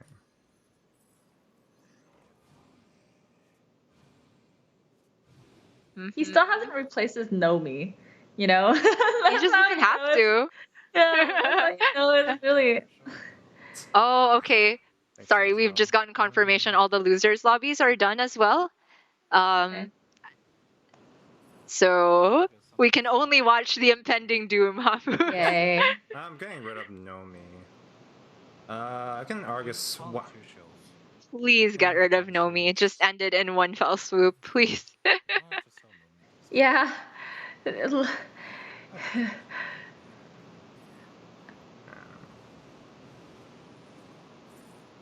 Oh my god. Can we sort of do some sleuthing about what happened earlier on in this lobby? I'm very curious about Jandis ending up in last place. Not something you see very often, and we know there's Murlocs in, so a token was available. But do you think Jandis is like auto 7th, 8th if she doesn't see any tokens? I don't think so. But also, I mean, we saw XD kind of struggle because he hit 2 triples, and his options were like the 5-drop, like 2/3 that buffs all your taunts. It was like Razor Gore, and it was like King Gore. It was like pretty much nothing, you know? True. Like no win condition, and he pretty much hit that twice, which is pretty gross. Whereas, you know, you see one Nomi and like your game trajectory is completely different, right? Yep. So, yeah, I mean, there's just no chance, right? There's no chance? No. Yeah, the cleaves are all intact as well. I mean, that's 187, 144. Oh, but he's alive. He's not dead. Lee, just let it go, man. On to the next. Let go of this one. I don't think you're winning this one. Trying to tire out Matsuri. I mean, Matsuri and I have the most to lose in terms of fatigue because the sun has risen over here in East Asia. But you know, can't do that to Matsuri. The man doesn't. Yeah, I was gonna say Matsuri's up anyway. I know. Better sleep schedule than I do. So in short, Lee's just trying to tire me out, is what's happening. Yeah. Oh, Like- man. Can we just sell the Nomi and end it? Why? Nope. His pride is on the line, ending with Nomi on the team for the sub goal, I guess. Yeah. There's no way to lose. Yeah. No kidding. You're not gonna lose. Guess about the small Dude, one of your units takes out four of his units. He could probably get away with playing 3 units and win. Yeah. Oh, I'd love to see that. I would pay good money to see that. Back in the day, before there was like so much poison, you could do it. Like one battle master and sell the rest of your board and do it. Yeah. But now everyone techs poison, so it's like impossible. Let's do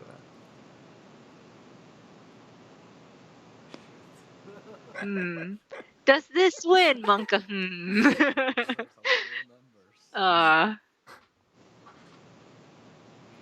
What do you mean there's a chance? There's literally 0. It's gonna say 0%er. Yes, you're right. 100% win. There is, however, a 0.4% chance for Lee to not die, which that's the 0.4% chance for me to die Yeah. right now, if that happens.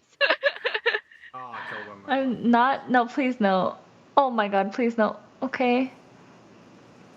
I guess we can take the time to actually go over who's in each lobby. We didn't really have a graphic for that. So in this lobby, it's SBR, Victor, and Odd Dragon in their team. Then we have Death itself and Taj Sama. We have RDU and Bofer, and then finally H-Bomb and Lee. And if our hypothesis is correct, H-Bomb and Lee should be leading at least in their half, but we also have to take into account Jeef and XD from the last lobby, who we think got net 0 points with the 1st and 8th. But we can confirm that later on when we have the standings. Over in the redemption bracket, in the first bracket in the first lobby we have Show and Be Nice, and then Zorgo and Super JJ, Mr. Incredible and Jakurek, and then Tyler and Oliesh. And then over in the second redemption bracket, we have Savids and Jackie, Sun and Naflida, Hoppa and Pocky, and then Slissa and Nina. So in terms of the redemption lobbies, between the two, which one would you rather look at, Hafu? Let's look at Slissa's games. Yeah, I'd like to see that as well. Slissa and Nina, I think, are a good team that have been hitting some bad beats today. Maybe they can turn it around as they try and face off for, like I said, the big fish in the small pond, because that's where we're at now in the second half. I'd really like to see some teams that have active communication as well. I think we only saw really one interesting team fight a while ago between Matsuri and Dog, and we didn't even get to hear them talking because, like we said, there's a bit of a language barrier issue there. Could be a very different story for some of our other players. Okay, looks like we've got the standings ready, so we can take a look at who's leading in the championship and redemption brackets. Drum roll, please. Oh, David's team got wrecked. Oh, yeah. Minus 105. That is a lot that they have to make up for. Look at H-Bomb's team, plus 45. Yeah. Barely behind Team Sun Bacon Relaxer. Sun Bacon Relaxer's team has been so dominant throughout this whole tournament. So we'll see if someone can overthrow them. RDU's team did fine. Just like net 0. It's like they barely played. And then, David's team just got farmed. Farmed everywhere. Yeah. But like we saw previously, even the 100-point differential is not impossible to overcome. We still have 4 lobbies to be played, but overall in the redemption lobby, Team Savids owning everybody with the plus 100, but everybody else in the red. Yep, that is a lot. Plus 100 is a lot. So it just looks like Team Savids just got wins everywhere. Yeah. Very impressive stuff. Yeah, you love to see it, but like you were saying, we've been hoping for Slissa to turn it around even at the beginning stages of the tournament, and that's still very possible from here on out. Team Sun also not that far behind, right? They didn't bomb as hard as Dog did. Yeah. So they can keep the differential going in the next couple lobbies. like I said, I'm looking forward to seeing particularly communication come forward here because, right, I think we can decisively say it did not go so well for the team fight we saw between Dog and Matsuri. But Sunglitter specifically said she'd been practicing that with Neflida, who is her teammate in this bracket. So Yes. very excited to see that come into play later. Are we going to watch Slissa's matches next? Hopefully, we're going to put that request out there to the production if possible. But for now, we're just going to go to a quick break to get the players some time to rest and go to the bathroom, or maybe that's just me. And when we come back, lobby number 2 of the finals rounds. Yeah. There's no way I will lose. What? Okay. Wow, triples. Oh man.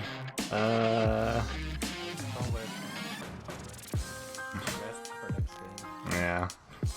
There's no way I will lose.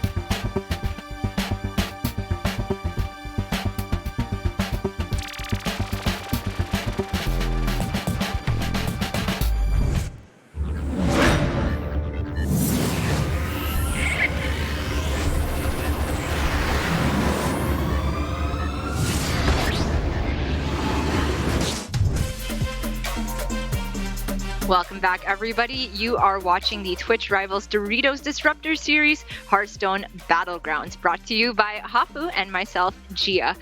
We are entering the second round of the finals bracket, which is split into the championship and redemption bracket. So if you weren't joining us a while ago, it does mean that sadly your favorite player might be not playing for the top of the prize pool. But then again, if you are a fan of players like H-Bomb in particular, things are looking good, right? He turned it around alongside his teammates. But because we tuned into the championship bracket for the first round, it feels like we're going to be looking at the redemption bracket later on, which is made up of Team Savids, Team Slissa, Team Sun Glitters, and Team Hoppa Bear. Anyone that you're looking out to see aside from Slissa, Hafu? I would love to see. I haven't seen much from Hoppa Bear. We saw on the, I think it was the first game, that she pulled out, like, she dodged the she hit the 0.2 percenter, and she was able to dodge lethal and grab a third place, I believe, that game. So I'm excited to see more from her. That's right. Who else is JJ in that lobby? JJ is in redemption bracket 1, but it looks like we are going to get into redemption bracket number 2. So here is Lissa's perspective again, but oh my gosh, it's bad heroes again. It feels like she just can't roll a good one. Okay. That is really tough. A few sips. That even sucks. punishment? It's a reward. Slissa's teammate is Nina is Noob in this lobby, and I'm also particularly looking forward to seeing Sun and Naflida communicate. Sun specifically recruited Naflida and practiced together with her, so I think they're going to be on the same wavelength here. Yes. Let's do it. Looks like Slissa got first place last round, though, if I'm to believe this graphic. Really? Round 1-1. All right. Oh, we're against All right. Not the nicest thing to see, but actually, this is a really ugly shop. And it's a team fight right on round 1. But look at the hero selection here in her lobby. Very weak. No one with the easy triplers. I guess you could argue Rafam, but not necessarily. Right. Yeah. Easy. We're so good at the game. So, in this type of situation where you are going to face your teammate at some point, would you say you'd rather face them like round 1 as what's happening here with Slissa and Nina, or maybe a little bit later on when you can abuse like a greedy level? But I think I would like it later when you can abuse it. Because it feels like, 2 damage here, 2 damage there is not the biggest deal, right? But later on, it really makes a huge difference. So yeah, I think that's what I would want to see at least. No option to really go for a creative curve here because no tokens picked up for Slissa. Because there's no death battles on 1. And I'm just trying to think, with all of these heroes picked, did they all get options as bad as Slissa? Like, I can't even imagine. Quill bore. What kind of quill bore? 3-1 or 2? It doesn't matter. I win anyway. Are you gonna freeze? Hoppa Bear on the Daryl. I'm thinking about it. Yeah, she should double buy it next turn. In a lobby where... Okay. Yeah, I think we were going to head to the same point, like in a lobby where the heroes are not necessarily super high power level. Do you have to go for early dances as Daryl? Maybe you can be a bit more greedy, right? I think you can be a little bit more greedy, but honestly, like, mechs are in, and you just want to dance on some sort of a divine shield. So having the pup bot as an option is nice, right? I'm against Sun Glitters. Slissa finds a token, so at least she can buy 2 things if she wants. True. Oh shit! I forgot what I was playing. Yeah. Oh, oops. Looks like she forgot what she Everyone's going to bed. Okay. All my EU viewers are going to bed. I think we're agreed that the ideal play was probably buy the alley cat, then sell one and get the selfless. But Hedges here after the mistake by getting the war leader instead. Is there any way she can turn this in her favor? It's not the best, but honestly, I think it'll be fine. Look at my stream. It's 500 bit rate. We're missing 1 it looks like Minecraft gold, BGs. which actually is quite a big deal, but this is a stronger board state. Don't do it. Oh! No, the fish got sniped though. Yeah.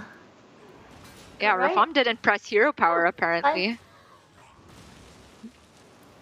He happy cow. Wow. This could just be a big Soralisk over a couple turns, right? Definitely, and these are great units to see as a Nazoth, right? You just want to see any. Encourage everyone else to drink. Okay, jumping over to Niflida, who is on the Ragnaros here. That's a hero you don't see very often, and she herself has access to the double Soralisks and the pair Leapfrog. I think I'd freeze for that, but is it too slow on Rag? I think Rag, yeah. I mean, like this spawn doesn't even feel great. I would pick up. Oh, my brain feels like. I would just take one Sorrow and take the 3/3 because I just. Oh really? Oh, but you're against your teammate. Wait, are they teammates? No. Oh, they're not teammates teammates. with Sun. Yeah. Oh yeah, I would not greet it because I want to get these procs as soon as possible. But she disagrees. We're on the same wavelength. Because it feels like when you greed on Rag, it's like counterintuitive because you're already doing so much more later. So it doesn't feel like you need to greed. It's my lovely Cyril. But it technically is But more it's stats sad, on but the very it's next not turn, so even sad, though you're like, weak you for know. this turn by That's taking true, the that's Soralisk true. first. Sad. It's like a little bit really depressed, drama. It's about life, you know, Yeah. about the horse. Well, yeah, it's just the level and leapfrogger here. Hope that you're strong enough. Mm-hmm. Pocky on the Rafam, right? Я пропущу один шот, Yes. чат, не говорите ей. I think we Один saw шот я пропущу, because это too much, she was surprised when he didn't steal.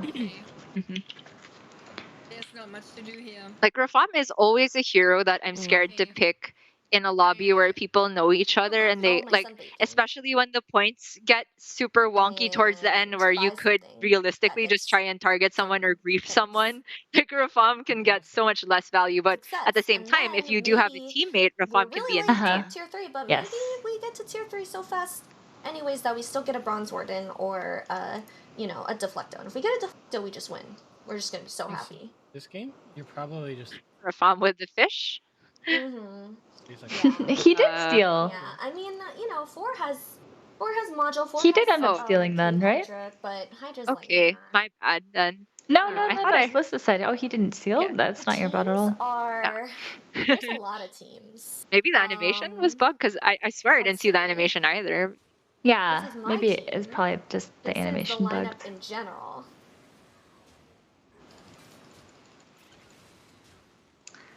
Okay, looks like a slight win for Pocky here. Mm-hmm. That's quite bad for Niflida, but she got a lot of procs for that, right? There are a lot of death rattles there. Yeah, that's Her true. health total though, like Don't be excited. got a lot to work. A lot of work to do. Thank you, Slicer. The bird buddy is interesting, but does he have enough beasts to really justify it? It's just awkward because he's got all these pairs, right? Like, what do you do with Yeah. a knowing pair? Savid's on the Gwen. Not in charge of you critters, and he's not helping you. So how do you approach this triple as Lissa? Like the gold is extremely awkward here, but she could take How a strong is 5-drop Sunglitters? next turn. Mm-hmm. I'm not super sure.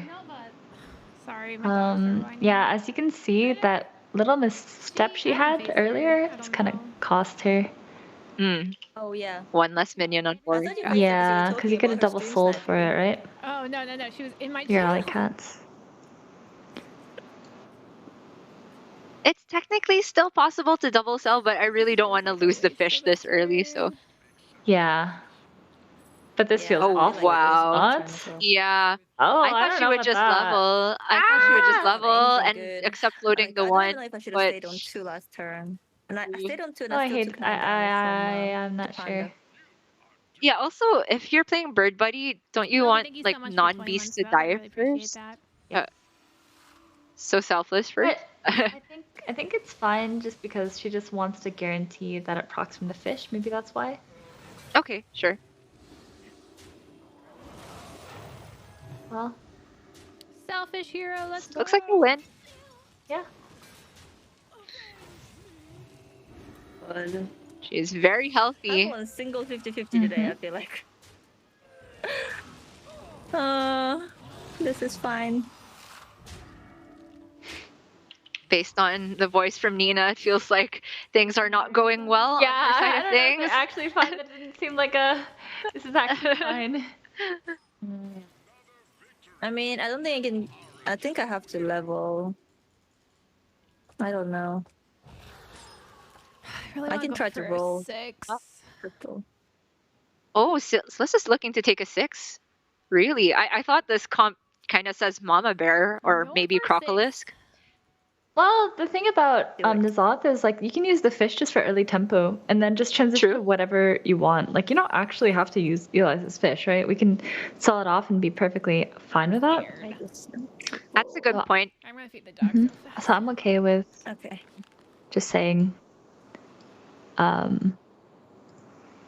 go for a 6, go for a true win condition, and then get out of the fish. If you do hit Omega Buster, then we can keep the fish. But we don't need to commit to it. Yeah, it's a good point. I mean, she's at 40, so just because there's 3 beasts, I mean, I kind of thought that looks like a Mama Bear comp, but you're right. There's more winninger things you can do if you look in the 6-drop It's pool. fine. It's not fine. Also, I'm definitely gonna Naflida lose on here. the rag, can she survive versus that? I mean, Slissa's not very strong, but Naflida's hero power is still not online, right? Yeah. And this feels like the last turn before it starts becoming below average. I mean, she's got the bonker, but is it enough? What do you think of Green Thumb? As a card? Yeah. He's good in the middle of the game. Like you have a really good position right now. Naflida's hero power is now active, but she didn't strike me as having a comp that immediately greatly benefited from the rag hero power, right? Not divine shields or anything. That hit was the Yeah, the bonker is keeping her in it, but she definitely has to find a win condition. Yeah. Oh no. Banner Boar, she has a brood, but that's awfully slow and you're on 4 gold. If she's dreaming bigger here, what are the best 4 drops to look for? Like Hydra's too slow even if you have the hero power, right? I see. Oh, Honestly, this might be a point at which we want Deflecto. Maybe you don't even dream for 4s. Deflecto, go for some mech scam, right? Like, I'm not super. Maybe. I mean, because quills are in, you can maybe go for the Divine Shield comp with Gem Splitter. True. It just looks like she's torn between too many things. You know, like she has this pair of leapfrogs that she seems unwilling to part with. But like, even if you hit this triple, are we that happy with a leapfrog triple at this point of the game? I don't think so. Oh, well, there's the Hydra. I was thinking it's too slow here. I think it is too slow.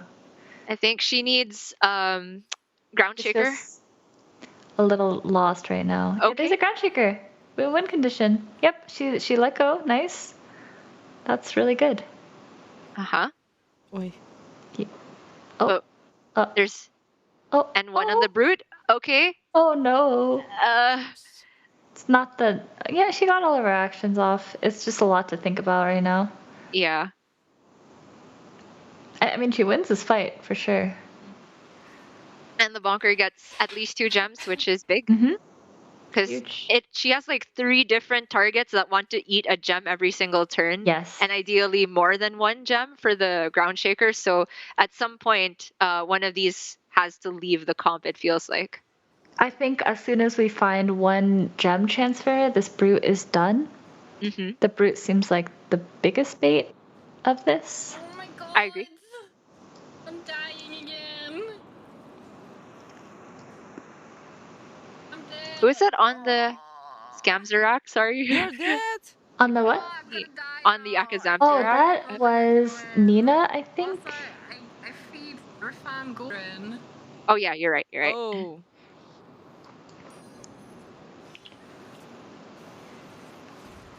Okay. Triple? Well, there's the Nadina no one else could find.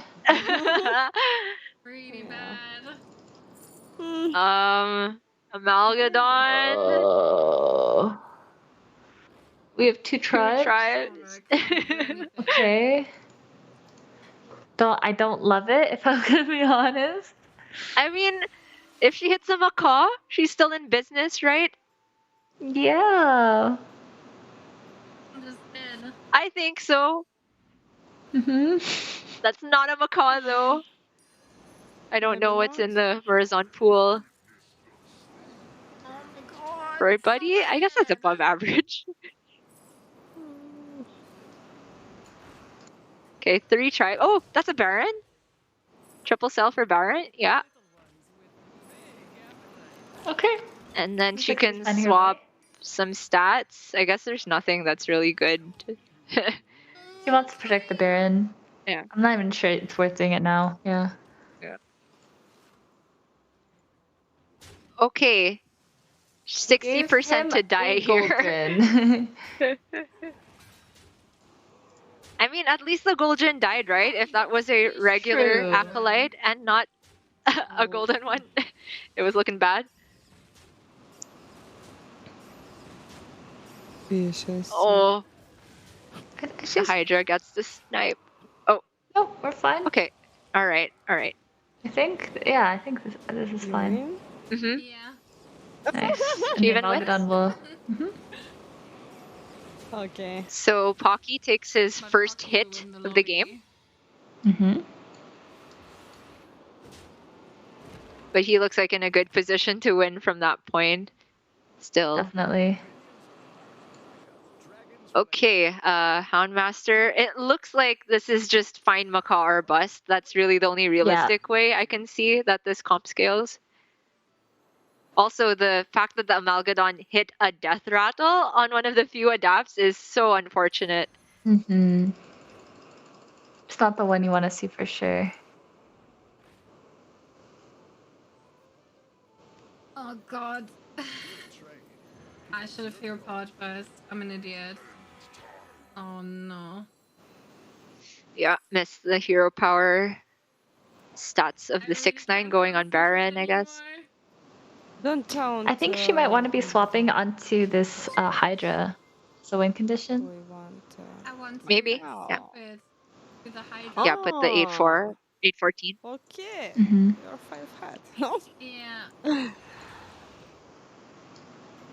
She has faced off against last place in the lobby, so decent chances at winning, I think.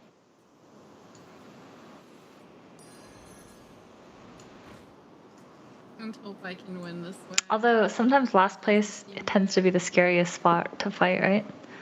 Sometimes. Hey, Saad, thank you for the sub. Welcome. Thank you. Sorry, I'm so tired. I really can't concentrate anymore. And talking about how the fatigue is setting in. That's Yeah, this is a lot of matches, so it really is very difficult to focus for this long. That's not the right hit either. This looks over. Actually, yeah. Oh. These intervals are so brutal.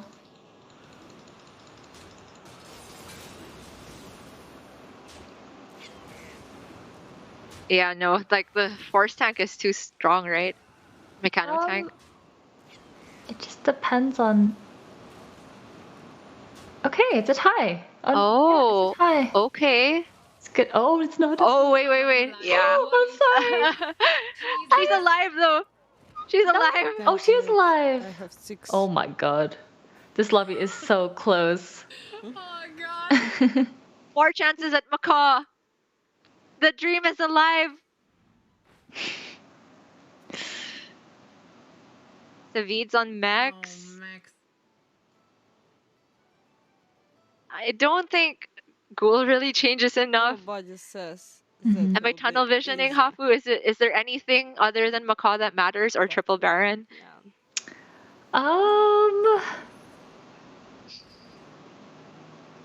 Yeah, I think we do need Macaw. I don't think we should be looking at this. I would pass this. It's not much better than like even the Tabby, right? Mm-hmm. Because you don't have any. I don't think so. Scaling with that, but I think she's just tired. Oh, that the would have been Crocos. nice. Regrets. I mean, she can still buy one. True.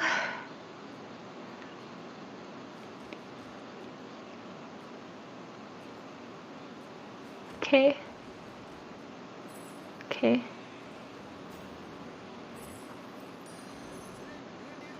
I would lock. Nice.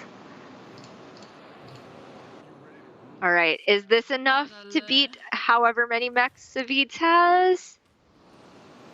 Oh, he's got the Macaw. It's yeah. slightly Sun favored. This is Sun favored? 41.4%, then 20 to Tai, and then 38 to Savid's. Oh. We missed that flip. That was the flip, I think.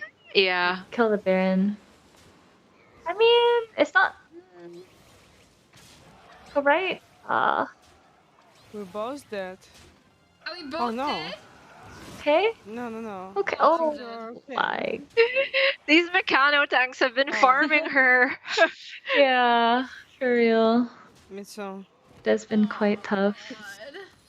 I really had to stay on 7-4, I think, this game. So with the death of the Raybao, Jackie's also out. We didn't lose that many points. And Niflida on the rag, so Team Sun, big struggles this lobby. Yeah, Whoa, that's a lot of Deflectobots. Because at the end of the day, we actually. Oh my god, I picked the wrong one. Yeah.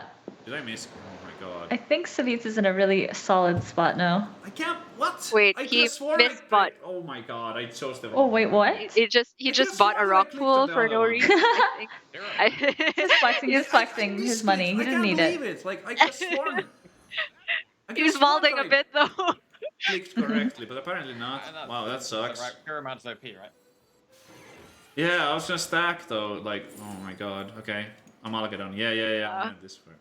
Wow, Hafu, like the fatigue is so real here. Yeah, So see, like probably this become is. more- I mean, I'm 10 so games deep is with so it. much. It's more than. Okay, I don't need this. Most We're on to. days, maybe. We're on the 7th right now. Like the last tournament I cast for Battlegrounds went to 8 lobbies max. Oh man. Uh, Oh my god. I didn't quite see as much fatigue back then, but the meta was also a lot faster then. There's a lot slower grindy games. Very slow and grindy. I don't think my chances are very good, but who knows? All right. Savids feels like he's gonna go down versus Slissa here, I hope they didn't show but we that didn't stream. see They probably Slissa's did. comp for quite some time. Wonder how she's scaled. Oh, I'm so mad. Oh. my god, they probably showed Oh, the stream, too. she's got the winning comp. Yeah, Click. That is beautiful. she's got the goods. Double Okay, reborn wow, makes dead the even, chat. Wow, that's with a crazy. triple. Yeah, I mean this is it. I mean she's got. However, odds-wise, the fight is actually just completely even. It's dead even on the percentages. But I think with this, with the way this has played out, Huh. I think I do. I don't think. I think I do.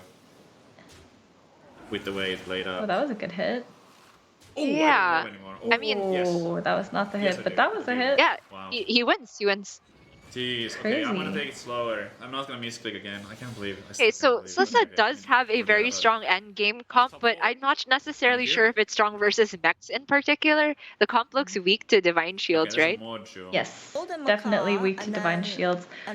But she just needs to find a way to get some stats. Was Zapko? Maybe taunt up the Divine Shield. You know, if she wasn't able to get as much value for it as she would have liked. Mm-hmm. Does he have Baron? Yeah, how do you even scale this though? All the beasts are on the board already, so Mama Bear doesn't quite buff them. Another Macaw, and then Not even Max sure. now. Oh, I got the Baron. Oh, the Among Baron them, is Poison, insane. What would he Cauldron. triple? As a one roll on Murazon, triple is Macaw. you're very happy with that. Yes, that is exactly what you want to see. Oh, she can swap out Surat for Pale Scale? Or is the taunt on that too important because it functions as 2 taunts basically? I think the taunt on it might be too important. Well, you look strong. I think she's just looking My ex for. is really good against him.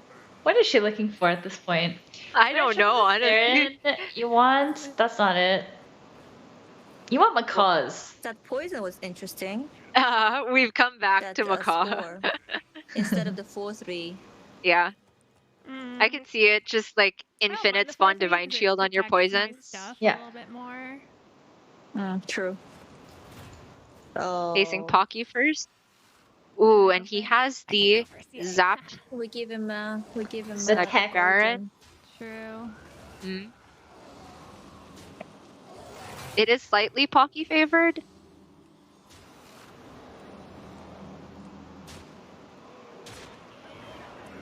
Oh man, the golden macaw, A nasty. lot of work. Mm-hmm.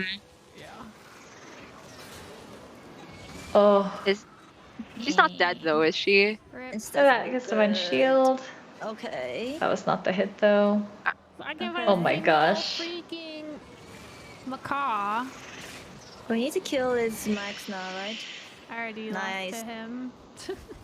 You're so far behind me. Am I? Yeah, I already But you're lost. not dead, which is. Oh, Daryl's dead. Yeah, she's Papa up there. Bear Here we go. out in 4th. And I'll take That's pretty crazy how much Pocky benefited from stealing that early beast from Slissa. So Yeah. it's kind of coming back to What is it? bite her in the butt. Mm-hmm. The fish is just stronger for Rafam here. Yeah.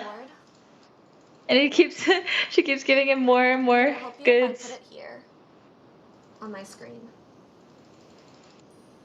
Okay. Well, obviously, Pocky's leaned more into the Goldren side of things because he has hit like 6 macaws and 0. Slissa's hit nothing, but Slissa does have like all the reborns going for her on the poison. So can she switch to just finding like spores, for example? That seems to fit her comp better than macaw even right now. It's just kind of weird synergy with the rest of it, and also, especially against beasts, they can tech some death rattles pretty easily, which is kind of tough. Yeah, maybe only for one fight can you catch them off guard. Also, Pocky's starting to keep up with the reborns himself now.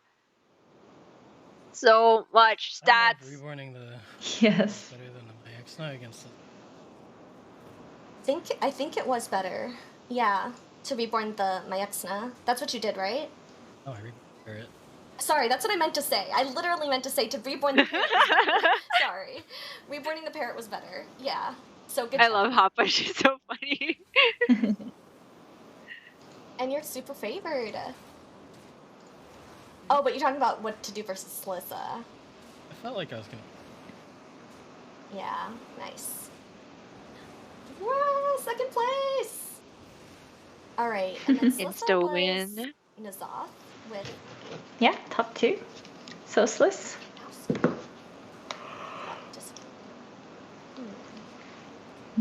Still ending with the spare zap in hand is very good as well because he knows Slissa has the Baron. There's Quillbores in the lobby though, so maybe if Slissa can pick up a Sunbacon Relaxer, she can tech her Baron out of range. That would be great, but what are you selling to do that? The fish, maybe? Yeah, honestly, that's not a bad idea. But I don't know what replaces the fish at the end of it. Also, she hasn't hit the buffs. Ooh, another Baron. No, I can't get to the Baron. No.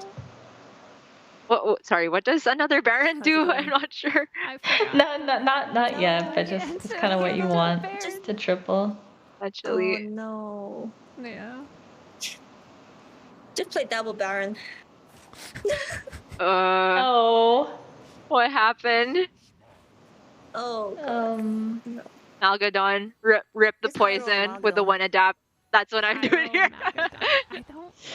Yeah. Poison. If not, you can just play Hydra in your hand. Yeah.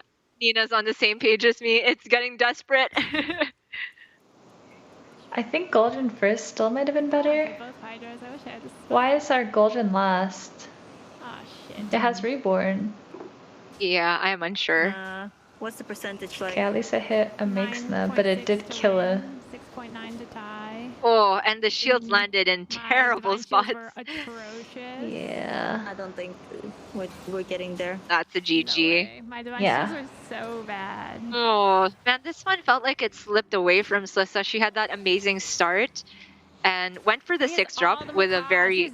I mean, there was a weird turn in the middle, right? Yeah. Where she ended up triple buying instead of leveling, but I think the decision to go for the 6 drop, as you explained it, was very smart because she had the lead, but it didn't quite materialize into a better endgame comp than 6 macaws, as it turns out. And also, I mean, the fun was just a better version of her, right? She fed the fish, which was kind of devastating for her, and then just they played the same comp, and when you're playing the same comp against like a Tess or a Fawn, it feels really bad. Right. But still, taking down a second, which, you know, that's nothing to scoff at, so still some points. Yeah. Nina, however, finishing a bit lower. I'm not sure if that works out in the positive after you average it together. But for Pocky, I'm also not sure where Hapa finished. We're going to get the standings together very soon. Also for the other teams, because over in the championship bracket, it looked like Victor and company were quite in the lead, but nobody was really running away with it in the losers, was it? Or was it Saviza's team? Saviza's team was plus 100, and they kind of farmed everyone. And then in the winners lobby, I think Victor's team was like plus 60, and RDU's was like plus 40. I think David's team got farmed. Right. Minus 100 KW.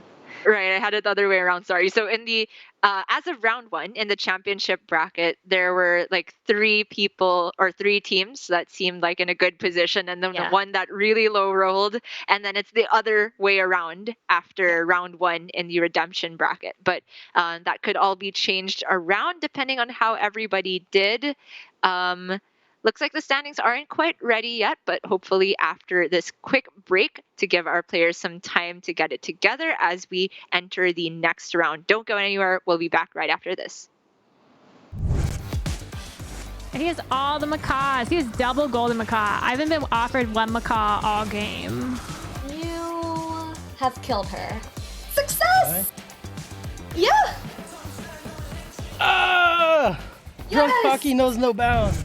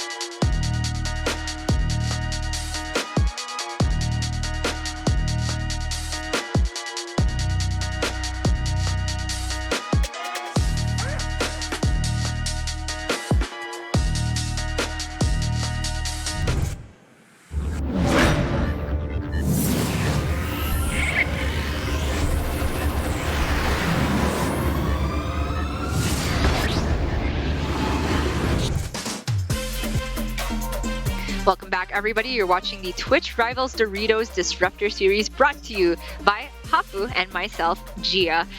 We are entering round number 3 of the final half of the day, where we have split our players into the championship and redemption lobbies.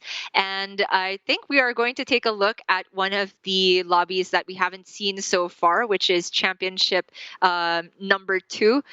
The likes of H-Bomb and Lee in there. I'm very excited to see how they're doing later on in the tournament.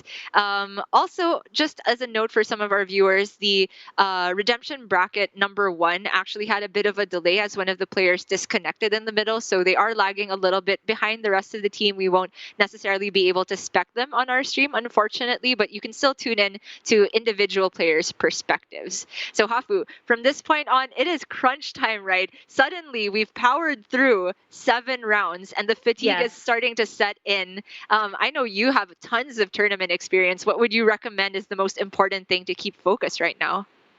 Just play it one turn at a time, honestly. Remember that you have a lot of time in between each turn, so try to maybe say out loud what you're going to do before you do it to prevent some mistakes. Catch yourself. It is hard. It is hard. This is a marathon, not a sprint. So kudos to the players, especially the ones who have been streaming for like 16, 17 hours. Oh my gosh. Yeah.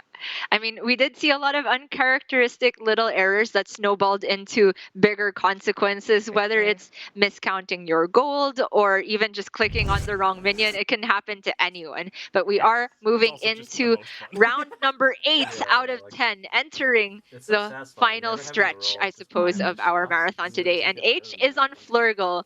Oh my gosh, H loves Flurgle. I've heard him say this. And to be fair, Flurgle's like slightly better than he was many metas ago. Level up on 4 Yeah, yeah, it's okay. Yeah, that's perfect. He's such an uppy guy. I love watching him play. Oh. And he's got the token start. Yeah. He knows to buy the token. You'll love to see it. However, this lobby, oh my gosh, we've got a Shutter Walk, a Hook Tusk, and a Maiev. All of them triple machine. Barov as well in the right hands. However, Flurgle really can compete. Flurgle is one of those heroes that really does snowball. So I'm believing in you, H-Bomb. Thank you. You can. Interesting, actually. I mean, he's at a very good point total, honestly, plus 155 on the original 1,000 that our players start at. Very good stuff. And this is the championship bracket. Absolutely. All right, Death itself on the George here, it looks like. War Leader and Honcho. Hope for one of those or the Tide Hunter. Yeah, pretty much. War Leaders, yeah. Oh, you're Akazamarak. I forgot to look for you. My bad. Okay, Lee is on Akazamzarak, which people call Alakazam. I honestly can't keep up with all of the nicknames that the VG community gives to the heroes and the minions. Like, for the longest time, I didn't understand what Jesse meant. Because it's like, you go from 2 references. Yeah. True. Best I could get. But I'm getting there. 2 pup pots and a... All right. Man, if you were not not Flurgle here, I'd be very tempted to stay on tier 1 because these are premium tier 1 minions, especially with the token start. Honestly, it's even fun to take on Flurgle, but yeah, probably not. We're probably just looking for the Tide Hunters. Start getting our triples. And the disgusting start from Victor. Dude, he has got nice heroes, huh? Yeah. What is this? Blizzard? Oh, I already forgot. Was that the 7 goal?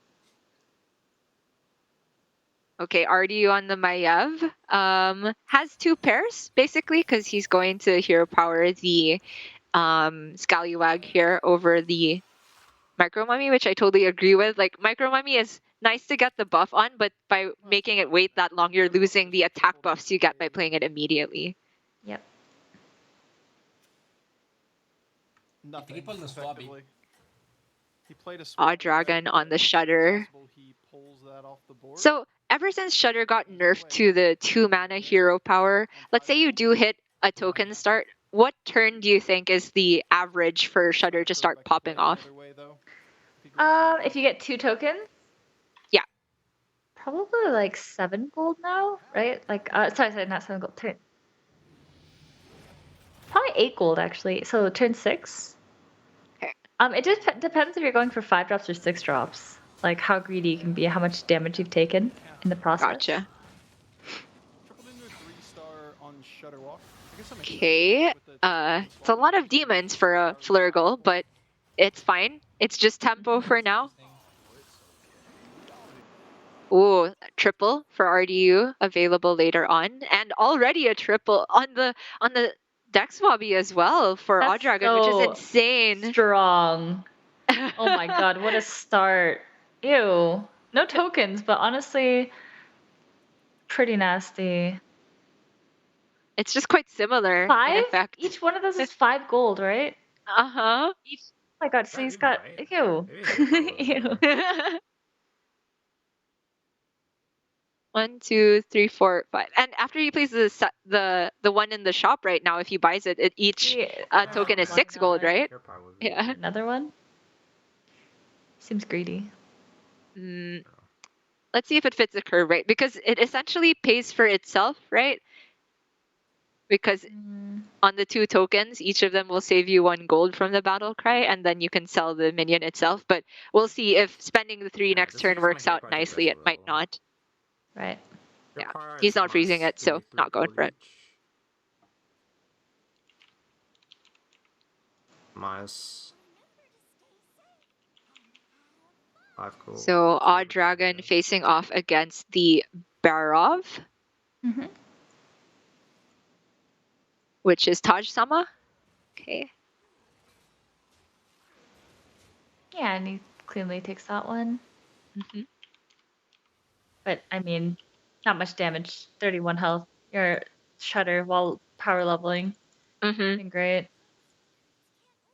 Still no tokens. He's just gonna play it to level. And roll once on.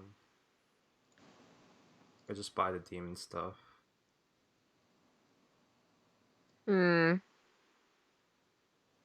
is close, right? Because he has the spare roll after he takes the level down to 1 gold with this battle cry.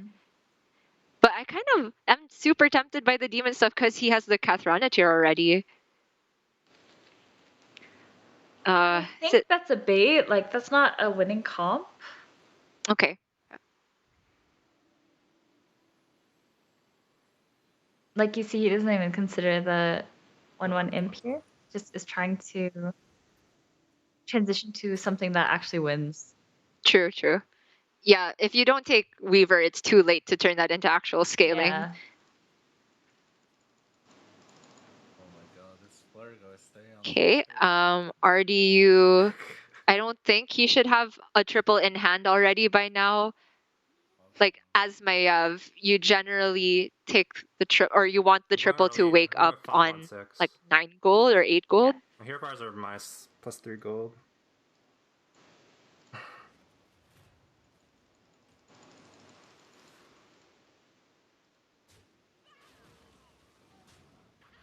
RDU has a lot of potential to pop off though because he has 2 other pairs as well. Yeah, and we don't even know what he has locked away, right? So he might already have them in shop ready to. True. Which is something pretty terrifying. What the?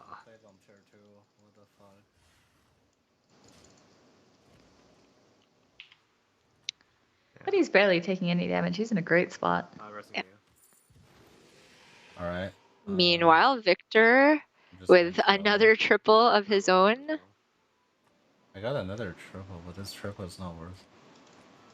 Yeah. The Scallies are too slow for sure.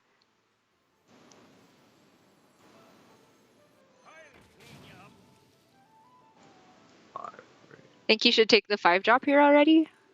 Or hold out for 6? I buy this at home. What 5 drop are you happy with? I think you're happy with Insatiable Urzul. You're happy with Mama Bear, Pale Scale. What the? I'm just gonna triple the. I think honestly Urzul would be nuts here. I think they're trying to get weaker for each other. They're teammates, right? Seriously? Yes, Odd Dragon is on the Shudder. You're right. I'll play the 5, right? Making sure with you. So he can actually greed and get a 6 if he wants. I might not play the 5, but I will play the drop the AK. Is that maybe is Rockwell just enough?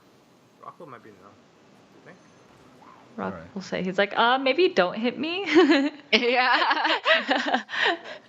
These discussions are the most interesting, honestly. Yeah, for sure. Maybe just don't hit me though. Okay. They've engineered a 43% tie, which is quite good, honestly. But the max damage is 8 here. Oh. And he's taken it. Oh, more than it. Wow. Oh, 15 is not what we want to see. Yeah, that's the worst break point.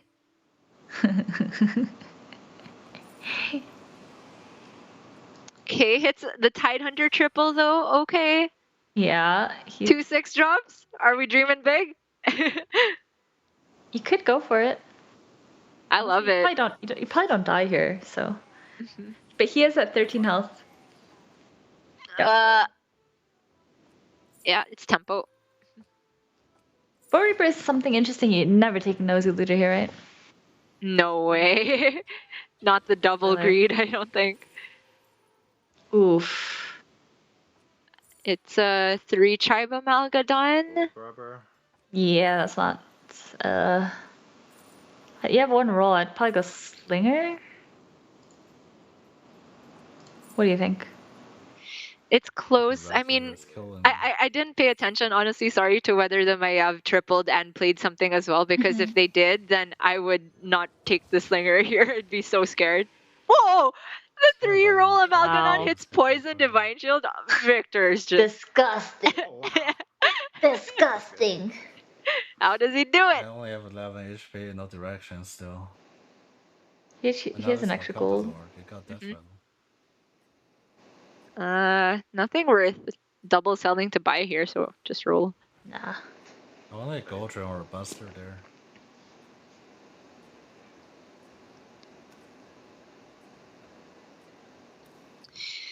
Who's on In terms of positioning, is there a reason to have this 5-3 Murloc so early?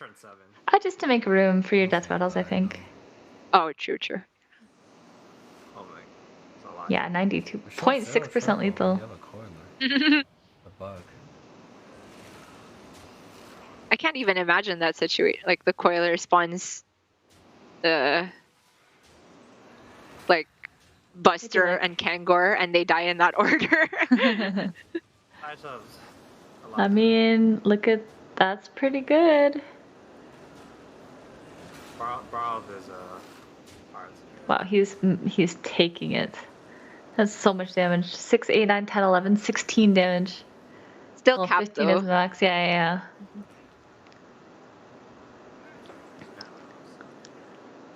Okay. That's a pretty juicy Battle Master. Are you really happy to see a Battle Master though? Like, do you want a 3? I guess he does. It's a 330. Mainly because it's buffing the Wrathweavers. Hey? Yeah.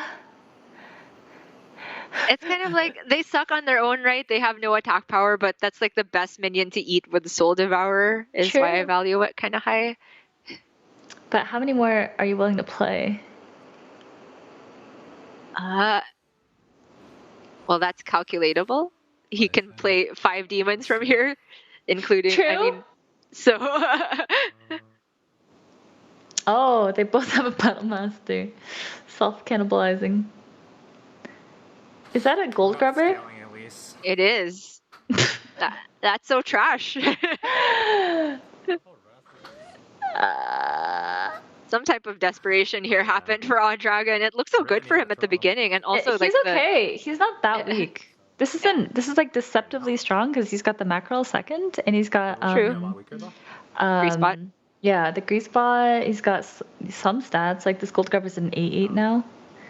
But RDU had the triples, right? I wonder what he's gotten now. Yeah, I mean we saw his triples, right? He got the gas coiler. Wasn't that strong? Oh, true. Yeah.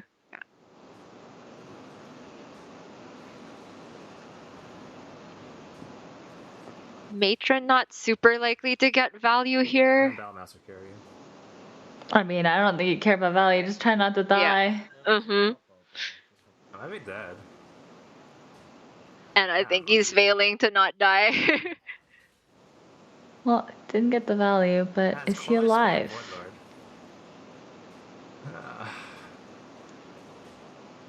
I mean, this 318 is gonna clean up a lot. Mm-hmm. He actually wins? No. No. No, but he's not dead, right? Yeah, alive at 3. And the jug is pretty nice. No He has a one's battle dying. master. Okay. So here we have Artie against Taj Sama. Dude, Artie is barely hanging in there too. Void Lord's nice though. Is it? With the Kathrana tier. I mean, this comp is just trying to What is this raw comp? stats, right? It's raw stats, I think. This is like such a desperation. Like he's just trying to like not die. Yeah. But it's not good. So I mean, by nice I mean it's not winning, but for what he's trying to do, which is just get raw stats, decent Void Lord. Why is he playing this before the rest of his money? I guess he's selling Scally. Okay. Hmm. Is he taking Questionable order Spore? here.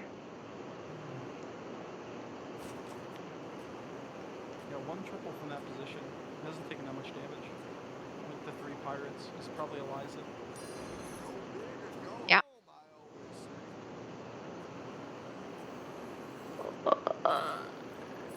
What is happening? Well, I'm so confused. I always get He so wants- nervous when people wait this long. He wants 2 poisons, and he'll get them. Yeah. Yeah, very He likely. needs to go first here. He needs to go first. Oh, the golden Eliza. You can get out of here. I can't believe he just had the Tony stick around as well, even though it's not really getting anything golden. It's just there as a pirate Yeah, to get it's the just a Eliza. Yeah. But you know, actually, having the double poison here might be enough. Might guarantee him. It just depends if he can clean up anything else. Unfortunately, his death rattles are useless. So Yeah. he's dead. Oh, yoy. That's a rough one. Yeah.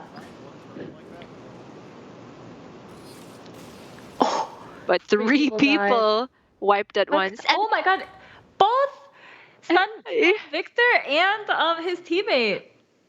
True. 7. That's Awe Dragon and Victor, right? Isn't Victor? Yeah. Or am I wrong?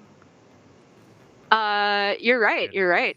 Shudder and Hooked, and we were saying at the Those beginning, were like two of the these strongest- 3 heroes. Yeah. I wonder if Victor's pissed. Yeah, you don't have to play that. You know what I'm saying? Maybe just play your Murloc and then he deals 9. Yeah.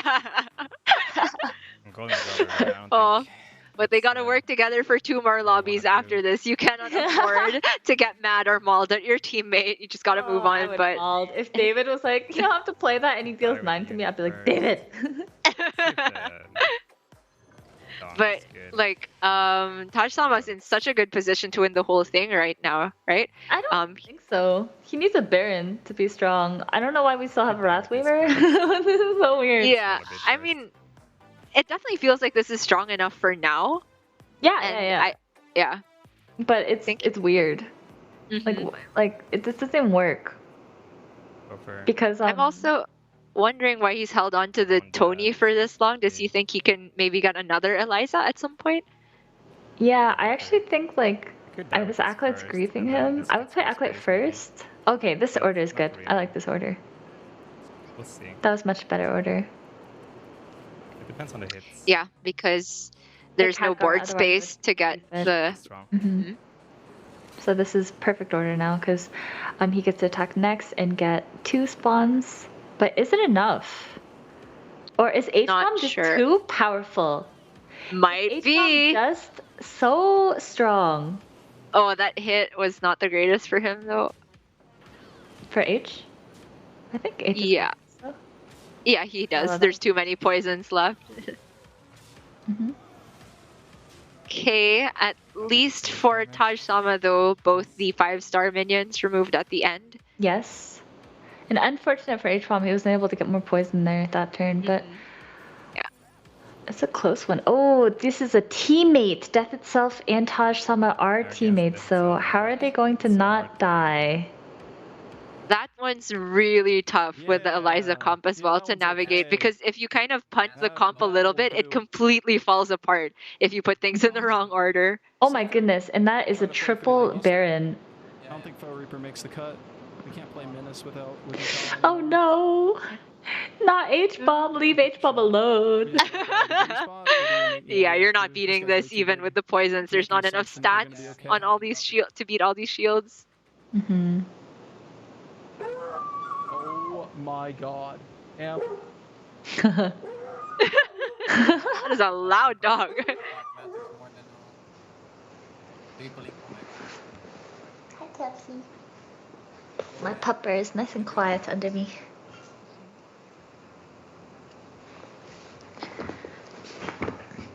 It's Jubs, right? That's the name? Yeah, Jubs. Cutie. Oh my goodness.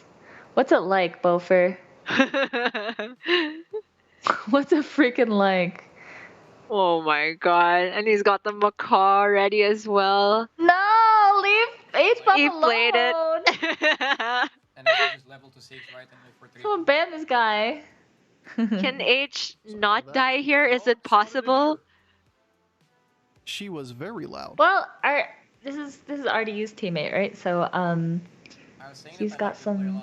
Oh, the Baron! Yeah, and it goes first. All right. The sick tech. Is it enough though? I don't think so. I don't think so. Maybe enough to stay alive.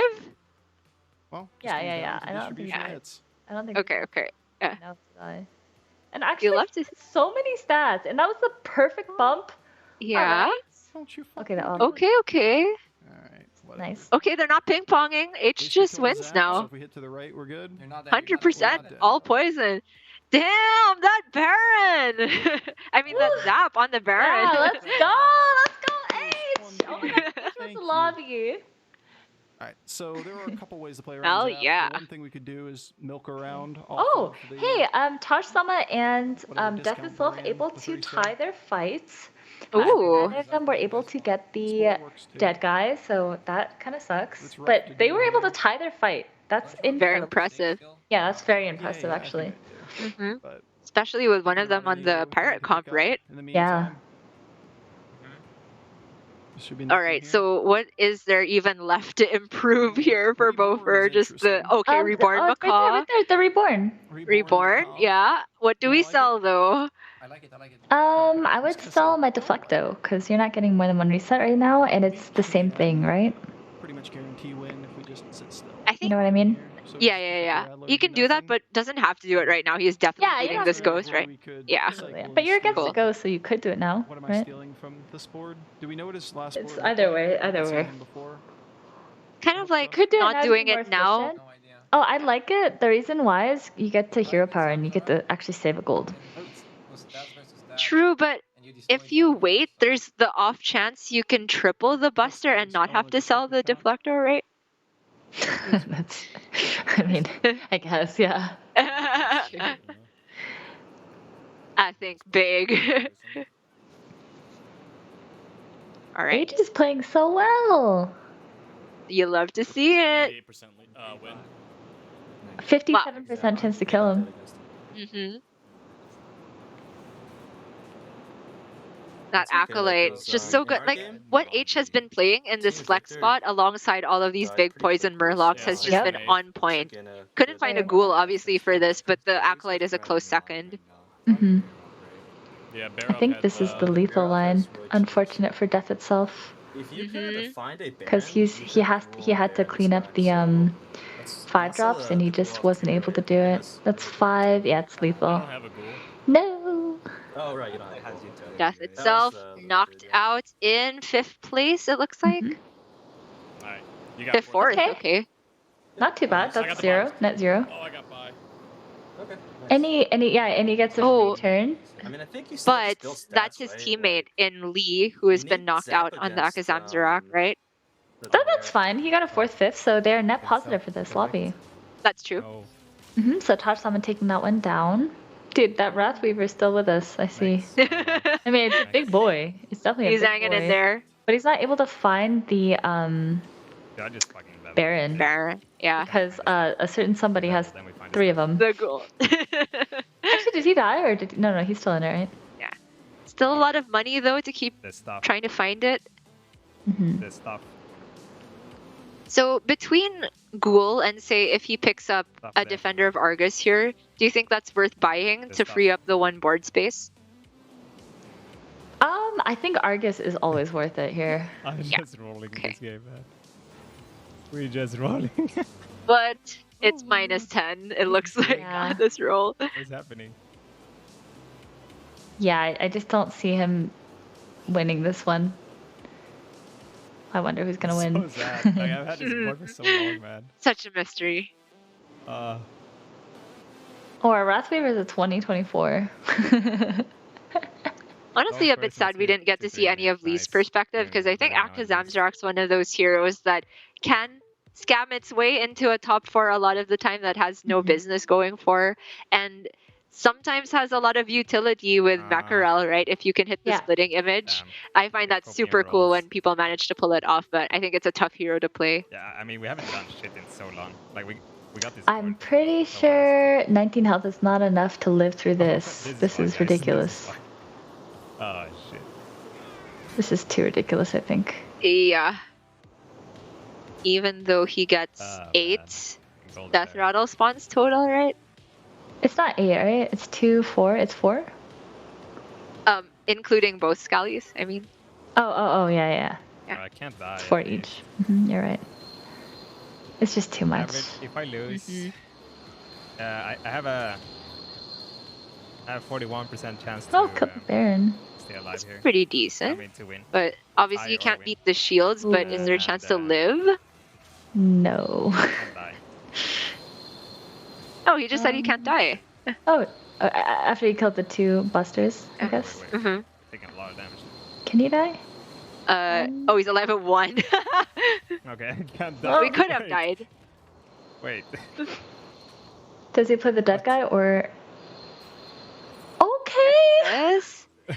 Hanging in there. All right. Okay, we can take it back. Do not play a demon, good sir. I've seen. People do it. Do not play a Magadon. Next time. Okay. It's not a demon. Very good. Very good. Yep, he's passed the first test. Okay, wait, next one, find Baron. Yes, but you know, a lot of them are out of the pool. Ooh, Argus though. Okay. Yeah, that is an Argus. You should take it. Now he doesn't necessarily need the ghoul. Triple is bait. Come on, man.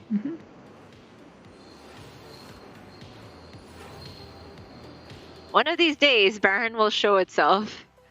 I've got Baron, guys. I think. I don't think he can get strong enough. Do you ever hedge and take a poison for later? Does that help in this lobby? There's Murlocs No, on because one you're gonna lose side. against those mechs, right? True. So what else are we looking for? When we play against Barov, He doesn't have the I don't think the He couldn't find the Zap this time. I don't think this is enough stats for H. Yeah, 'd get like a snipe at some point. You needed to, yeah. 3% win, 18% tie. He's very unlikely to die though. True. Did he say there's a chance we can lose here? Or 0.6. die here? I don't think there's a chance anymore. Oh, wait a sec. Okay. Baron died. And he killed the Hummel. He's fine.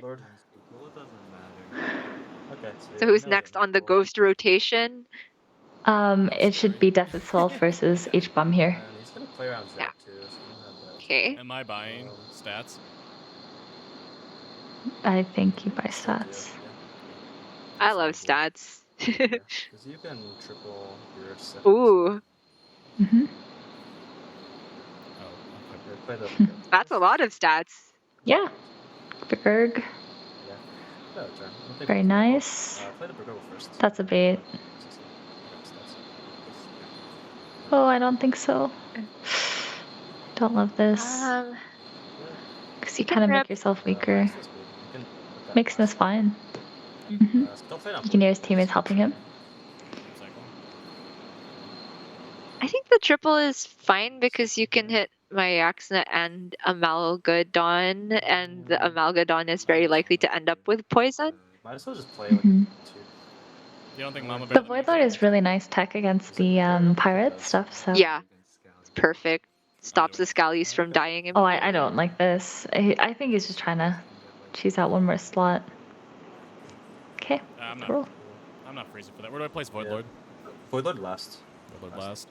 And then here, I think, yeah, I don't know. The ordering's usually like smaller first. Like Your weaker poisons and into the. It's okay though. Yeah, it's not a big deal. You can see he's a little stressed, but you're doing great. Yeah. You're doing great.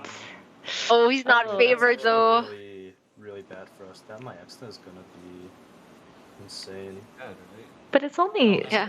16% chance to die. 37% chance of And it looks pretty good so far, because they got stuck. We looked away for 1 second, and the Pinkman was replaced by Myaxna Reborn and another Myaxna. Yeah. That is quite nasty. Mm-hmm. But, you know, his Mixna's living at the end there, and he hasn't gotten a single favorable. That's a huge hit, too. Yeah, this He's is just got a it. win, right? Oh, I forgot. We can win. I forgot. Me too. I forgot about the Khadgar having Okay, it's a tie. It's a synergy. tie. Which is good for H because he gets the dead guy now. Right. So yeah. One of them's got to kill each other, right? So what he needs to tech for each opponent is slightly different. Mm-hmm. For one, you want the Baron, and for the other, you want the Void Lord still. Not Baron, the Zap. Yeah. Yeah, it's just. So what are you meant to buy there as H, do you think? But I don't have. Oh, I would assume that the mech player is going to win. Okay. I don't think he's. I would hard look for Zap. But if Makes you find sense. Zap, it could be good enough. Yeah. This is a no Quillbore lobby, so you can't even really tech to make your Baron. It's not as good. So can he find a Zap? Or another Reborn? Another Reborn is huge, you know? Yeah. Oh, never mind. Okay, full belief in the power of the pirates, which only works if you have 6 slots 6 minions on board and the 1 free slot. I don't think it gets there. I don't think it gets there. Against a triple Baron, Reborn Macaw, you know, it's just... all of it is a little too much. 92.5. Although it doesn't die. The Macaw doesn't die. You know? So you don't get that hit again. But this is like... They're already huge. Found Yeah. Baron in the end.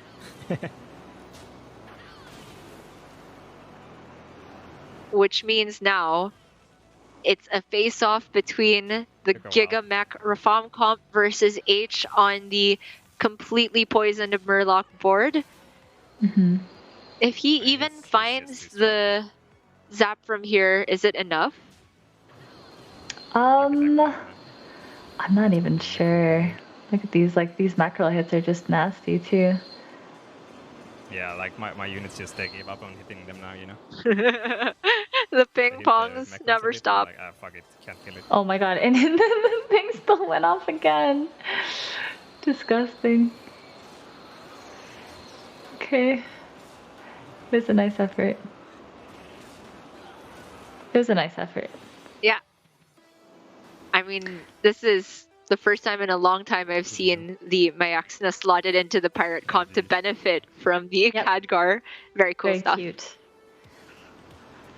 Third. So David's team did okay, right? They got like third and tied for fourth, fifth, so net positive like 20 points. Not very much, but still something. Mm-hmm. Can H-Bomb find? Oh. A zap? Nope, he's going full stats. I just don't think this route There's no gets way. him there. Yeah. I wonder if his teammates advised or not, because I think one zap he would have won. We got this, I believe. It's the Kangors finally, but you can't play with the Macaw the way it is. Yeah, it's fine. But you know, H did amazing. Yeah, for sure. Mm-hmm. I mean, I think the teammate probably, or Lee probably advised to just take the Murlocs when there was so few gold left that finding Zap was highly unlikely. Yeah, but it feels but- like if he found Zap, I see that Bofer has played around it, so it didn't even matter. Mm-hmm. With the Spore tech. Yeah. With Spore, but Very nice. there's nothing. Yeah. But the advice to get to second place was spot on before this. Like this Void Lord a couple rounds ago was insane. And before that, the initial zap is what won H this first combat. And in the end, like you said, it's still net positive for Team H Bomb because Lee finished 4th, 5th. Yeah. But this is just so many stats. That could be really good. That could be really good. That could be, that's so good. Wait, did we Oh. just kill him here? Wait, that. Wait. That hit was good too. Wait. We win. We got this. They won. Let's go! Yeah. Yeah. Yeah. Void Lord first is so smart. I was like, what does Void Lord do? Oh, I'm it so does shocked. that. What, Void Lord first? Why was Yeah, that it so bumped good up- again? Because the Macaw didn't up, die. up, Yeah. And Yeah. also it bumps up the shield, so either way, whoever goes first, he still gets it done. Oh Let's go, my god. H. That's amazing. I'm learning so much. Yeah. Good. He All talked right. about how many, like, 14K players, you know? Yeah. H just deserves to be 15K right now. That's just the only conclusion we can take from this. Round 2 in the book. Six, they tied for 7th, or they got 6th through 8th, so they literally got 7th. Yeah. I wonder how the other winners lobby did. We'll Yeah. get the in a bit. I know it's a little scuffed right now because can we not say losers bracket? What is it? Relegation bracket? Redemption bracket? Yeah. The lower bracket. There we go. One of the players DC'd in the middle of the game, so they actually restarted their lobby. So they're a little bit behind everyone. So that's why we don't have stamp. Oh, they're caught up. Oh, good news. Thank you, production. We've just heard that they're caught up, so we can take a look at that lobby probably for the next round. But before we head into that, as always, a short break. So don't go anywhere right after this. It is round 9. It could be, that's so good. Wait, did we just kill him here? Wait, that. Oh my god, that hit was good too. Wait, we beat him. We beat him. We win. Oh my We got this. Yes. This is easy. Hey. Yeah, man. Let's oh go. Oh my god. Oh, yeah, me either.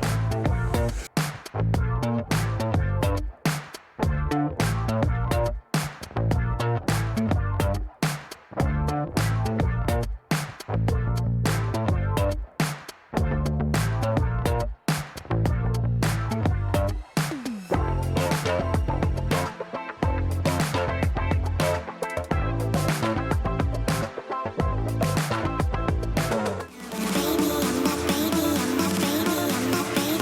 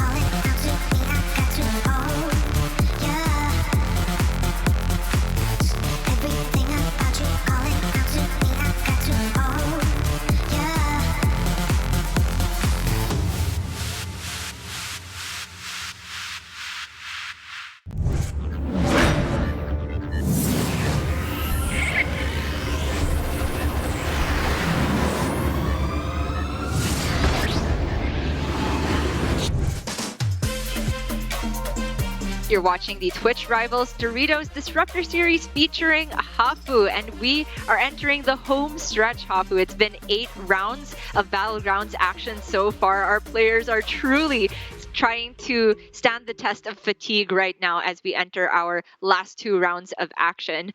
We just saw an incredible finish by Team H-Bomb at the last winners bracket, but we are going to take a look at the redemption bracket, it feels like, since we did not manage to take a look at one of the teams a while ago. Good news is they have been caught up despite the slight disconnect mishap, so I'm very excited to see how they pull it back. Hafu, how are you holding up? It's been quite a few hours of action. Is there a chance we can look at the standings? Is that possible?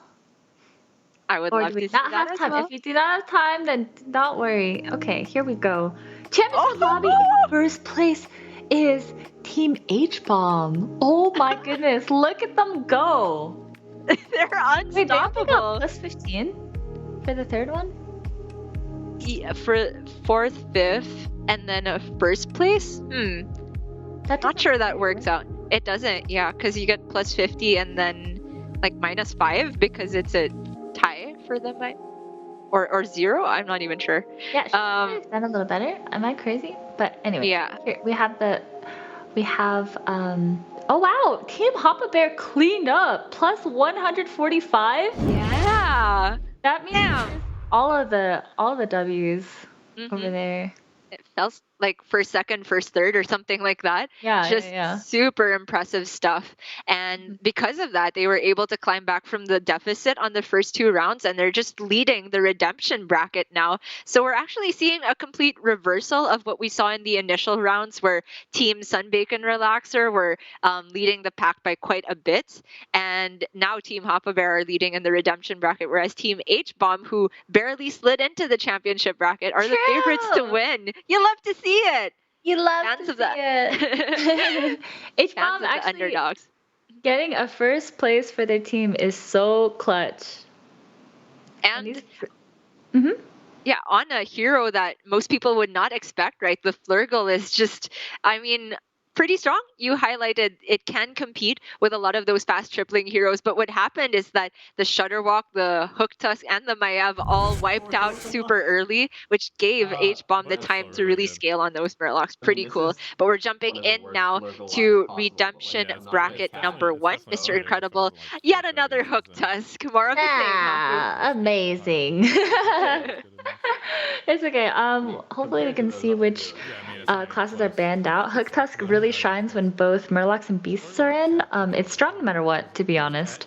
However, it's just extra strong with those tokens because you can just keep printing money, printing triples, and the snowball really gets there, as you can see. But yeah. Right. As a quick recap for this lobby, Mr. Incredible's teammate is J Kirek, and the other teams are Tyler and Oliash, Sorgo and Super JJ, and then Show and Be Nice. And here he has the premium start into second token. Yep. Oh Premium my start. god. And that is how you do it, ladies and gentlemen. That is the normal Hook Tusk start. Yeah, normal. Why start with 2 units when you can start with 3? You want me to level or stay? Imagine starting with 1 unit like regular heroes most of the time. I got offered Solomental. Yeah. How many triples do you think this Hook Tusk is gonna get this game? I'm gonna bet 5. How about you? Yeah, that's a good estimate. I'd say 5 triples. You'll see. All right, and it's a tie. So Zorik having a decent start as well on Millhouse. Hitting a token is so important for Millhouse. Yes. Okay, and yep. Wow! Disgusting. Stop! You can just hold this triple, right? He can, but it's really awkward if you do that because then what are you hero powering? True. Like the alley itself. But then if you don't hit Weird, another right? token, the gold Very ends weird. up being a bit strange. Hero power your cat and level probably. I think you hero power the cat always. I agree with that. Oh, he's leveling. Okay. Hero powers. Oh, he's leveling? That's what the teammate recommended here. Mr. Incredible's Yeah, teammate 'cause is otherwise J it's Kirek. Very, very, very weird, right? unless I hit. Because, like, what are you supposed to do? Because if you take the triple and you hold the triple, then it's just like, okay, you have to hero power one of your two cats. It's just very strange. Yeah, you lose the pairs. This method is definitely more gold efficient going for the level, but the trouble is, I guess there's now two drops that can get in the way of you finding future triples on one drops. I may be still level. He's gonna level again? Already hero powered. I don't like it. Yeah, because then you also just lose your target for next turn, right? I mean, I could. I hate this. Puff and harvest, but I think the money works out better if I level now. Yeah, it does. I think I would buy the alley cat. Oh, I hate it. Oh, wow. Oh, I hate it. I hate it. I hate it. I hate it. It But means you know, that... I know. both of these players are higher than me, so I'm just a dum-dum, and I would love to see how this pans out. But the reason I don't like it is you cannot level next turn, meaning we are committing to this 4-drop, and we don't have other... Like, if we miss this drop, how screwed are we? I mean, I don't know why the You know? like the one doesn't have much. Do you ever take the pain super hard? Like, you buy the cat, but you still go for a 5-drop. Oh, interesting. Like, you could buy 2 here. You Yeah, could yeah, hero that's- power the alley itself. Yep, I like that. I like that a lot, actually. Yeah, I think that would make up for the previous play, but then our gold is still very off, which I don't like. It looks like he's going to do it. If you hit another token by recycling the alley cat, then it kind of solves itself. But he's going for the 4-drop. Okay. Oh, I hate These I'm are back to not hating great. it. Egg is an 8/8, so it's not bad at all, you know? That's just an 8/8, right? Which you're never unhappy with? 8/8? Okay. It's elemental, sure. Am I missing something? What's the reason for hero powering the 2/2 rather than the 1/1? Because you still want the potential to triple your alley cat. Okay. Should I open 1/1? Even if it's by itself? That's... If he hits another alley cat right there instead of this elemental, it would be a pair, right? So I agree with that. Why is he not playing? Oh, because it's his teammate. Yeah. Right? Okay, I was like, what? 100% tie. Oh, 100% tie. they did it. 100% Oh, tie. I guess because your rock pool It's is beautiful. still- Yeah. Yeah, very nicely done. 9 total stats, but the breakpoints always allow the 8 to kill the 9. I mean, that's pretty nice. Yeah, 100% tie. Feels amazing, man. Perfectly played. All right. You love to see it. 500 once, please. Bob. All right. Thank you. Money, money, money. Man, it feels good. And 2? I think I'm gonna level to 4 because I missed. There's not a lot. Oh, he's gonna level? But You still cycle, yeah. You got the econ. oh, Ooh. perfect. I really got the econ. Oh, it's Another it's pair. perfect. I added. Looking really good now. Yeah, I mean, he was able to print more money, so it worked out.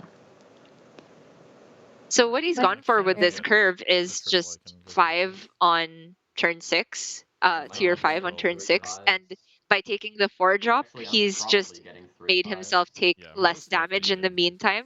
Agreed, I did not see that line up until this point, but seems to be working out nicely. Like I leveled I mean, I would say you got kind of lucky hitting a mechano tank. Like, I don't know what else you could hit that you're really happy to see. You know, like sorry, not the mechano tank, the egg. Mechano tank would be better. That's the only other thing I think. Then there's West.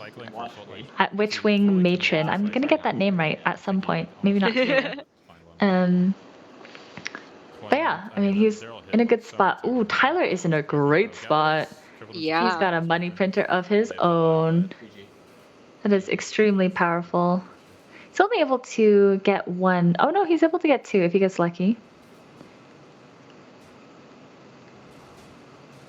We'll see Yeah, where the looks- 8/8 goes. Yeah. And he prints full cash.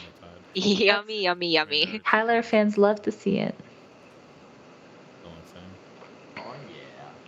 Felton's not bad. Oh, I got light spawn. Actually, And here we have Insta light spawn, right? 4, 6. Tyler has gotten, you know, Yeah, your big I boy mean, kills my whole he has 13 gold this turn. He can just level. To give you a Another, oh yes. Oh. And now this is where it gets quite ridiculous. so you will take 4. Oh, this Yeah. is weird. Isn't this just like more money for next turn? Because you got Oh, a right, generating. right, right. We Yeah. are, yes, you are absolutely right. Although Against I think his, you should have Swolfen. Okay, he's gonna sell it. He's All just right, gonna sell sure. it to buy the 2-1, I think. Yeah. Over High Main, really? Oh, he's gonna. I like the High Main buy. I think you play Hyman first, then, right? Don't you want it to die?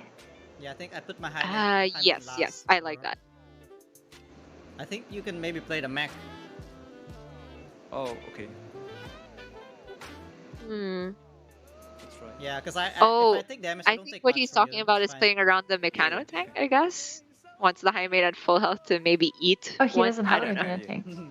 He'll play around it. I'm not really sure because he's saying It's his something about teammate, right? playing around Those the are mech. those are teammates. Oh, are they? Okay. I think they're because he was like, "Can I Yes, play high that's main?" right. And he's like, "Oh, you can." My bad. Oh, that was really good for Tyler. Really good because he gets 2 more here. Oh my gosh, that's juicy. Can he get 1 more? Oh, yes, he can. Left. Nice. Reduce damage? No, but that's so worth it. Look how much money he's Yeah. swimming in it. He's still up like 30 plus here. It's fine. Definitely in a strong position. And, 14 gold to work with as a base. And look how much you have to cycle. I think here we can just keep leveling, right? Mm-hmm. I think that's the best way to leverage this. He's taking the stat buffs in the meantime, which is... Oh, wow. We're gonna level though, right? He Does play he the want a pirate? 6-drop? Yeah, I don't know about the order. Like, As long as he plays the pirate before. okay, there's still enough money to level here Yep. before playing the He has Acolyte. so much money.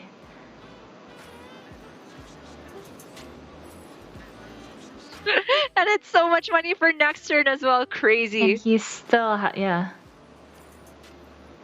Okay, it's not amazing. Is this ever a looter game?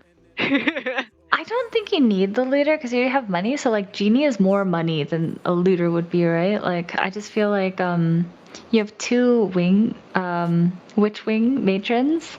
I would go for the Genie because I'm Gallywix and I want to go for Nomi. And he takes option number 3 in the Foe Reaper here. Yeah, he's saying I just want to kill people now. Okay, I'm fair strong enough. I'm getting enough money, and now I want people to die. I want to feel good to maybe level to 6 and just pick up Omega Busters on their own. Yeah. Well, that is certainly the plan working out right here. Very likely that he deals max to show here. Yeah. Quite disgusting, but it's actually... Can you get 1 more? No. No, the Smonger will die. Yeah. Unlucky. Too strong. Yeah, it was Should actually use a little more. 13 damage. 15, sorry.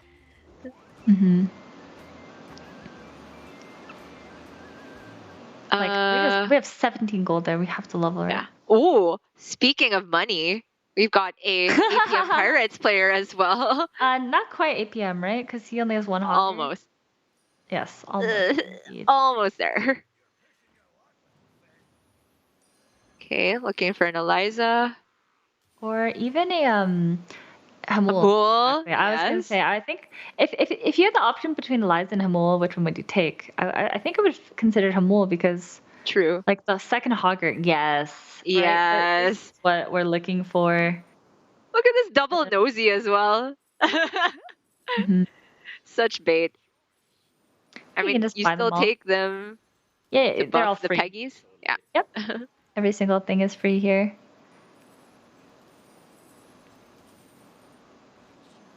Oh, and that's a triple. Wow. Afford it. Time is their time. Yeah. This is where it starts to get scary. Just buy something. Buy an alley cat, yep. Yeah. Nicely done. Fits it all in. Positioning good, I think. Maybe not ideal, but the important things are at the fine. back where they should be. Yeah. Doesn't matter too much here. Having a coin flip against Flurgle. Flurgle also managed to hit Bran. But JKRX got pretty buff Murlocs, and that's a terrible hit to start for Be Nice. It's true. Yeah, he's able to get the poison out. That's not the target he was hoping to see. That's quite good. That's insane. Okay. What a lobby. Oh, if he goes right, he oh no, he can never tie it. He get a reduced. That is a rough one. We are in health. But honestly, Be Nice is in a wonderful position, I would say. Mm-hmm. And like more money. All right. That's not what you want to see though. Oh, that's weird. Oh, it's Probably take an Argus because you have so much money anyway. Okay. He doesn't have that much money. He's not gaining money. If he gets 2 more hoggers, he'll be gaining money, but that's pretty far off. It's a gambler gains some money. So. Ooh. Eliza. Mm-hmm. Should probably see what we were up against though.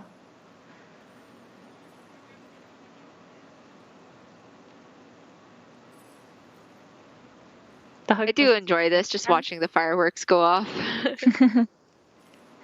Humble another again. Humble. Nice. And take the Scally first, yeah. Absolutely. We have Eliza. You really want to see Hogger. Ooh, that's a big whiff. But the 4-3, very strong. You can cycle all of these. You just have to go fast. Cycle it all, cycle it all. Mm-hmm. Faster, faster.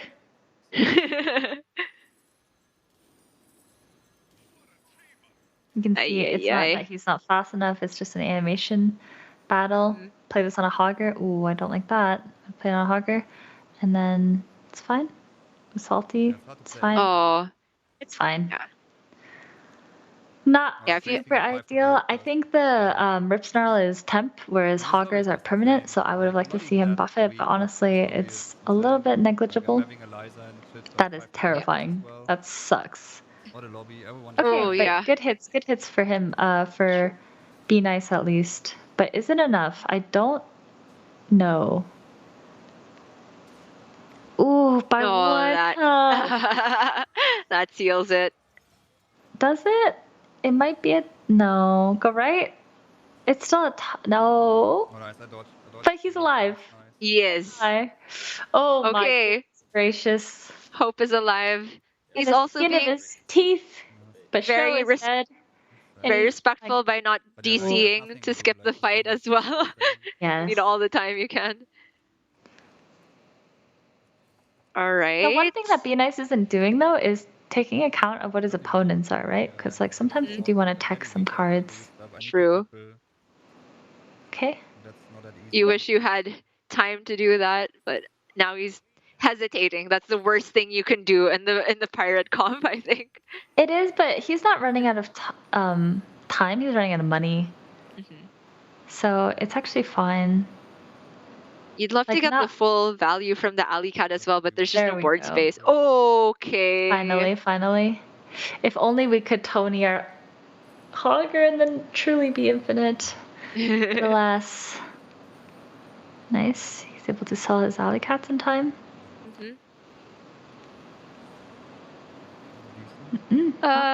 That's good.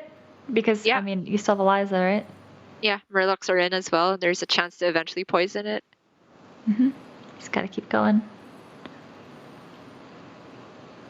Wonder how stressed now he's running out of time. Oh, Peggy. Ooh, the Peggy. Just freeze it. Take it next turn. Did you get the freeze off? Okay. Yep. Very well done. Very solid turn. Is it enough? Tyler. Huge. And with cleaves. Yeah, but manageable. Oh god, I don't know. Oof. Yeah, I don't think it's getting there. It's not looking great, but okay, that didn't free trade. Oh, that hit. Yeah, that hit. It's a tie. Which he will take every day of the week. Yes. Okay, he's top 6. Each placement is a lot of points, you know? Mm-hmm. Okay, nothing. Just keep going. There's a pirate in shop. Not a big deal if you miss it, but yeah. We need one more hogger and we are gaining gold, right? Oh. Nice one. Like, I'm so strong, but the lobby is insane, so... Would you have... Yep, like, Hamul is great. If you're offered looter here, is it too ballsy to take it with the amount of time you have? Definitely. I think right now he just, if he can find this last hogger, then he really has a win condition where all of his pirates could be infinite, right? Like infinitely big. Then time is your only restraint. Yeah. Maybe a high roll. Golden Okay, the Malgadon elemental is first. nice. Elemental first.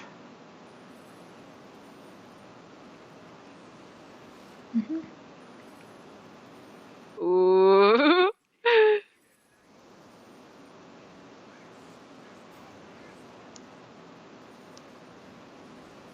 Managed to high roll the dome. Nice. He hits Divine Shield Poison. Another Hamul as well. It's really good. You can always buy every... No. Okay. Okay, just do it. Play it. I think you should be buffing the Amalgadon. The non-poison, right? Yeah, I agree. I'm strong. Or the Hogger. There's that. But it's so difficult to do these turns perfectly. Absolutely. Ooh. 60%-ish for a tie.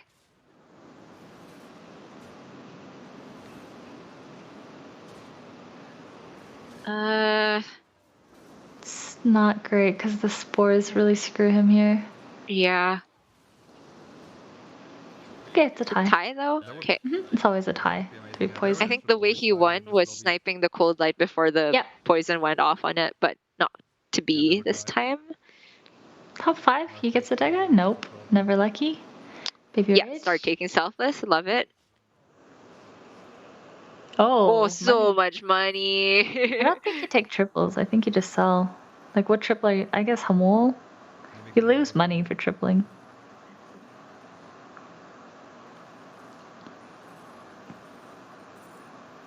The only thing we're happy to see is Hamul at this point. The 4-3s are the most important. Yes. At the end That of is this. how you scale, but honestly, all we have is a golden Peggy. Like, we don't have a salty. We're getting +2/+2 per pirate that we buy. See, the salty would be really nice, but like now your units are too big. It feels a little too late to scale up a salty. He agrees here.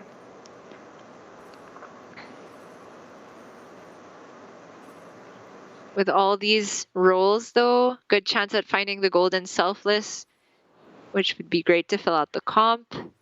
True. I think he could still take a Sephin if he finds one. Although it's really iffy, tough. right? All of his Amalgadons are taunted, right? So it's really tough. You would need also a Scallywag in the comp, and there's just not room for that, so I take it back. Yeah, if anything, picking up like this Death Rattle and picking up a Make Snow later, right? Like just slowly transitioning out of pirates, only keeping your biggest ones is something to think about. See if there's a chance. Freezes for the 4-3. Try to collect the Love it. selfless. Yeah, it's kind of weird. Like, honestly, I think Selfless is stronger than Eliza right here. Kind of depends. Ward lock himself. Yeah, maybe. Super JJ on the Malagos, another player that really needs to start getting the wins on the board, but that giant Amalgadon up front, kind of punishing the choice to start with a non-poison Amalgadon, sort of. No, I mean they were both Divine Shield.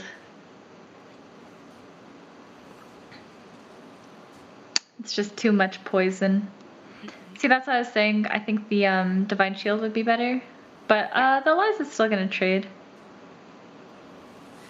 It does look like he is dead. There's no chance. It's 3 poison. So there's just nothing. Oh, a shame after all that effort. But did he at least make top 4? 4th, 5th? 4th, 5th. Okay. Is that his teammate? Crazy. I didn't notice, honestly, Jake, so you're it? sorry. I don't know. You're all good. Yeah, that's trash. It only trades 1 for 1 anyways. No, I think you should okay. just use one chef. Yeah, Since you can hit For Hafu JJ is too and another chain one triple. looking for selflesses, basically, to replace the Bran at the end of this. But still, the scaling is so much faster than the Pirates. Yeah, it's got another Primal Fin. Insane. Quite. That's even meta. Yeah, Money, money, money. Maybe. Not as much money as Gallywix, but you know, still. I think the most important thing is that It's you try to more hit bang for your another buck, we can Meixner say. Reborn or True. Amalgadon with Divine Shield.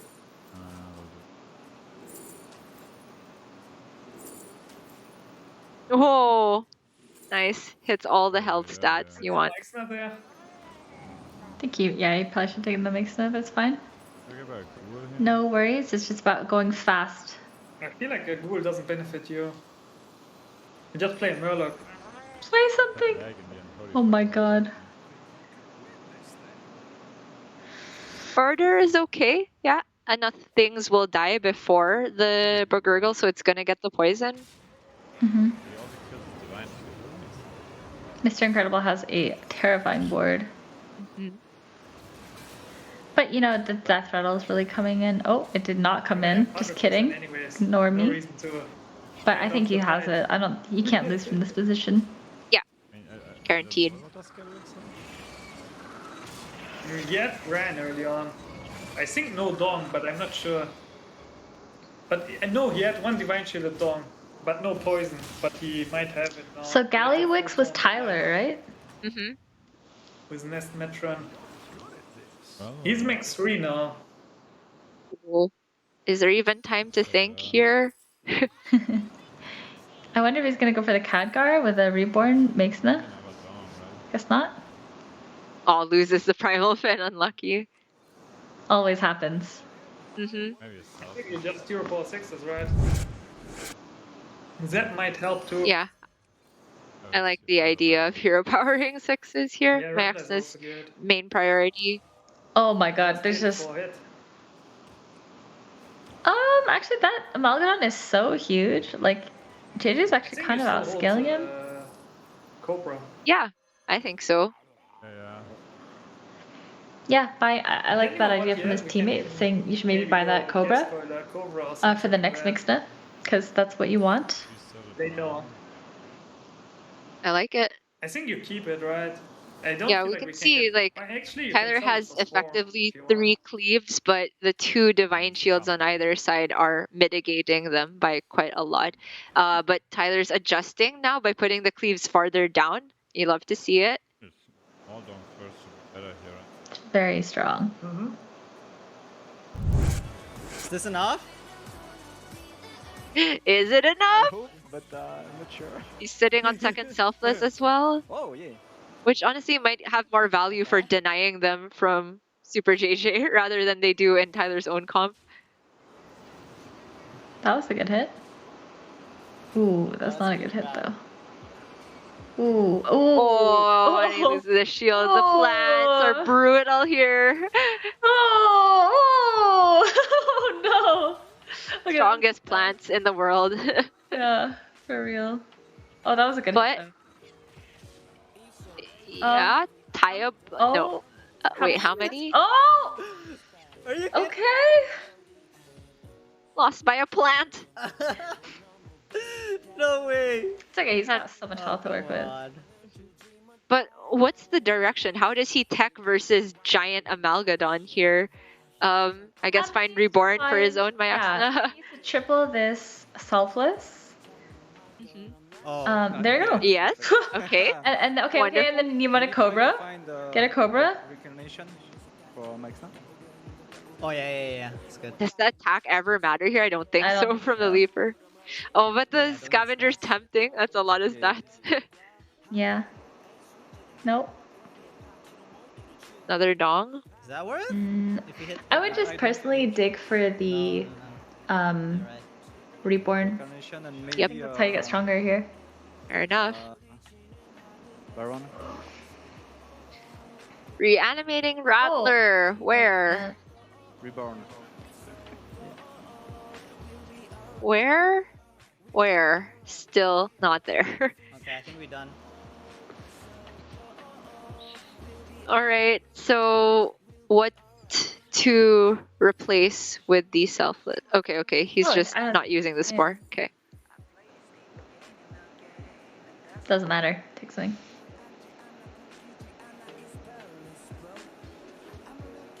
I think I like playing the cleave first. No, we're favored. Really? Like, it's hard for him to improve. Just to He can cut guarantee. Brand and get a bit better, but Because, like, look at what he's cleaving. Like, yes, you run into a shield, but then your poisons can clean up. And it just feels like it was taking out enough. But now it looks like he's playing around the cleave. But judging from the last fight board state, I would have liked to see it. Sure. Well, Tyler is slightly favored. That was a huge cleave. Mm-hmm. Okay, that was... Oh, GG. He's not dead. He's not dead. 11. That is, yeah. 11, he's 12, not. 13, it's 19? Mm-hmm. oh my god. But he himself had basically a coin flip to kill JJ there. Yep. So here we are again, looking for the Rattler, and that's it, basically. Maybe you need to go for the Baron and save less in second place. Yeah. Yeah, I like what Oliash is recommending as well. Do you ever just triple this thing? Because this cleave isn't big enough. True. You know, I actually would have really considered it because, like, the breakpoints matter a lot, right? Yes. So, like, yes, if he that's right. tripled that, it actually one-shots all of the Murlocs. And it actually one-shots the Amalgadon too, right? Right. So, and like, you're that's- expecting to peel the shield off. Yeah.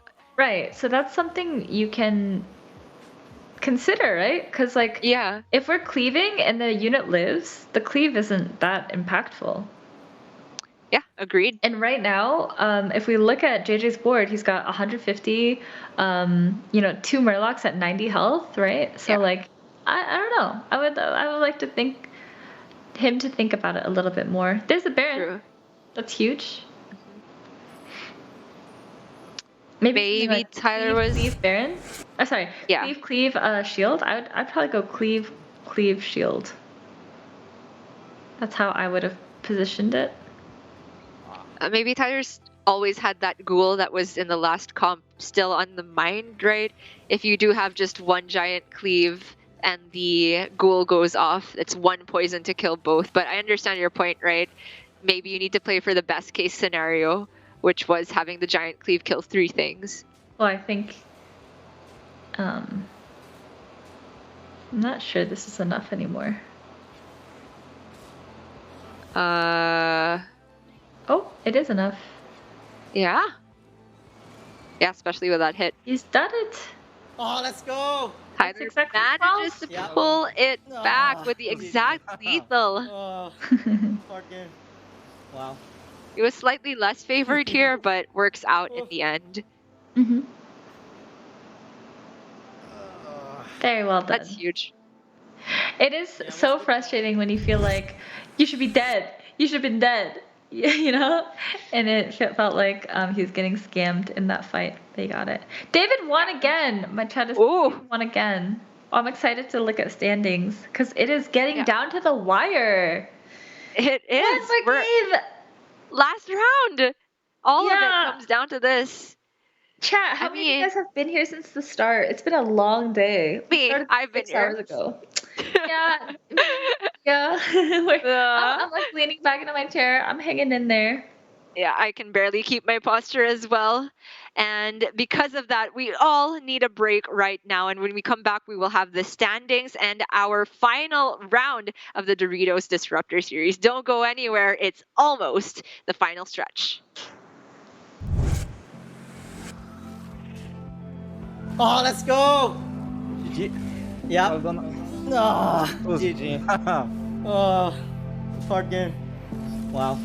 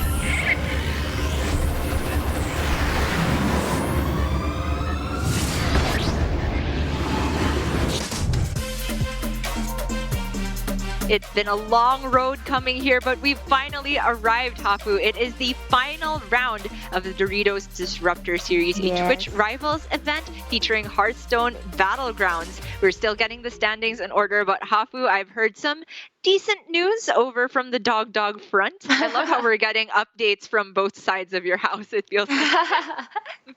Yeah, apparently he took it down, so he got a first place for his team, but I think there's someone else on his team got canceled out. I think overall they're doing okay. I wonder how that bracket's going. How H-Bomb's team's doing? Yes, I'm excited. I will be.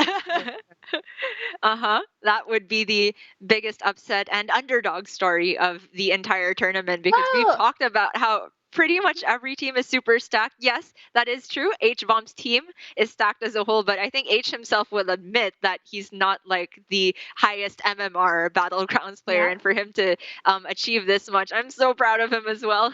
I'm so proud of him. But honestly, oh my god, my brain is fried. Honestly, him taking a first place, he's been contributing to the team, and if they do take it down, he definitely did his part, which is awesome to see. Yeah. Because this is the final round, we will be taking a look at one of our 2 championship lobbies to see who gets the full prize of the $2,280, I believe, plus the year supply of Doritos. I wonder if they're going to ship to Japan if Dog's team wins and Matsuri gets some Doritos. And if you're shipping all the way to Japan, maybe you can drop some over in the Philippines as well. Between the 2 winners brackets, I wonder who chat wants to see more. We have the 4 teams represented in both of Team Sunbacon, Team Dog, Team RDU, and Team H-Bomb. I think my chat is always a little more biased towards David. But I mean, I'm happy to watch whichever lobby. Yeah. We should just give the people what they want, I think. But then we are also people, Hafu, and we definitely want to see how H-Bomb does at the end. Definitely want to see how H-Bomb does. Okay. I'm down Maybe for then. either. Whatever production. Yeah, we could even jump back between 2 of them because it's just that time of day that we need a little bit of a shakeup. But it looks like the standings are finally ready, so we can take a look at just how much our players need to go for here, because we've seen previously when it's at the final round, people make some very strange plays. They start griefing each other if they know that they only need a couple points at the end. But Team H-Bomb is leading by a healthy 175 points. Wow. That's incredible. That is a lot of points to be leading by. And you can see, oh my gosh, I don't even know if Team Sunbacon Relaxer can catch up at this point. They can't. It doesn't feel like, I'm not going to say mathematically impossible, but looking at this, Team H-Bomb are the only one that have gotten positive scores overall, right? Because they just have the to team not start bomb at 1,000. Yeah. They just have to not bomb the last one. David's team has a chance if they win and H-Bomb's team loses, but it feels more specific. That's right. And, you're still up against top tier players, so it is really tough. Ooh, Team Hoppa Bear, Team Slissa picking it up as well. Yes. Unfortunately for Team Sunglitters, when we were spectating her earlier, she was saying how tired she was and she just was mentally drained. So I definitely feel for her there.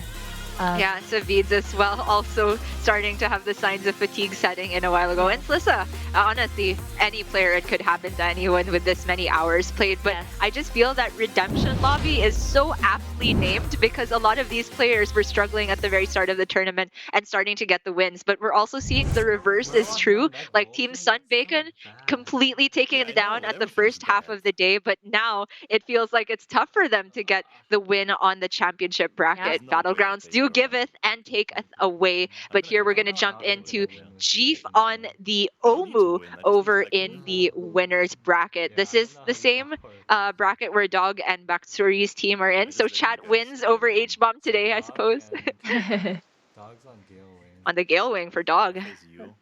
We just hold right. Actually, I need to. And Gale Wing is a strong one too. We haven't seen Gale Wing today. But Gale Wing is strong. Yeah, I feel like I haven't seen a single Gale Wing. I forgot it. I was like, isn't there another high A tier, character? Yeah. That's the one. I was like, trying to rack my brain. I couldn't think of it. Well, G Fear doesn't quite hit the super economy start, but at least hits something he would be happy to sell, which you always want to see as Omu, just to make sure that the level turn doesn't waste so much gold. But it looks like Chief is facing a teammate here. If he's not playing anything into the Vol Jin, that would imply it's XD on the other side of this. Oh. For a team like so far away. It is XD. And they have agreed not to. Very smart. Very good. The collusion we'd like to see. What is this crap? This is so weird because you want to like sell this and buy the chroma wing, but then order Keck W. Yeah. So instead, it looks like still doing it. He could. Jeef not going for Jeef Curve, which is admittedly much more awkward if you're on Omo. Jeef Curve doesn't quite work out so perfectly. Kind of laughing at himself, but yeah, you kind of have to do this, I think. Yep. I agree with the play. And I do like immediately buffing the Chroma Wing, like that will scale its attack the next time he levels as well. And for now, it's just making him stronger versus the Malagos. Shady on the Malagos here. Takes that one. Oh, and his roommate's home. I miss college, man. Okay. I can't do anything about it. All right, David just power leveling and still at full. You love to see it. Didn't take is gonna be like crazy. Ever since they nerfed Gale Wing's third ability to just 5 discount on the Tavern Up, I've almost never taken it and just continuously taken the Discovers. Where have you landed with Gale Wing, Hafu? Yeah, I only take the Discovers. And it feels like the lobbies got faster, so it feels like too greedy to want the level. And especially if it's only 5 gold, the money just works out better, right? It's like steadier stream. Indeed. And for 3-drop Discovers in a Quillbar lobby, there's quite a few decent ones, like Gem Splitters. There are even a Brute if you manage to pick up or find another 3-drop in the shop that can go scale alongside that. I think there's a lot of good ones to get. For sure. Weirdest I love when David These laughs at that. I'm pretty tired to play BG now. So stupid.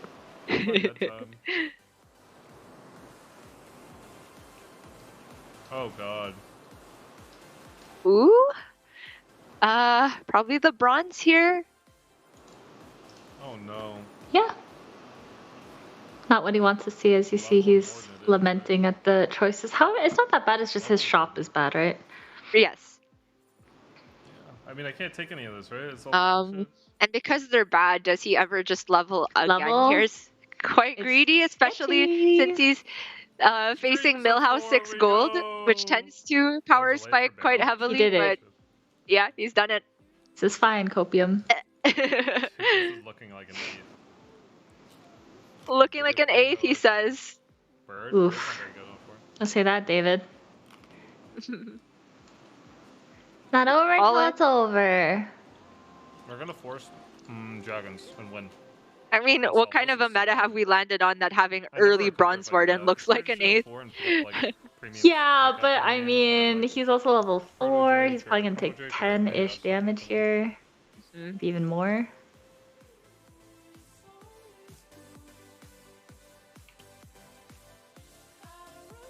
Oh, not too bad, and he didn't.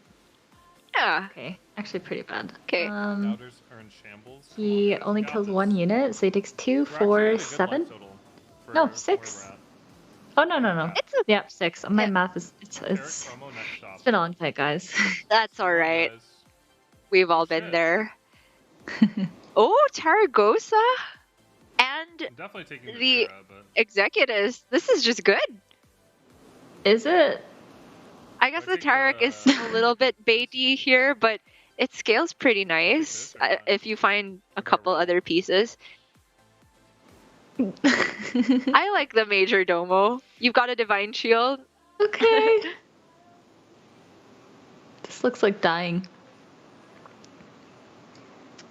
It's okay, but no. Alright, so Taragosa had me excited because there was already a dragon, so my brain is already filling in the gaps like I will find a promo Drake here, but that's obviously not guaranteed. If he doesn't find it, the Tarek feels quite bad. But there is potential to pop the heck off if Bob, or rather Fizzy, cooperates. That is true. 3-6 now with freezing? No. Talk to partner? We can't really communicate that well. Hopefully he has my stream open or something. Yeah, if he gets promo Drake, he's in a great spot. Refreshing Elemental, also okay. Oh, it's a he's team not fight, doing actually. much. He probably held back as well. Oh, no wonder. Looks like he held back. Oh, but I got wrecked. Ooh. Yeah. This is not. Oh. That's really good. Okay, minimal damage. I would say that's a win overall. I mean, Okay. I'm at a great life total for being level 4 right now. He keeps saying he's at a great life total, and I'm not seeing how he can be possibly happy with this. Refreshings! Oh, okay.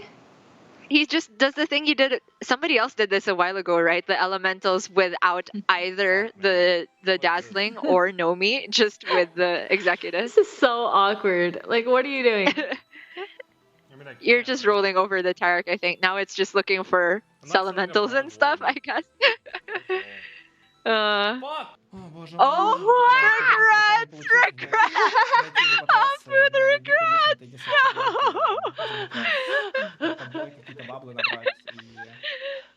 No! Okay, but goddammit here.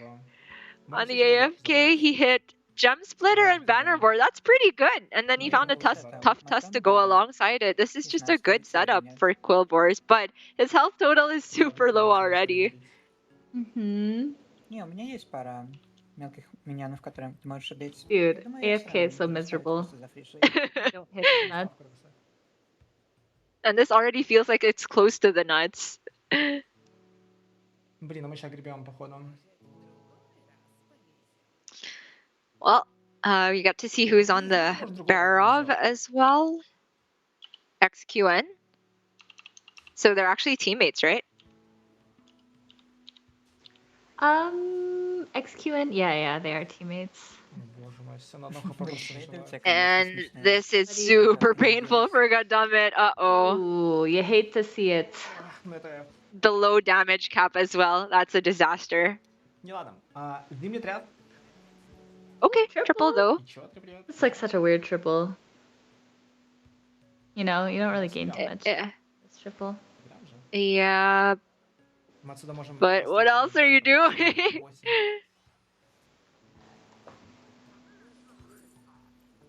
Oi. Misses on Bristleback and Agam. I don't even know if that's good What here, do you but like think? I think I would maybe like just buy that rat. the rat pack. Yeah, I think so. Because I'm just trying to live. Mhm. I agree. Лев, помойка. Даже если какую-то крысу беру, лев. Нет, помойка. Надо потеряться, походу брать и ролл делать. One thing to note is this lobby has no mechs and no murlocs. So if the Quillbores manage to live, like say he finds a dynamic duo here, that's actually a viable comp maybe. Mm-hmm. Right? No poisons around. And the divine shields don't get that much stronger without the mechs. He must want to jam these gems, right? I think so. Just live. He's holding though. One. Holding one. I always like playing the blood gems. I feel like is just such a matter of personality because it's kind of like how can you ever tell the breakpoints that you need exactly? Yeah. Oh my god. Can David stabilize? That's not the hit that he wanted there. The Tareks are insane. He might Dead. die. Is he dead? Yep. Oh, disaster. That's so fast. It's 9 gold. Somebody's dead already. Man, rough way to close out your tournament. Yeah, after doing so well for so. Oh! Wow. And this is Collins' game. Uh huh. Look at this. Millhouse Your Millhouse? Elementals. Disgusting. And he gets the dead guy. Disgusting. Why does he got the dead guy here? Oh my god. I just don't know how this formula works. But he's missing on elementals. That's a lot of gold down the drain. It's true. Okay, this is the shop.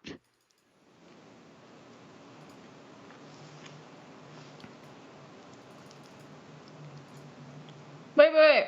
Roll first? What? Oh, I guess you can roll and then you can buy one? Uh-huh. Yeah, I like that. Oh, nice. Pog. What to sell? I think the smaller wildfire, I'd give up on that pair. Yeah. The annoying thing here is that the refreshing is so valuable, but it's kind of like another Nomi in terms of it's not a relevant minion by itself. But without that, it's so expensive to go for rolls for elementals as Millhouse. It's 1 gold for 3 rolls, for 4 rolls. Oh my god, David hit the Nadina! Yeah. The high roller! Uh-huh. And he's just got the golden... I mean, he used the golden refreshing to do that, but it's just leaving the comp next turn. That's pretty funny. That's the... Oh. Okay. Okay, saved by the second hit. But I think we're still gonna win. I thought that thing was gonna snipe the Terragosa twice. I was like, no way. Jeef gonna take a big hit here, but he's pretty healthy. Not that healthy. Not anymore. Yeah, not anymore. Alright, Man, just Matsuri. Sorry, not Matsuri. Goddammit dying early had so many implications for other players just by breaking the damage cap as well. He had nothing I wanted. Oh, he had elementals. It could be a cheap reroll. I'm done. Jeef, so many people on elementals or at least partial elementals here. It's a free roll. Yep. It's 2 gold. 3 gold. That's so funny. It's just dragons with a pseudo money printer as well. Wait, is it worth it? It's literally the same. Look at him just picking up random elementals to just get more rolls. Oh, do you want that dragon? I'm not getting it. No. No? Okay. Alright, that one's just plus money. Mm-hmm. Dude, can I hit something though? No, he cannot hit anything. He can't find the promo triple. There we go. Okay, there's a turret. And the razor, yeah. The razor court, yeah. Goodbye, refreshing. He's done a lot of work. Oh. Okay. Has dog just won? That makes 3. I don't know because Millhouse is too strong. True. Millhouse popped off a lot earlier and is scaling faster, so I think dog top 4 though. At least. It just depends when he plays him, right? That makes 3. What? Wait. Oh, it didn't die. Oh, uh-oh. Disaster. Yeah, we need an Argus. But his dragons are pretty big. I kind of want to kill this though. Can you kill this? Uh-oh. Uh-oh. Oh, that was a good hit. This one. We're fine. What the fuck? I don't get a shield here?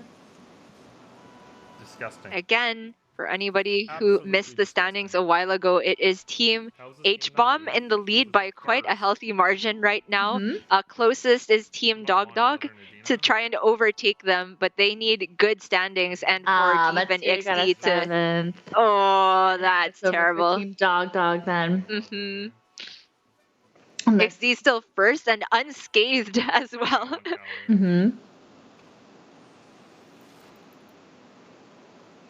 Yeah. Not too strong. Yeah, he seemed like he spiked really early, but the scaling is starting to taper off a little bit. He's just got the light I'm fang. gonna swap to this, I would swap to this cleave. What do you think? It's better than I guess. Insta. Just gonna go all in. And because this is a Quilboar lobby as well with Vol'jin, if he did put gems on anything, he could get double value out of swapping. Yeah. It's so if he finds the Necrolite. Yeah. Yeah. You have to sell one more, my guy. Yeah, that's fine. Yeah, so few dragons. Makes sense. Are you sure you don't want to do like... Freezing for Selfless pair? Selfless, for sure. Yeah. Actually, I think Cleve first, right? He didn't have a ton. All right, so Razor Gore scaling very Oh, slowly, and but a the good target to blocker? swap stats. The blocker on Adina?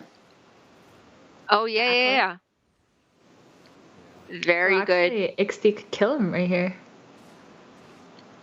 That's a good hit. Yeah. I mean, I'm not dying, which is the main. Don't think it's enough, though. Yeah, I mean, this Terragosa is huge. Mm-hmm.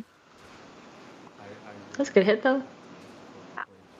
Looks like XD is going to take his first damage of the lobby, but has plenty of time to scale a bit higher than that. And And tons of money. And he just got Oh, you already double died. yeah.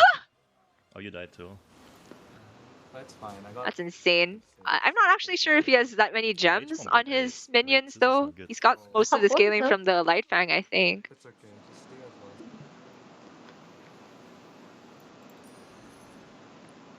Looks like David is against Collins. I'm gonna play, like, So we'll see if it's enough. I feel like Millhouse Elementals is just too strong, but Yeah. Jeef just died as well, which is good news for Team Dog-ish, but then with Matsuri 7th, it's just not coming out in Dog's favor, even if he gets first, right? it just depends on the other lobby. Yeah. Especially if XD is as strong. Oh, I should have played this first. Yeah, slight misordering, losing some stats. Are the stats not relevant here? I think the Malagos is just gone. Oh, okay. He's selling the Bronze Warden instead. Fair enough. It's not really that threatening at this Ending point, on, even you with can the go Gem shield. Splitter. He's just gonna be the battle cry. Yeah, fair enough. The splitter was cute, though, not gonna lie. Incredibly awkward. It's fine though, guys.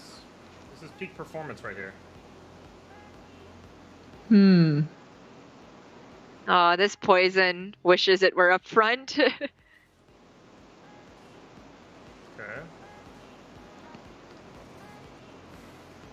Oh god. Ooh. Oh, that hit. Oh no, am I okay? Oh no, he's huge. What about me? What about the dog? Oh my. He's not okay. He's not okay. No, we had a first place and I got complacent. He's dead. 9%. 9%. I should have put a.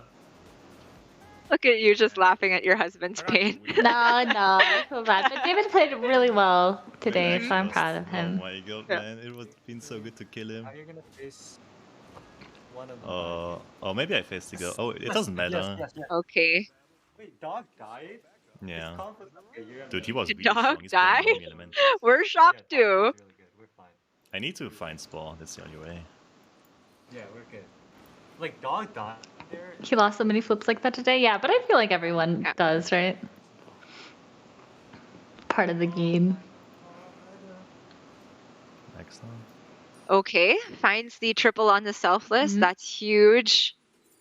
Now we can go for just kind of scamming because there's big elementals on the other side, so that spore is important. And if he can pick up some blood gems to maybe get that out of ghoul range, that would be huge. I just don't see him. Kick rate. Oh my. Ah, you just gotta Never mind. believe. Huh? Hafu. What did I say? Ignore me. I don't think I said anything. Yeah. Oh, sorry. Yeah, he doesn't need gems. He's Vol'jin. Haha. Okay. Doable? Yeah, I was gonna say I don't think this is possible, but Should put his yeah. it's possible. It's actually possible. I think. Gotta believe in the I don't perfect think it's adapt. possible. Okay. That was not the one though. But Okay, that was the that one. hit. That was the hit. That's okay. Okay. Jeef, we did it. Really good. Can you get the cleave off again? No, okay. The Wind Fury actually he's screwed not him dead. here. But not that, you're right. Wait, Jeef, are you still here? He actually died to the Okay, top two. Wow. Secure H-bomb scheme, I believe. Eve H-bomb just running away with it looks like. Okay, Collins versus XD for the last fight. I don't really see a way out other than finding more spores. Yeah. If he triples the Bristleback Knight, maybe he can also get Mayaxna on tier 6, but other than that, I don't even he think that's enough at this point, right? It's just like Millhouse Elementals, Nomi. You're just the stats are just endless. thinking full poison with the selfless Baron might get there if he had more money. But it's just his cleave is getting outdated. You can see in the bottom right, the stats of these elementals are like 50-ish, so that cleave isn't even like cleaning up enough. So that's the issue with XD's comp is you're just not gonna keep up. The spores, but there's no money. Oh. Can he live though? I think this is doable if he lives this turn, right?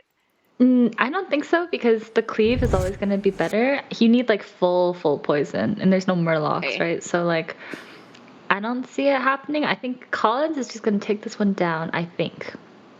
Yeah, definitely super favored. I'm just high on hopium right now. I think we've definitely seen the power of Millhouse and Gallywick's elementals today. You can just see like, it doesn't really. Oh, am I speaking too soon? I might be speaking too soon. Oh, that hit though. That was a Snipe the hit, poison. Yeah. However. But alive? Oh, alive. No. Alive? Very alive. Very alive. How's he very alive? I mean, hopium, Hafu. That's just True. If Ixty can finish this out with a win, that'd be huge. Yeah. And you have the double spores frozen. Obviously, you can only take one. You don't want to triple it, but maybe triple on the Knight into Mayaxna into Reborn. That's the line. That wins. He's just maybe. whiffing on elementals. Look at that. No elementals. You can't even get the free rerolls. Yeah. What, are we really playing this ghoul though? No, not yet. All right. The ghoul, it's hard to time it because you're not sure where the selfless will be. Elementals. Doesn't matter. Take a peek. Maybe sell your gambler first. I like that. Yeah. Okay. Ooh, very good stuff. Okay. Another taunt is. Oh. Okay. What are we looking for? I think we might start with Cyclone into. I'm honestly not sure. Yeah, I like that. Wait. Probably should Well, Let's make sure you get Oh. Okay. I don't know. I don't know about this. move the recycling rat So two down. I didn't really love this line. this could be a disaster if the selfless hits the ghoul. Okay, this is really good, actually. He actually played this flawlessly. It worked out perfectly. Yeah, the tech ghoul. is beautiful. It beats the poison scam that we were talking about. But yeah, okay, very good. Well done by Collins. I thought I was a little confused with his last decisions, but his decisions were perfect there. That goal was perfect. I wasn't sure how to place it, but it's just good if you have other taunts as well, so that the odds of the selfless hitting into the ghoul itself are not great. Very nicely done. Collins takes down the lobby, but we are checking in with the other winners lobby. Lee still in it. Oh, just dying here, but third place is great news. I think Team H-Bomb could have taken this down. Very nicely done. Collins takes down the lobby, Oh, we got but we're checking in. But you know, a lot of people were complaining about Victor's team. Oh, Victor's Complaining? How? still in it. You had a Master Realities. Okay. No, just they had Master Realities? Stick a poison in front should be fine, right? It's like Man, how many giant elemental boards have we seen throughout these 10 rounds today? His biggest but he tripled Wow, looking at in the duos, looking at Sunbig and Relaxer's team, It's likely in the later half of the tournament, Yeah. the whole team kind of punted.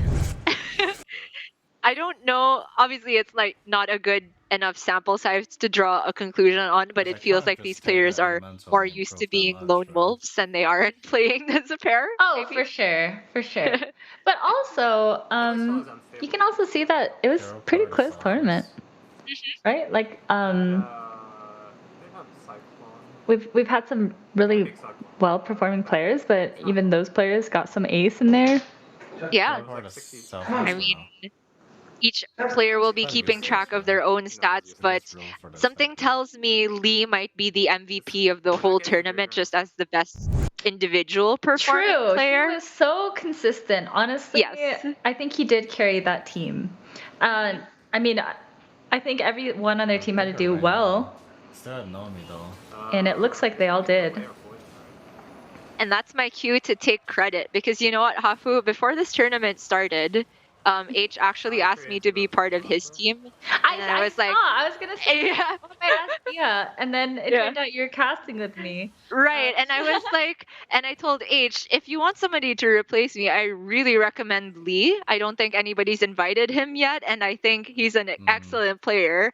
And then Lee went on and pulled XD and Jeep out of retirement. So let's go. I am the real winner of this tournament. Yeah, that's awesome. Actually, it was because of H-Bomb. I was going to try to ask players to not have it be so sweaty, but then after H-Bomb submitted his list, that's when I was like, oh, it doesn't make sense to like veto anyone when like I looked when H-Bomb sent me that list, I was like, holy crap, your team is stacked. Yeah. Feel free to sweat. Good job. Yeah. When I looked at the list, I was like, I thought that was gonna be the sweatiest lineup. That's because I'm not even kidding. I had H-Bomb in mind when I said like, oh, I don't want it to be too sweaty, because then I don't want him just to get crushed every game. But he showed me that he can definitely hang. You know, he pulled up place in the champions lobby as Flurgle, like didn't even high roll. Like he didn't even hit a brand that game, and he won the lobby, taking a Void Lord in. It was very cool. I mean, we've been telling you, chat. H-Bomb is secretly 16k internal MMR, you know? Yes. Oh man. Spore is good. What a fun time. Could have thought about that. Actually, the winner of the winning team, Of a play. or is it just the winner, gets to be on my team for, like, there's like a bigger overarching, like, Doritos thingy. Can you share these details? Right now, I think so, because I saw other players tweeting about it, saying the winners would represent them, but they're gonna have to play like, I don't remember, Golf It and a shooter. I wonder how. Oh, I see. Okay. That's interesting. So champion. So you're saying that Hearthstone Battlegrounds is actually the qualifier for a Valorant tournament or something? Valorant, but I think it's one of the. There's one shooter. I mean, he gets to play Battlegrounds again, and all the other contestants have to play Battlegrounds, and then yeah, so it's doable. Oh my God, Elementals versus Elementals. Yep. One of them with semi-poison. I see more shields on one team, but bigger stats on the other. Well, not exactly. Victor's just bigger, right? Is he? Let me see. Isn't Beaufort bigger? I mean, 150. I'm not sure. Like, Victor has 102 90s. His shields are small, but because he has this poison to check the giant taunt, I think Victor's in a good spot. Mm-hmm. He needs to sell this rag and then play both these things out. Mm-hmm. It's the last fight, right? Yeah, you just sell them both. Yep. And he does just the poisons in there. They never have ghoul. Yeah. Yep. Okay. All right. Bofer on the last stretch as well, seeing if he can pick up any additional points at the last minute for Team RDU. So it could hit a Divine Shield, but he didn't have a taunt last round, so we just threw a Divine Shield. Look at that. We gave ourselves Wow, it's so close. Look at that, chat. Ooh, that's not it. Yeah, that's not it. That was good. That was not it. The also not it. Are just pinging shields. Unlucky. Wow. Okay. Oh, it's a tie. I love it. Now we're susceptible to duel, we have to realize. This is a test of patience. He's really Uh-huh. susceptible to ghoul. He's even more susceptible than you. Okay, these are trash hero powers to get at this point. Those are not George. Those are not Lich King. Yes. Thank God it's not Alakazam. Yeah. It's not worth it. Zamzarak. Yeah, that one. Oh, do we ever consider the Argus? Player on the Spore. I like it. Oh, nope, he doesn't like it. I liked it a lot, actually. Me too. So likely to get something to replace the Smogger as well, but looks like he's just looking for another Spore, maybe? Yeah, I think so. The poison's okay, yeah. Yeah, that's We have nothing a else. conditional Spore. Ooh. Oh, no money. Unlucky. Oh, wait, actually, he could replace the Cleave. Is that worth it? Answer? Probably, because the Cleave doesn't always win. You could also argue leading with Molten Rock. Mm-hmm. Okay. And Sefin lost, maybe. Leads with the Molten to try and kill something before the Spore kills Yes, I like that a lot. Okay. Nice. Very smart. Also intercepting wildfire attacks. Very good. And we end up with greatly unfavored now because of this ghoul. Wow, that's so clutch. And he found additional buffs on his own spores to survive the ghoul. That's just gonna log it for Victor. Good shot, though. Indeed. Yeah, good shot. Good effort. Yeah, unfortunate. Man, the story of this tournament has been elementals every single time. I mean, couple mechs here and there, but honestly, they didn't run away with it. Dragons, you know. Even some beast comps. I think Hearthstone's at an okay spot. I do think like a couple comps are a little bit too strong. Elementals, especially in the hands of like a Gallywix or a Millhouse, seems a little bit too absurd. But we saw all the comps, even like demons, right? Yeah, we saw that early Fellbat. And don't forget. Yeah. Don't forget, we saw Flurgle on the Murlocs take the win. No brand Flurgles take it down. Yeah. And we saw Quillbors. Quillbors. True. Make a couple second and third, I think. It's decent. You know, overall, I've just like where the meta has landed for Battlegrounds. And I think shortly it's going to be shaken up again with the introduction of Diablo as a whole new mechanic for players to have to fight against one player that has the Diablo. It'd be cool to do another tournament there. But that's going to wrap it for this Doritos tournament. And as we have to take a little bit more time to calculate the final standings, I just want to say thank you to everybody who stuck around for this long. It has been truly a marathon, as you've said, Hafu, and shout out to the players for enduring all of these trials for the 1 year supply. Anything for the 1 year supply. For real. Thank you guys so much for tuning in. Thank you to Doritos for partnering up with me to bring this awesome event. Thank you to the production team who did such an amazing job, always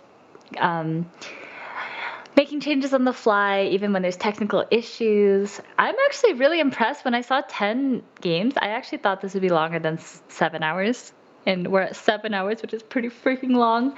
Yeah, I think we are going to run one more in the future. And I'm going to try to cut it down to like eight games. This is too much. I'm so sorry. I don't know who could the 10. Exciting to hear that there will be more. I guess I should have known because it is called the Disruptor series for Doritos. But here is what you've all been waiting for. The final standings are ready. Let's take a look at who has won our championship bracket. After 10 rounds of play, it is Team H-Bomb 94 with a very convincing lead, 170 over 100 points. The second place over RDU. And Team Dog Dog has actually fallen down to third. Noobs. I'm just kidding. They all did really well. Honestly, I'm really happy to see these standings. It kind of shows that anyone really could have taken this tournament, right? Yeah. Like we saw Victor's team and some of the players saying just like, I think that team is just way too stacked, right? But here we go, H-Bomb. What is he, like 9K, 8K? 8K, I think he's like around 8K. And he's hanging with them. and taking down first place. So you love to see it. Honestly, I'm so proud of H.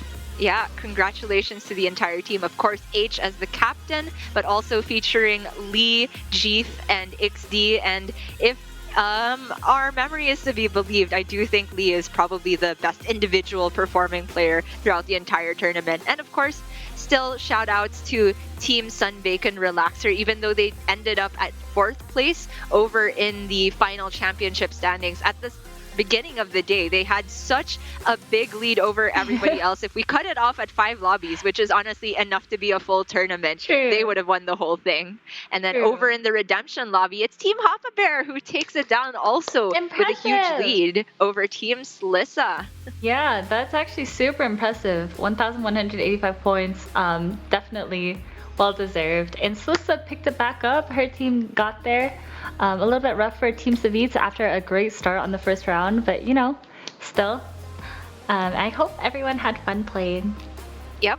Thank you so much to all the players. Team Sun Glitters, unfortunately, at the last place, but I'm really glad that at the beginning of the day we got to hear from Sun Glitters, because on her team I've just been exposed to players I haven't heard of before that have a lot of skill, and I'll definitely be following them in the future, such as Niflida. And for anybody who's tuned in today, I know you've mostly come here for Hafu and the Doritos, but I hope you give a lot of our players a follow as well. Most of them have been streaming their perspective on their respective channels, and they've been putting out a lot of great Battlegrounds content. It's been such a great day, Hafu. Any thoughts before we invite on our winners for the interview? I'm just happy that we got through it with not too many hiccups. And honestly, like going through 4 lobbies and cycling through everyone's perspectives is super fun. I always have a fun time hosting these Twitch rivals, so I'm happy. Me too, and I'd be happy as well to bring on 2 of the players from our winning team, Team H-Bomb. Of course, we have the captain H himself and Lee, who I believe is the MVP individual player of the tournament. What? Wait, I'm not the MVP? Congratulations, guys.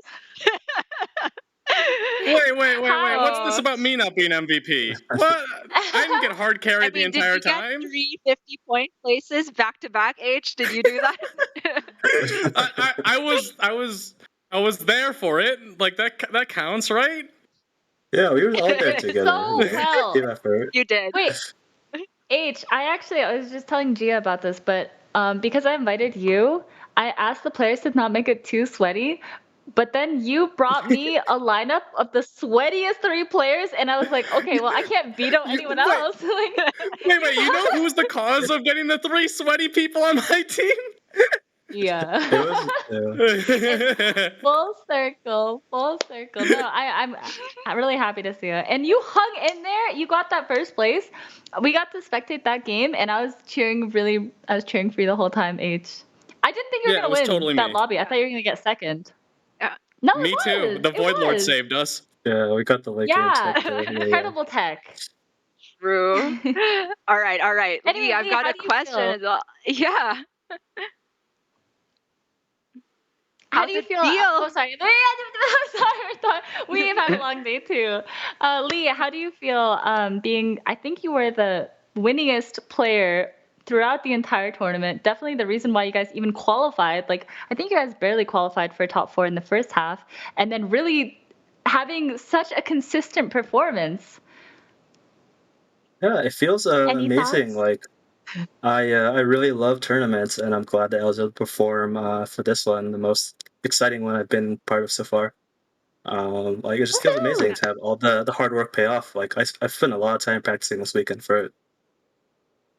It showed because you were like dual wielding me and you to first and second places. Like that.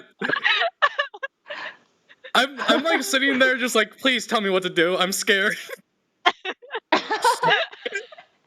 No, you better give yourself enough credit, H. Yeah, like he needs a lot of credit. Like he still piloted all those games like really, really well. Like I just gave input when I had time and he asked for it, but otherwise it was like the stage. Yeah, there was like 10% of the time where I wasn't asking for it. I'm pretty sure like 90%. You have no idea how happy I was when it was like me and you paired up in the the teams of 2 for each of like me and you in the final bracket together. I was like, oh, thank God, can I have someone just carry me. That was definitely by on purpose though. Did you guys? We made the matching the way it was. Nice. Did you guys find that like could you set up ties between yourselves and like maybe make yourself weaker whenever you had to play against each other? Did that come into play at all? He did such a good job. He did such a good job of that. It was like one of the last games. Yeah. Our teammates also got out early, and they came up and helped set it out so much too. I was just sitting there, like, please tell me what to do. And they were all, it was so good.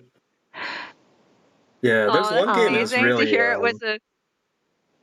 Oh yeah, I was gonna say this one game, like where clearly I was gonna win the lobby, and then we had to get H second, and I ended up actually selling off like 3 of my units so we could lose to him, and set up the second and first. Yeah. Oh, that's awesome! You had didn't to sell get off to your see units that. so that you could, so he could live, and then you could beat the other guy, or. Yeah, so I was elementals, and I sold off 3 of my elementals so I could lose to him because I still had enough life to live, and then I ended up replacing my elemental next turn to beat the last guy. Yeah. Okay. You can only really do that with elementals because like your units are so big, and then you just put more big things on the board. But that's awesome. That's so smart.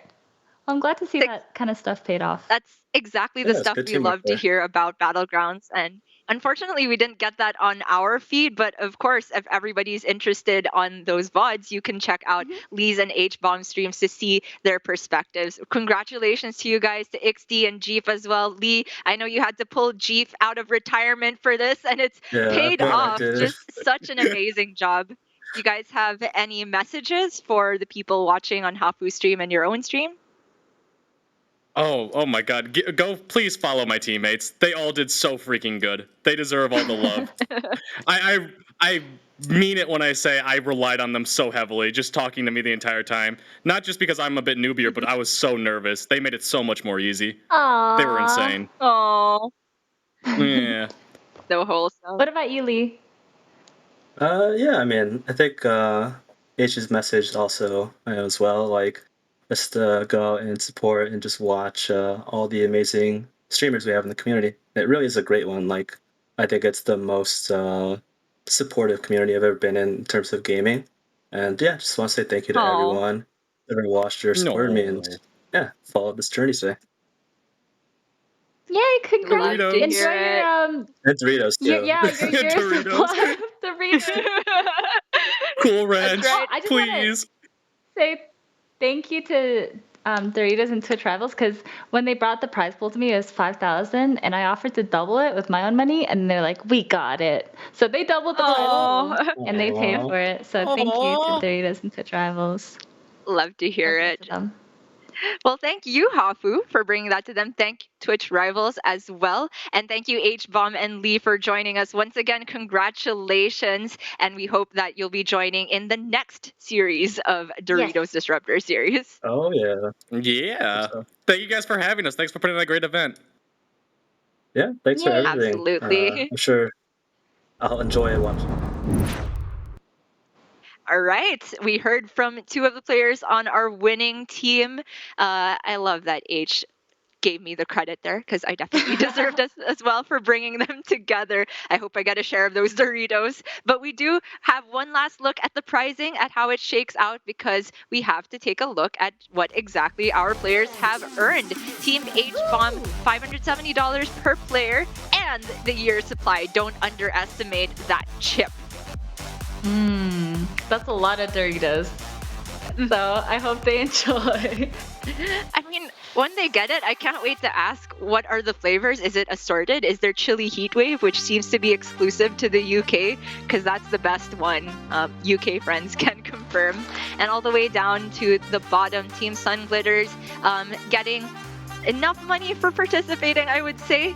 This tournament felt like just a lot of fun in terms of seeing how long you can endure. It was such a marathon, and a lot of the players were in this just for the love of competition as well, because I don't think we've ever had a tournament that had this level of talent put together, this density of talent, and I don't know if we're going to see another one until you organize one, Hafu.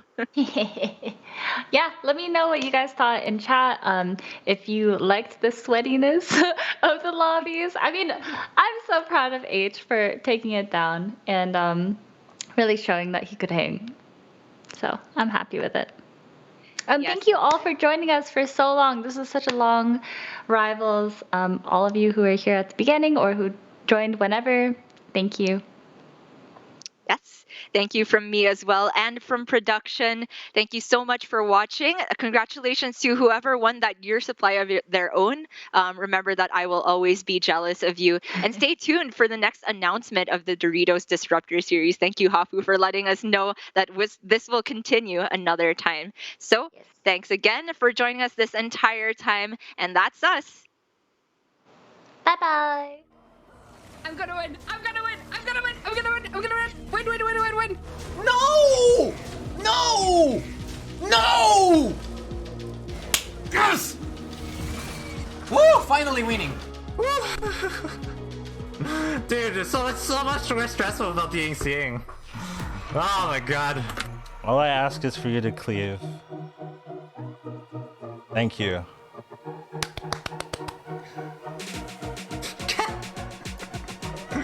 Oh man. There's no way it really is. You have killed her. Success! Yeah!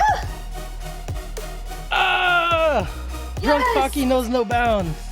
Hey, we beat him. We beat him. We win. We got this. This is easy. Hey. Good shot. Good stuff. Let's go. Down. Yeah, that was really good. Okay. Oh my god. Go, please follow my teammates. They all did so freaking good. They deserve all the love.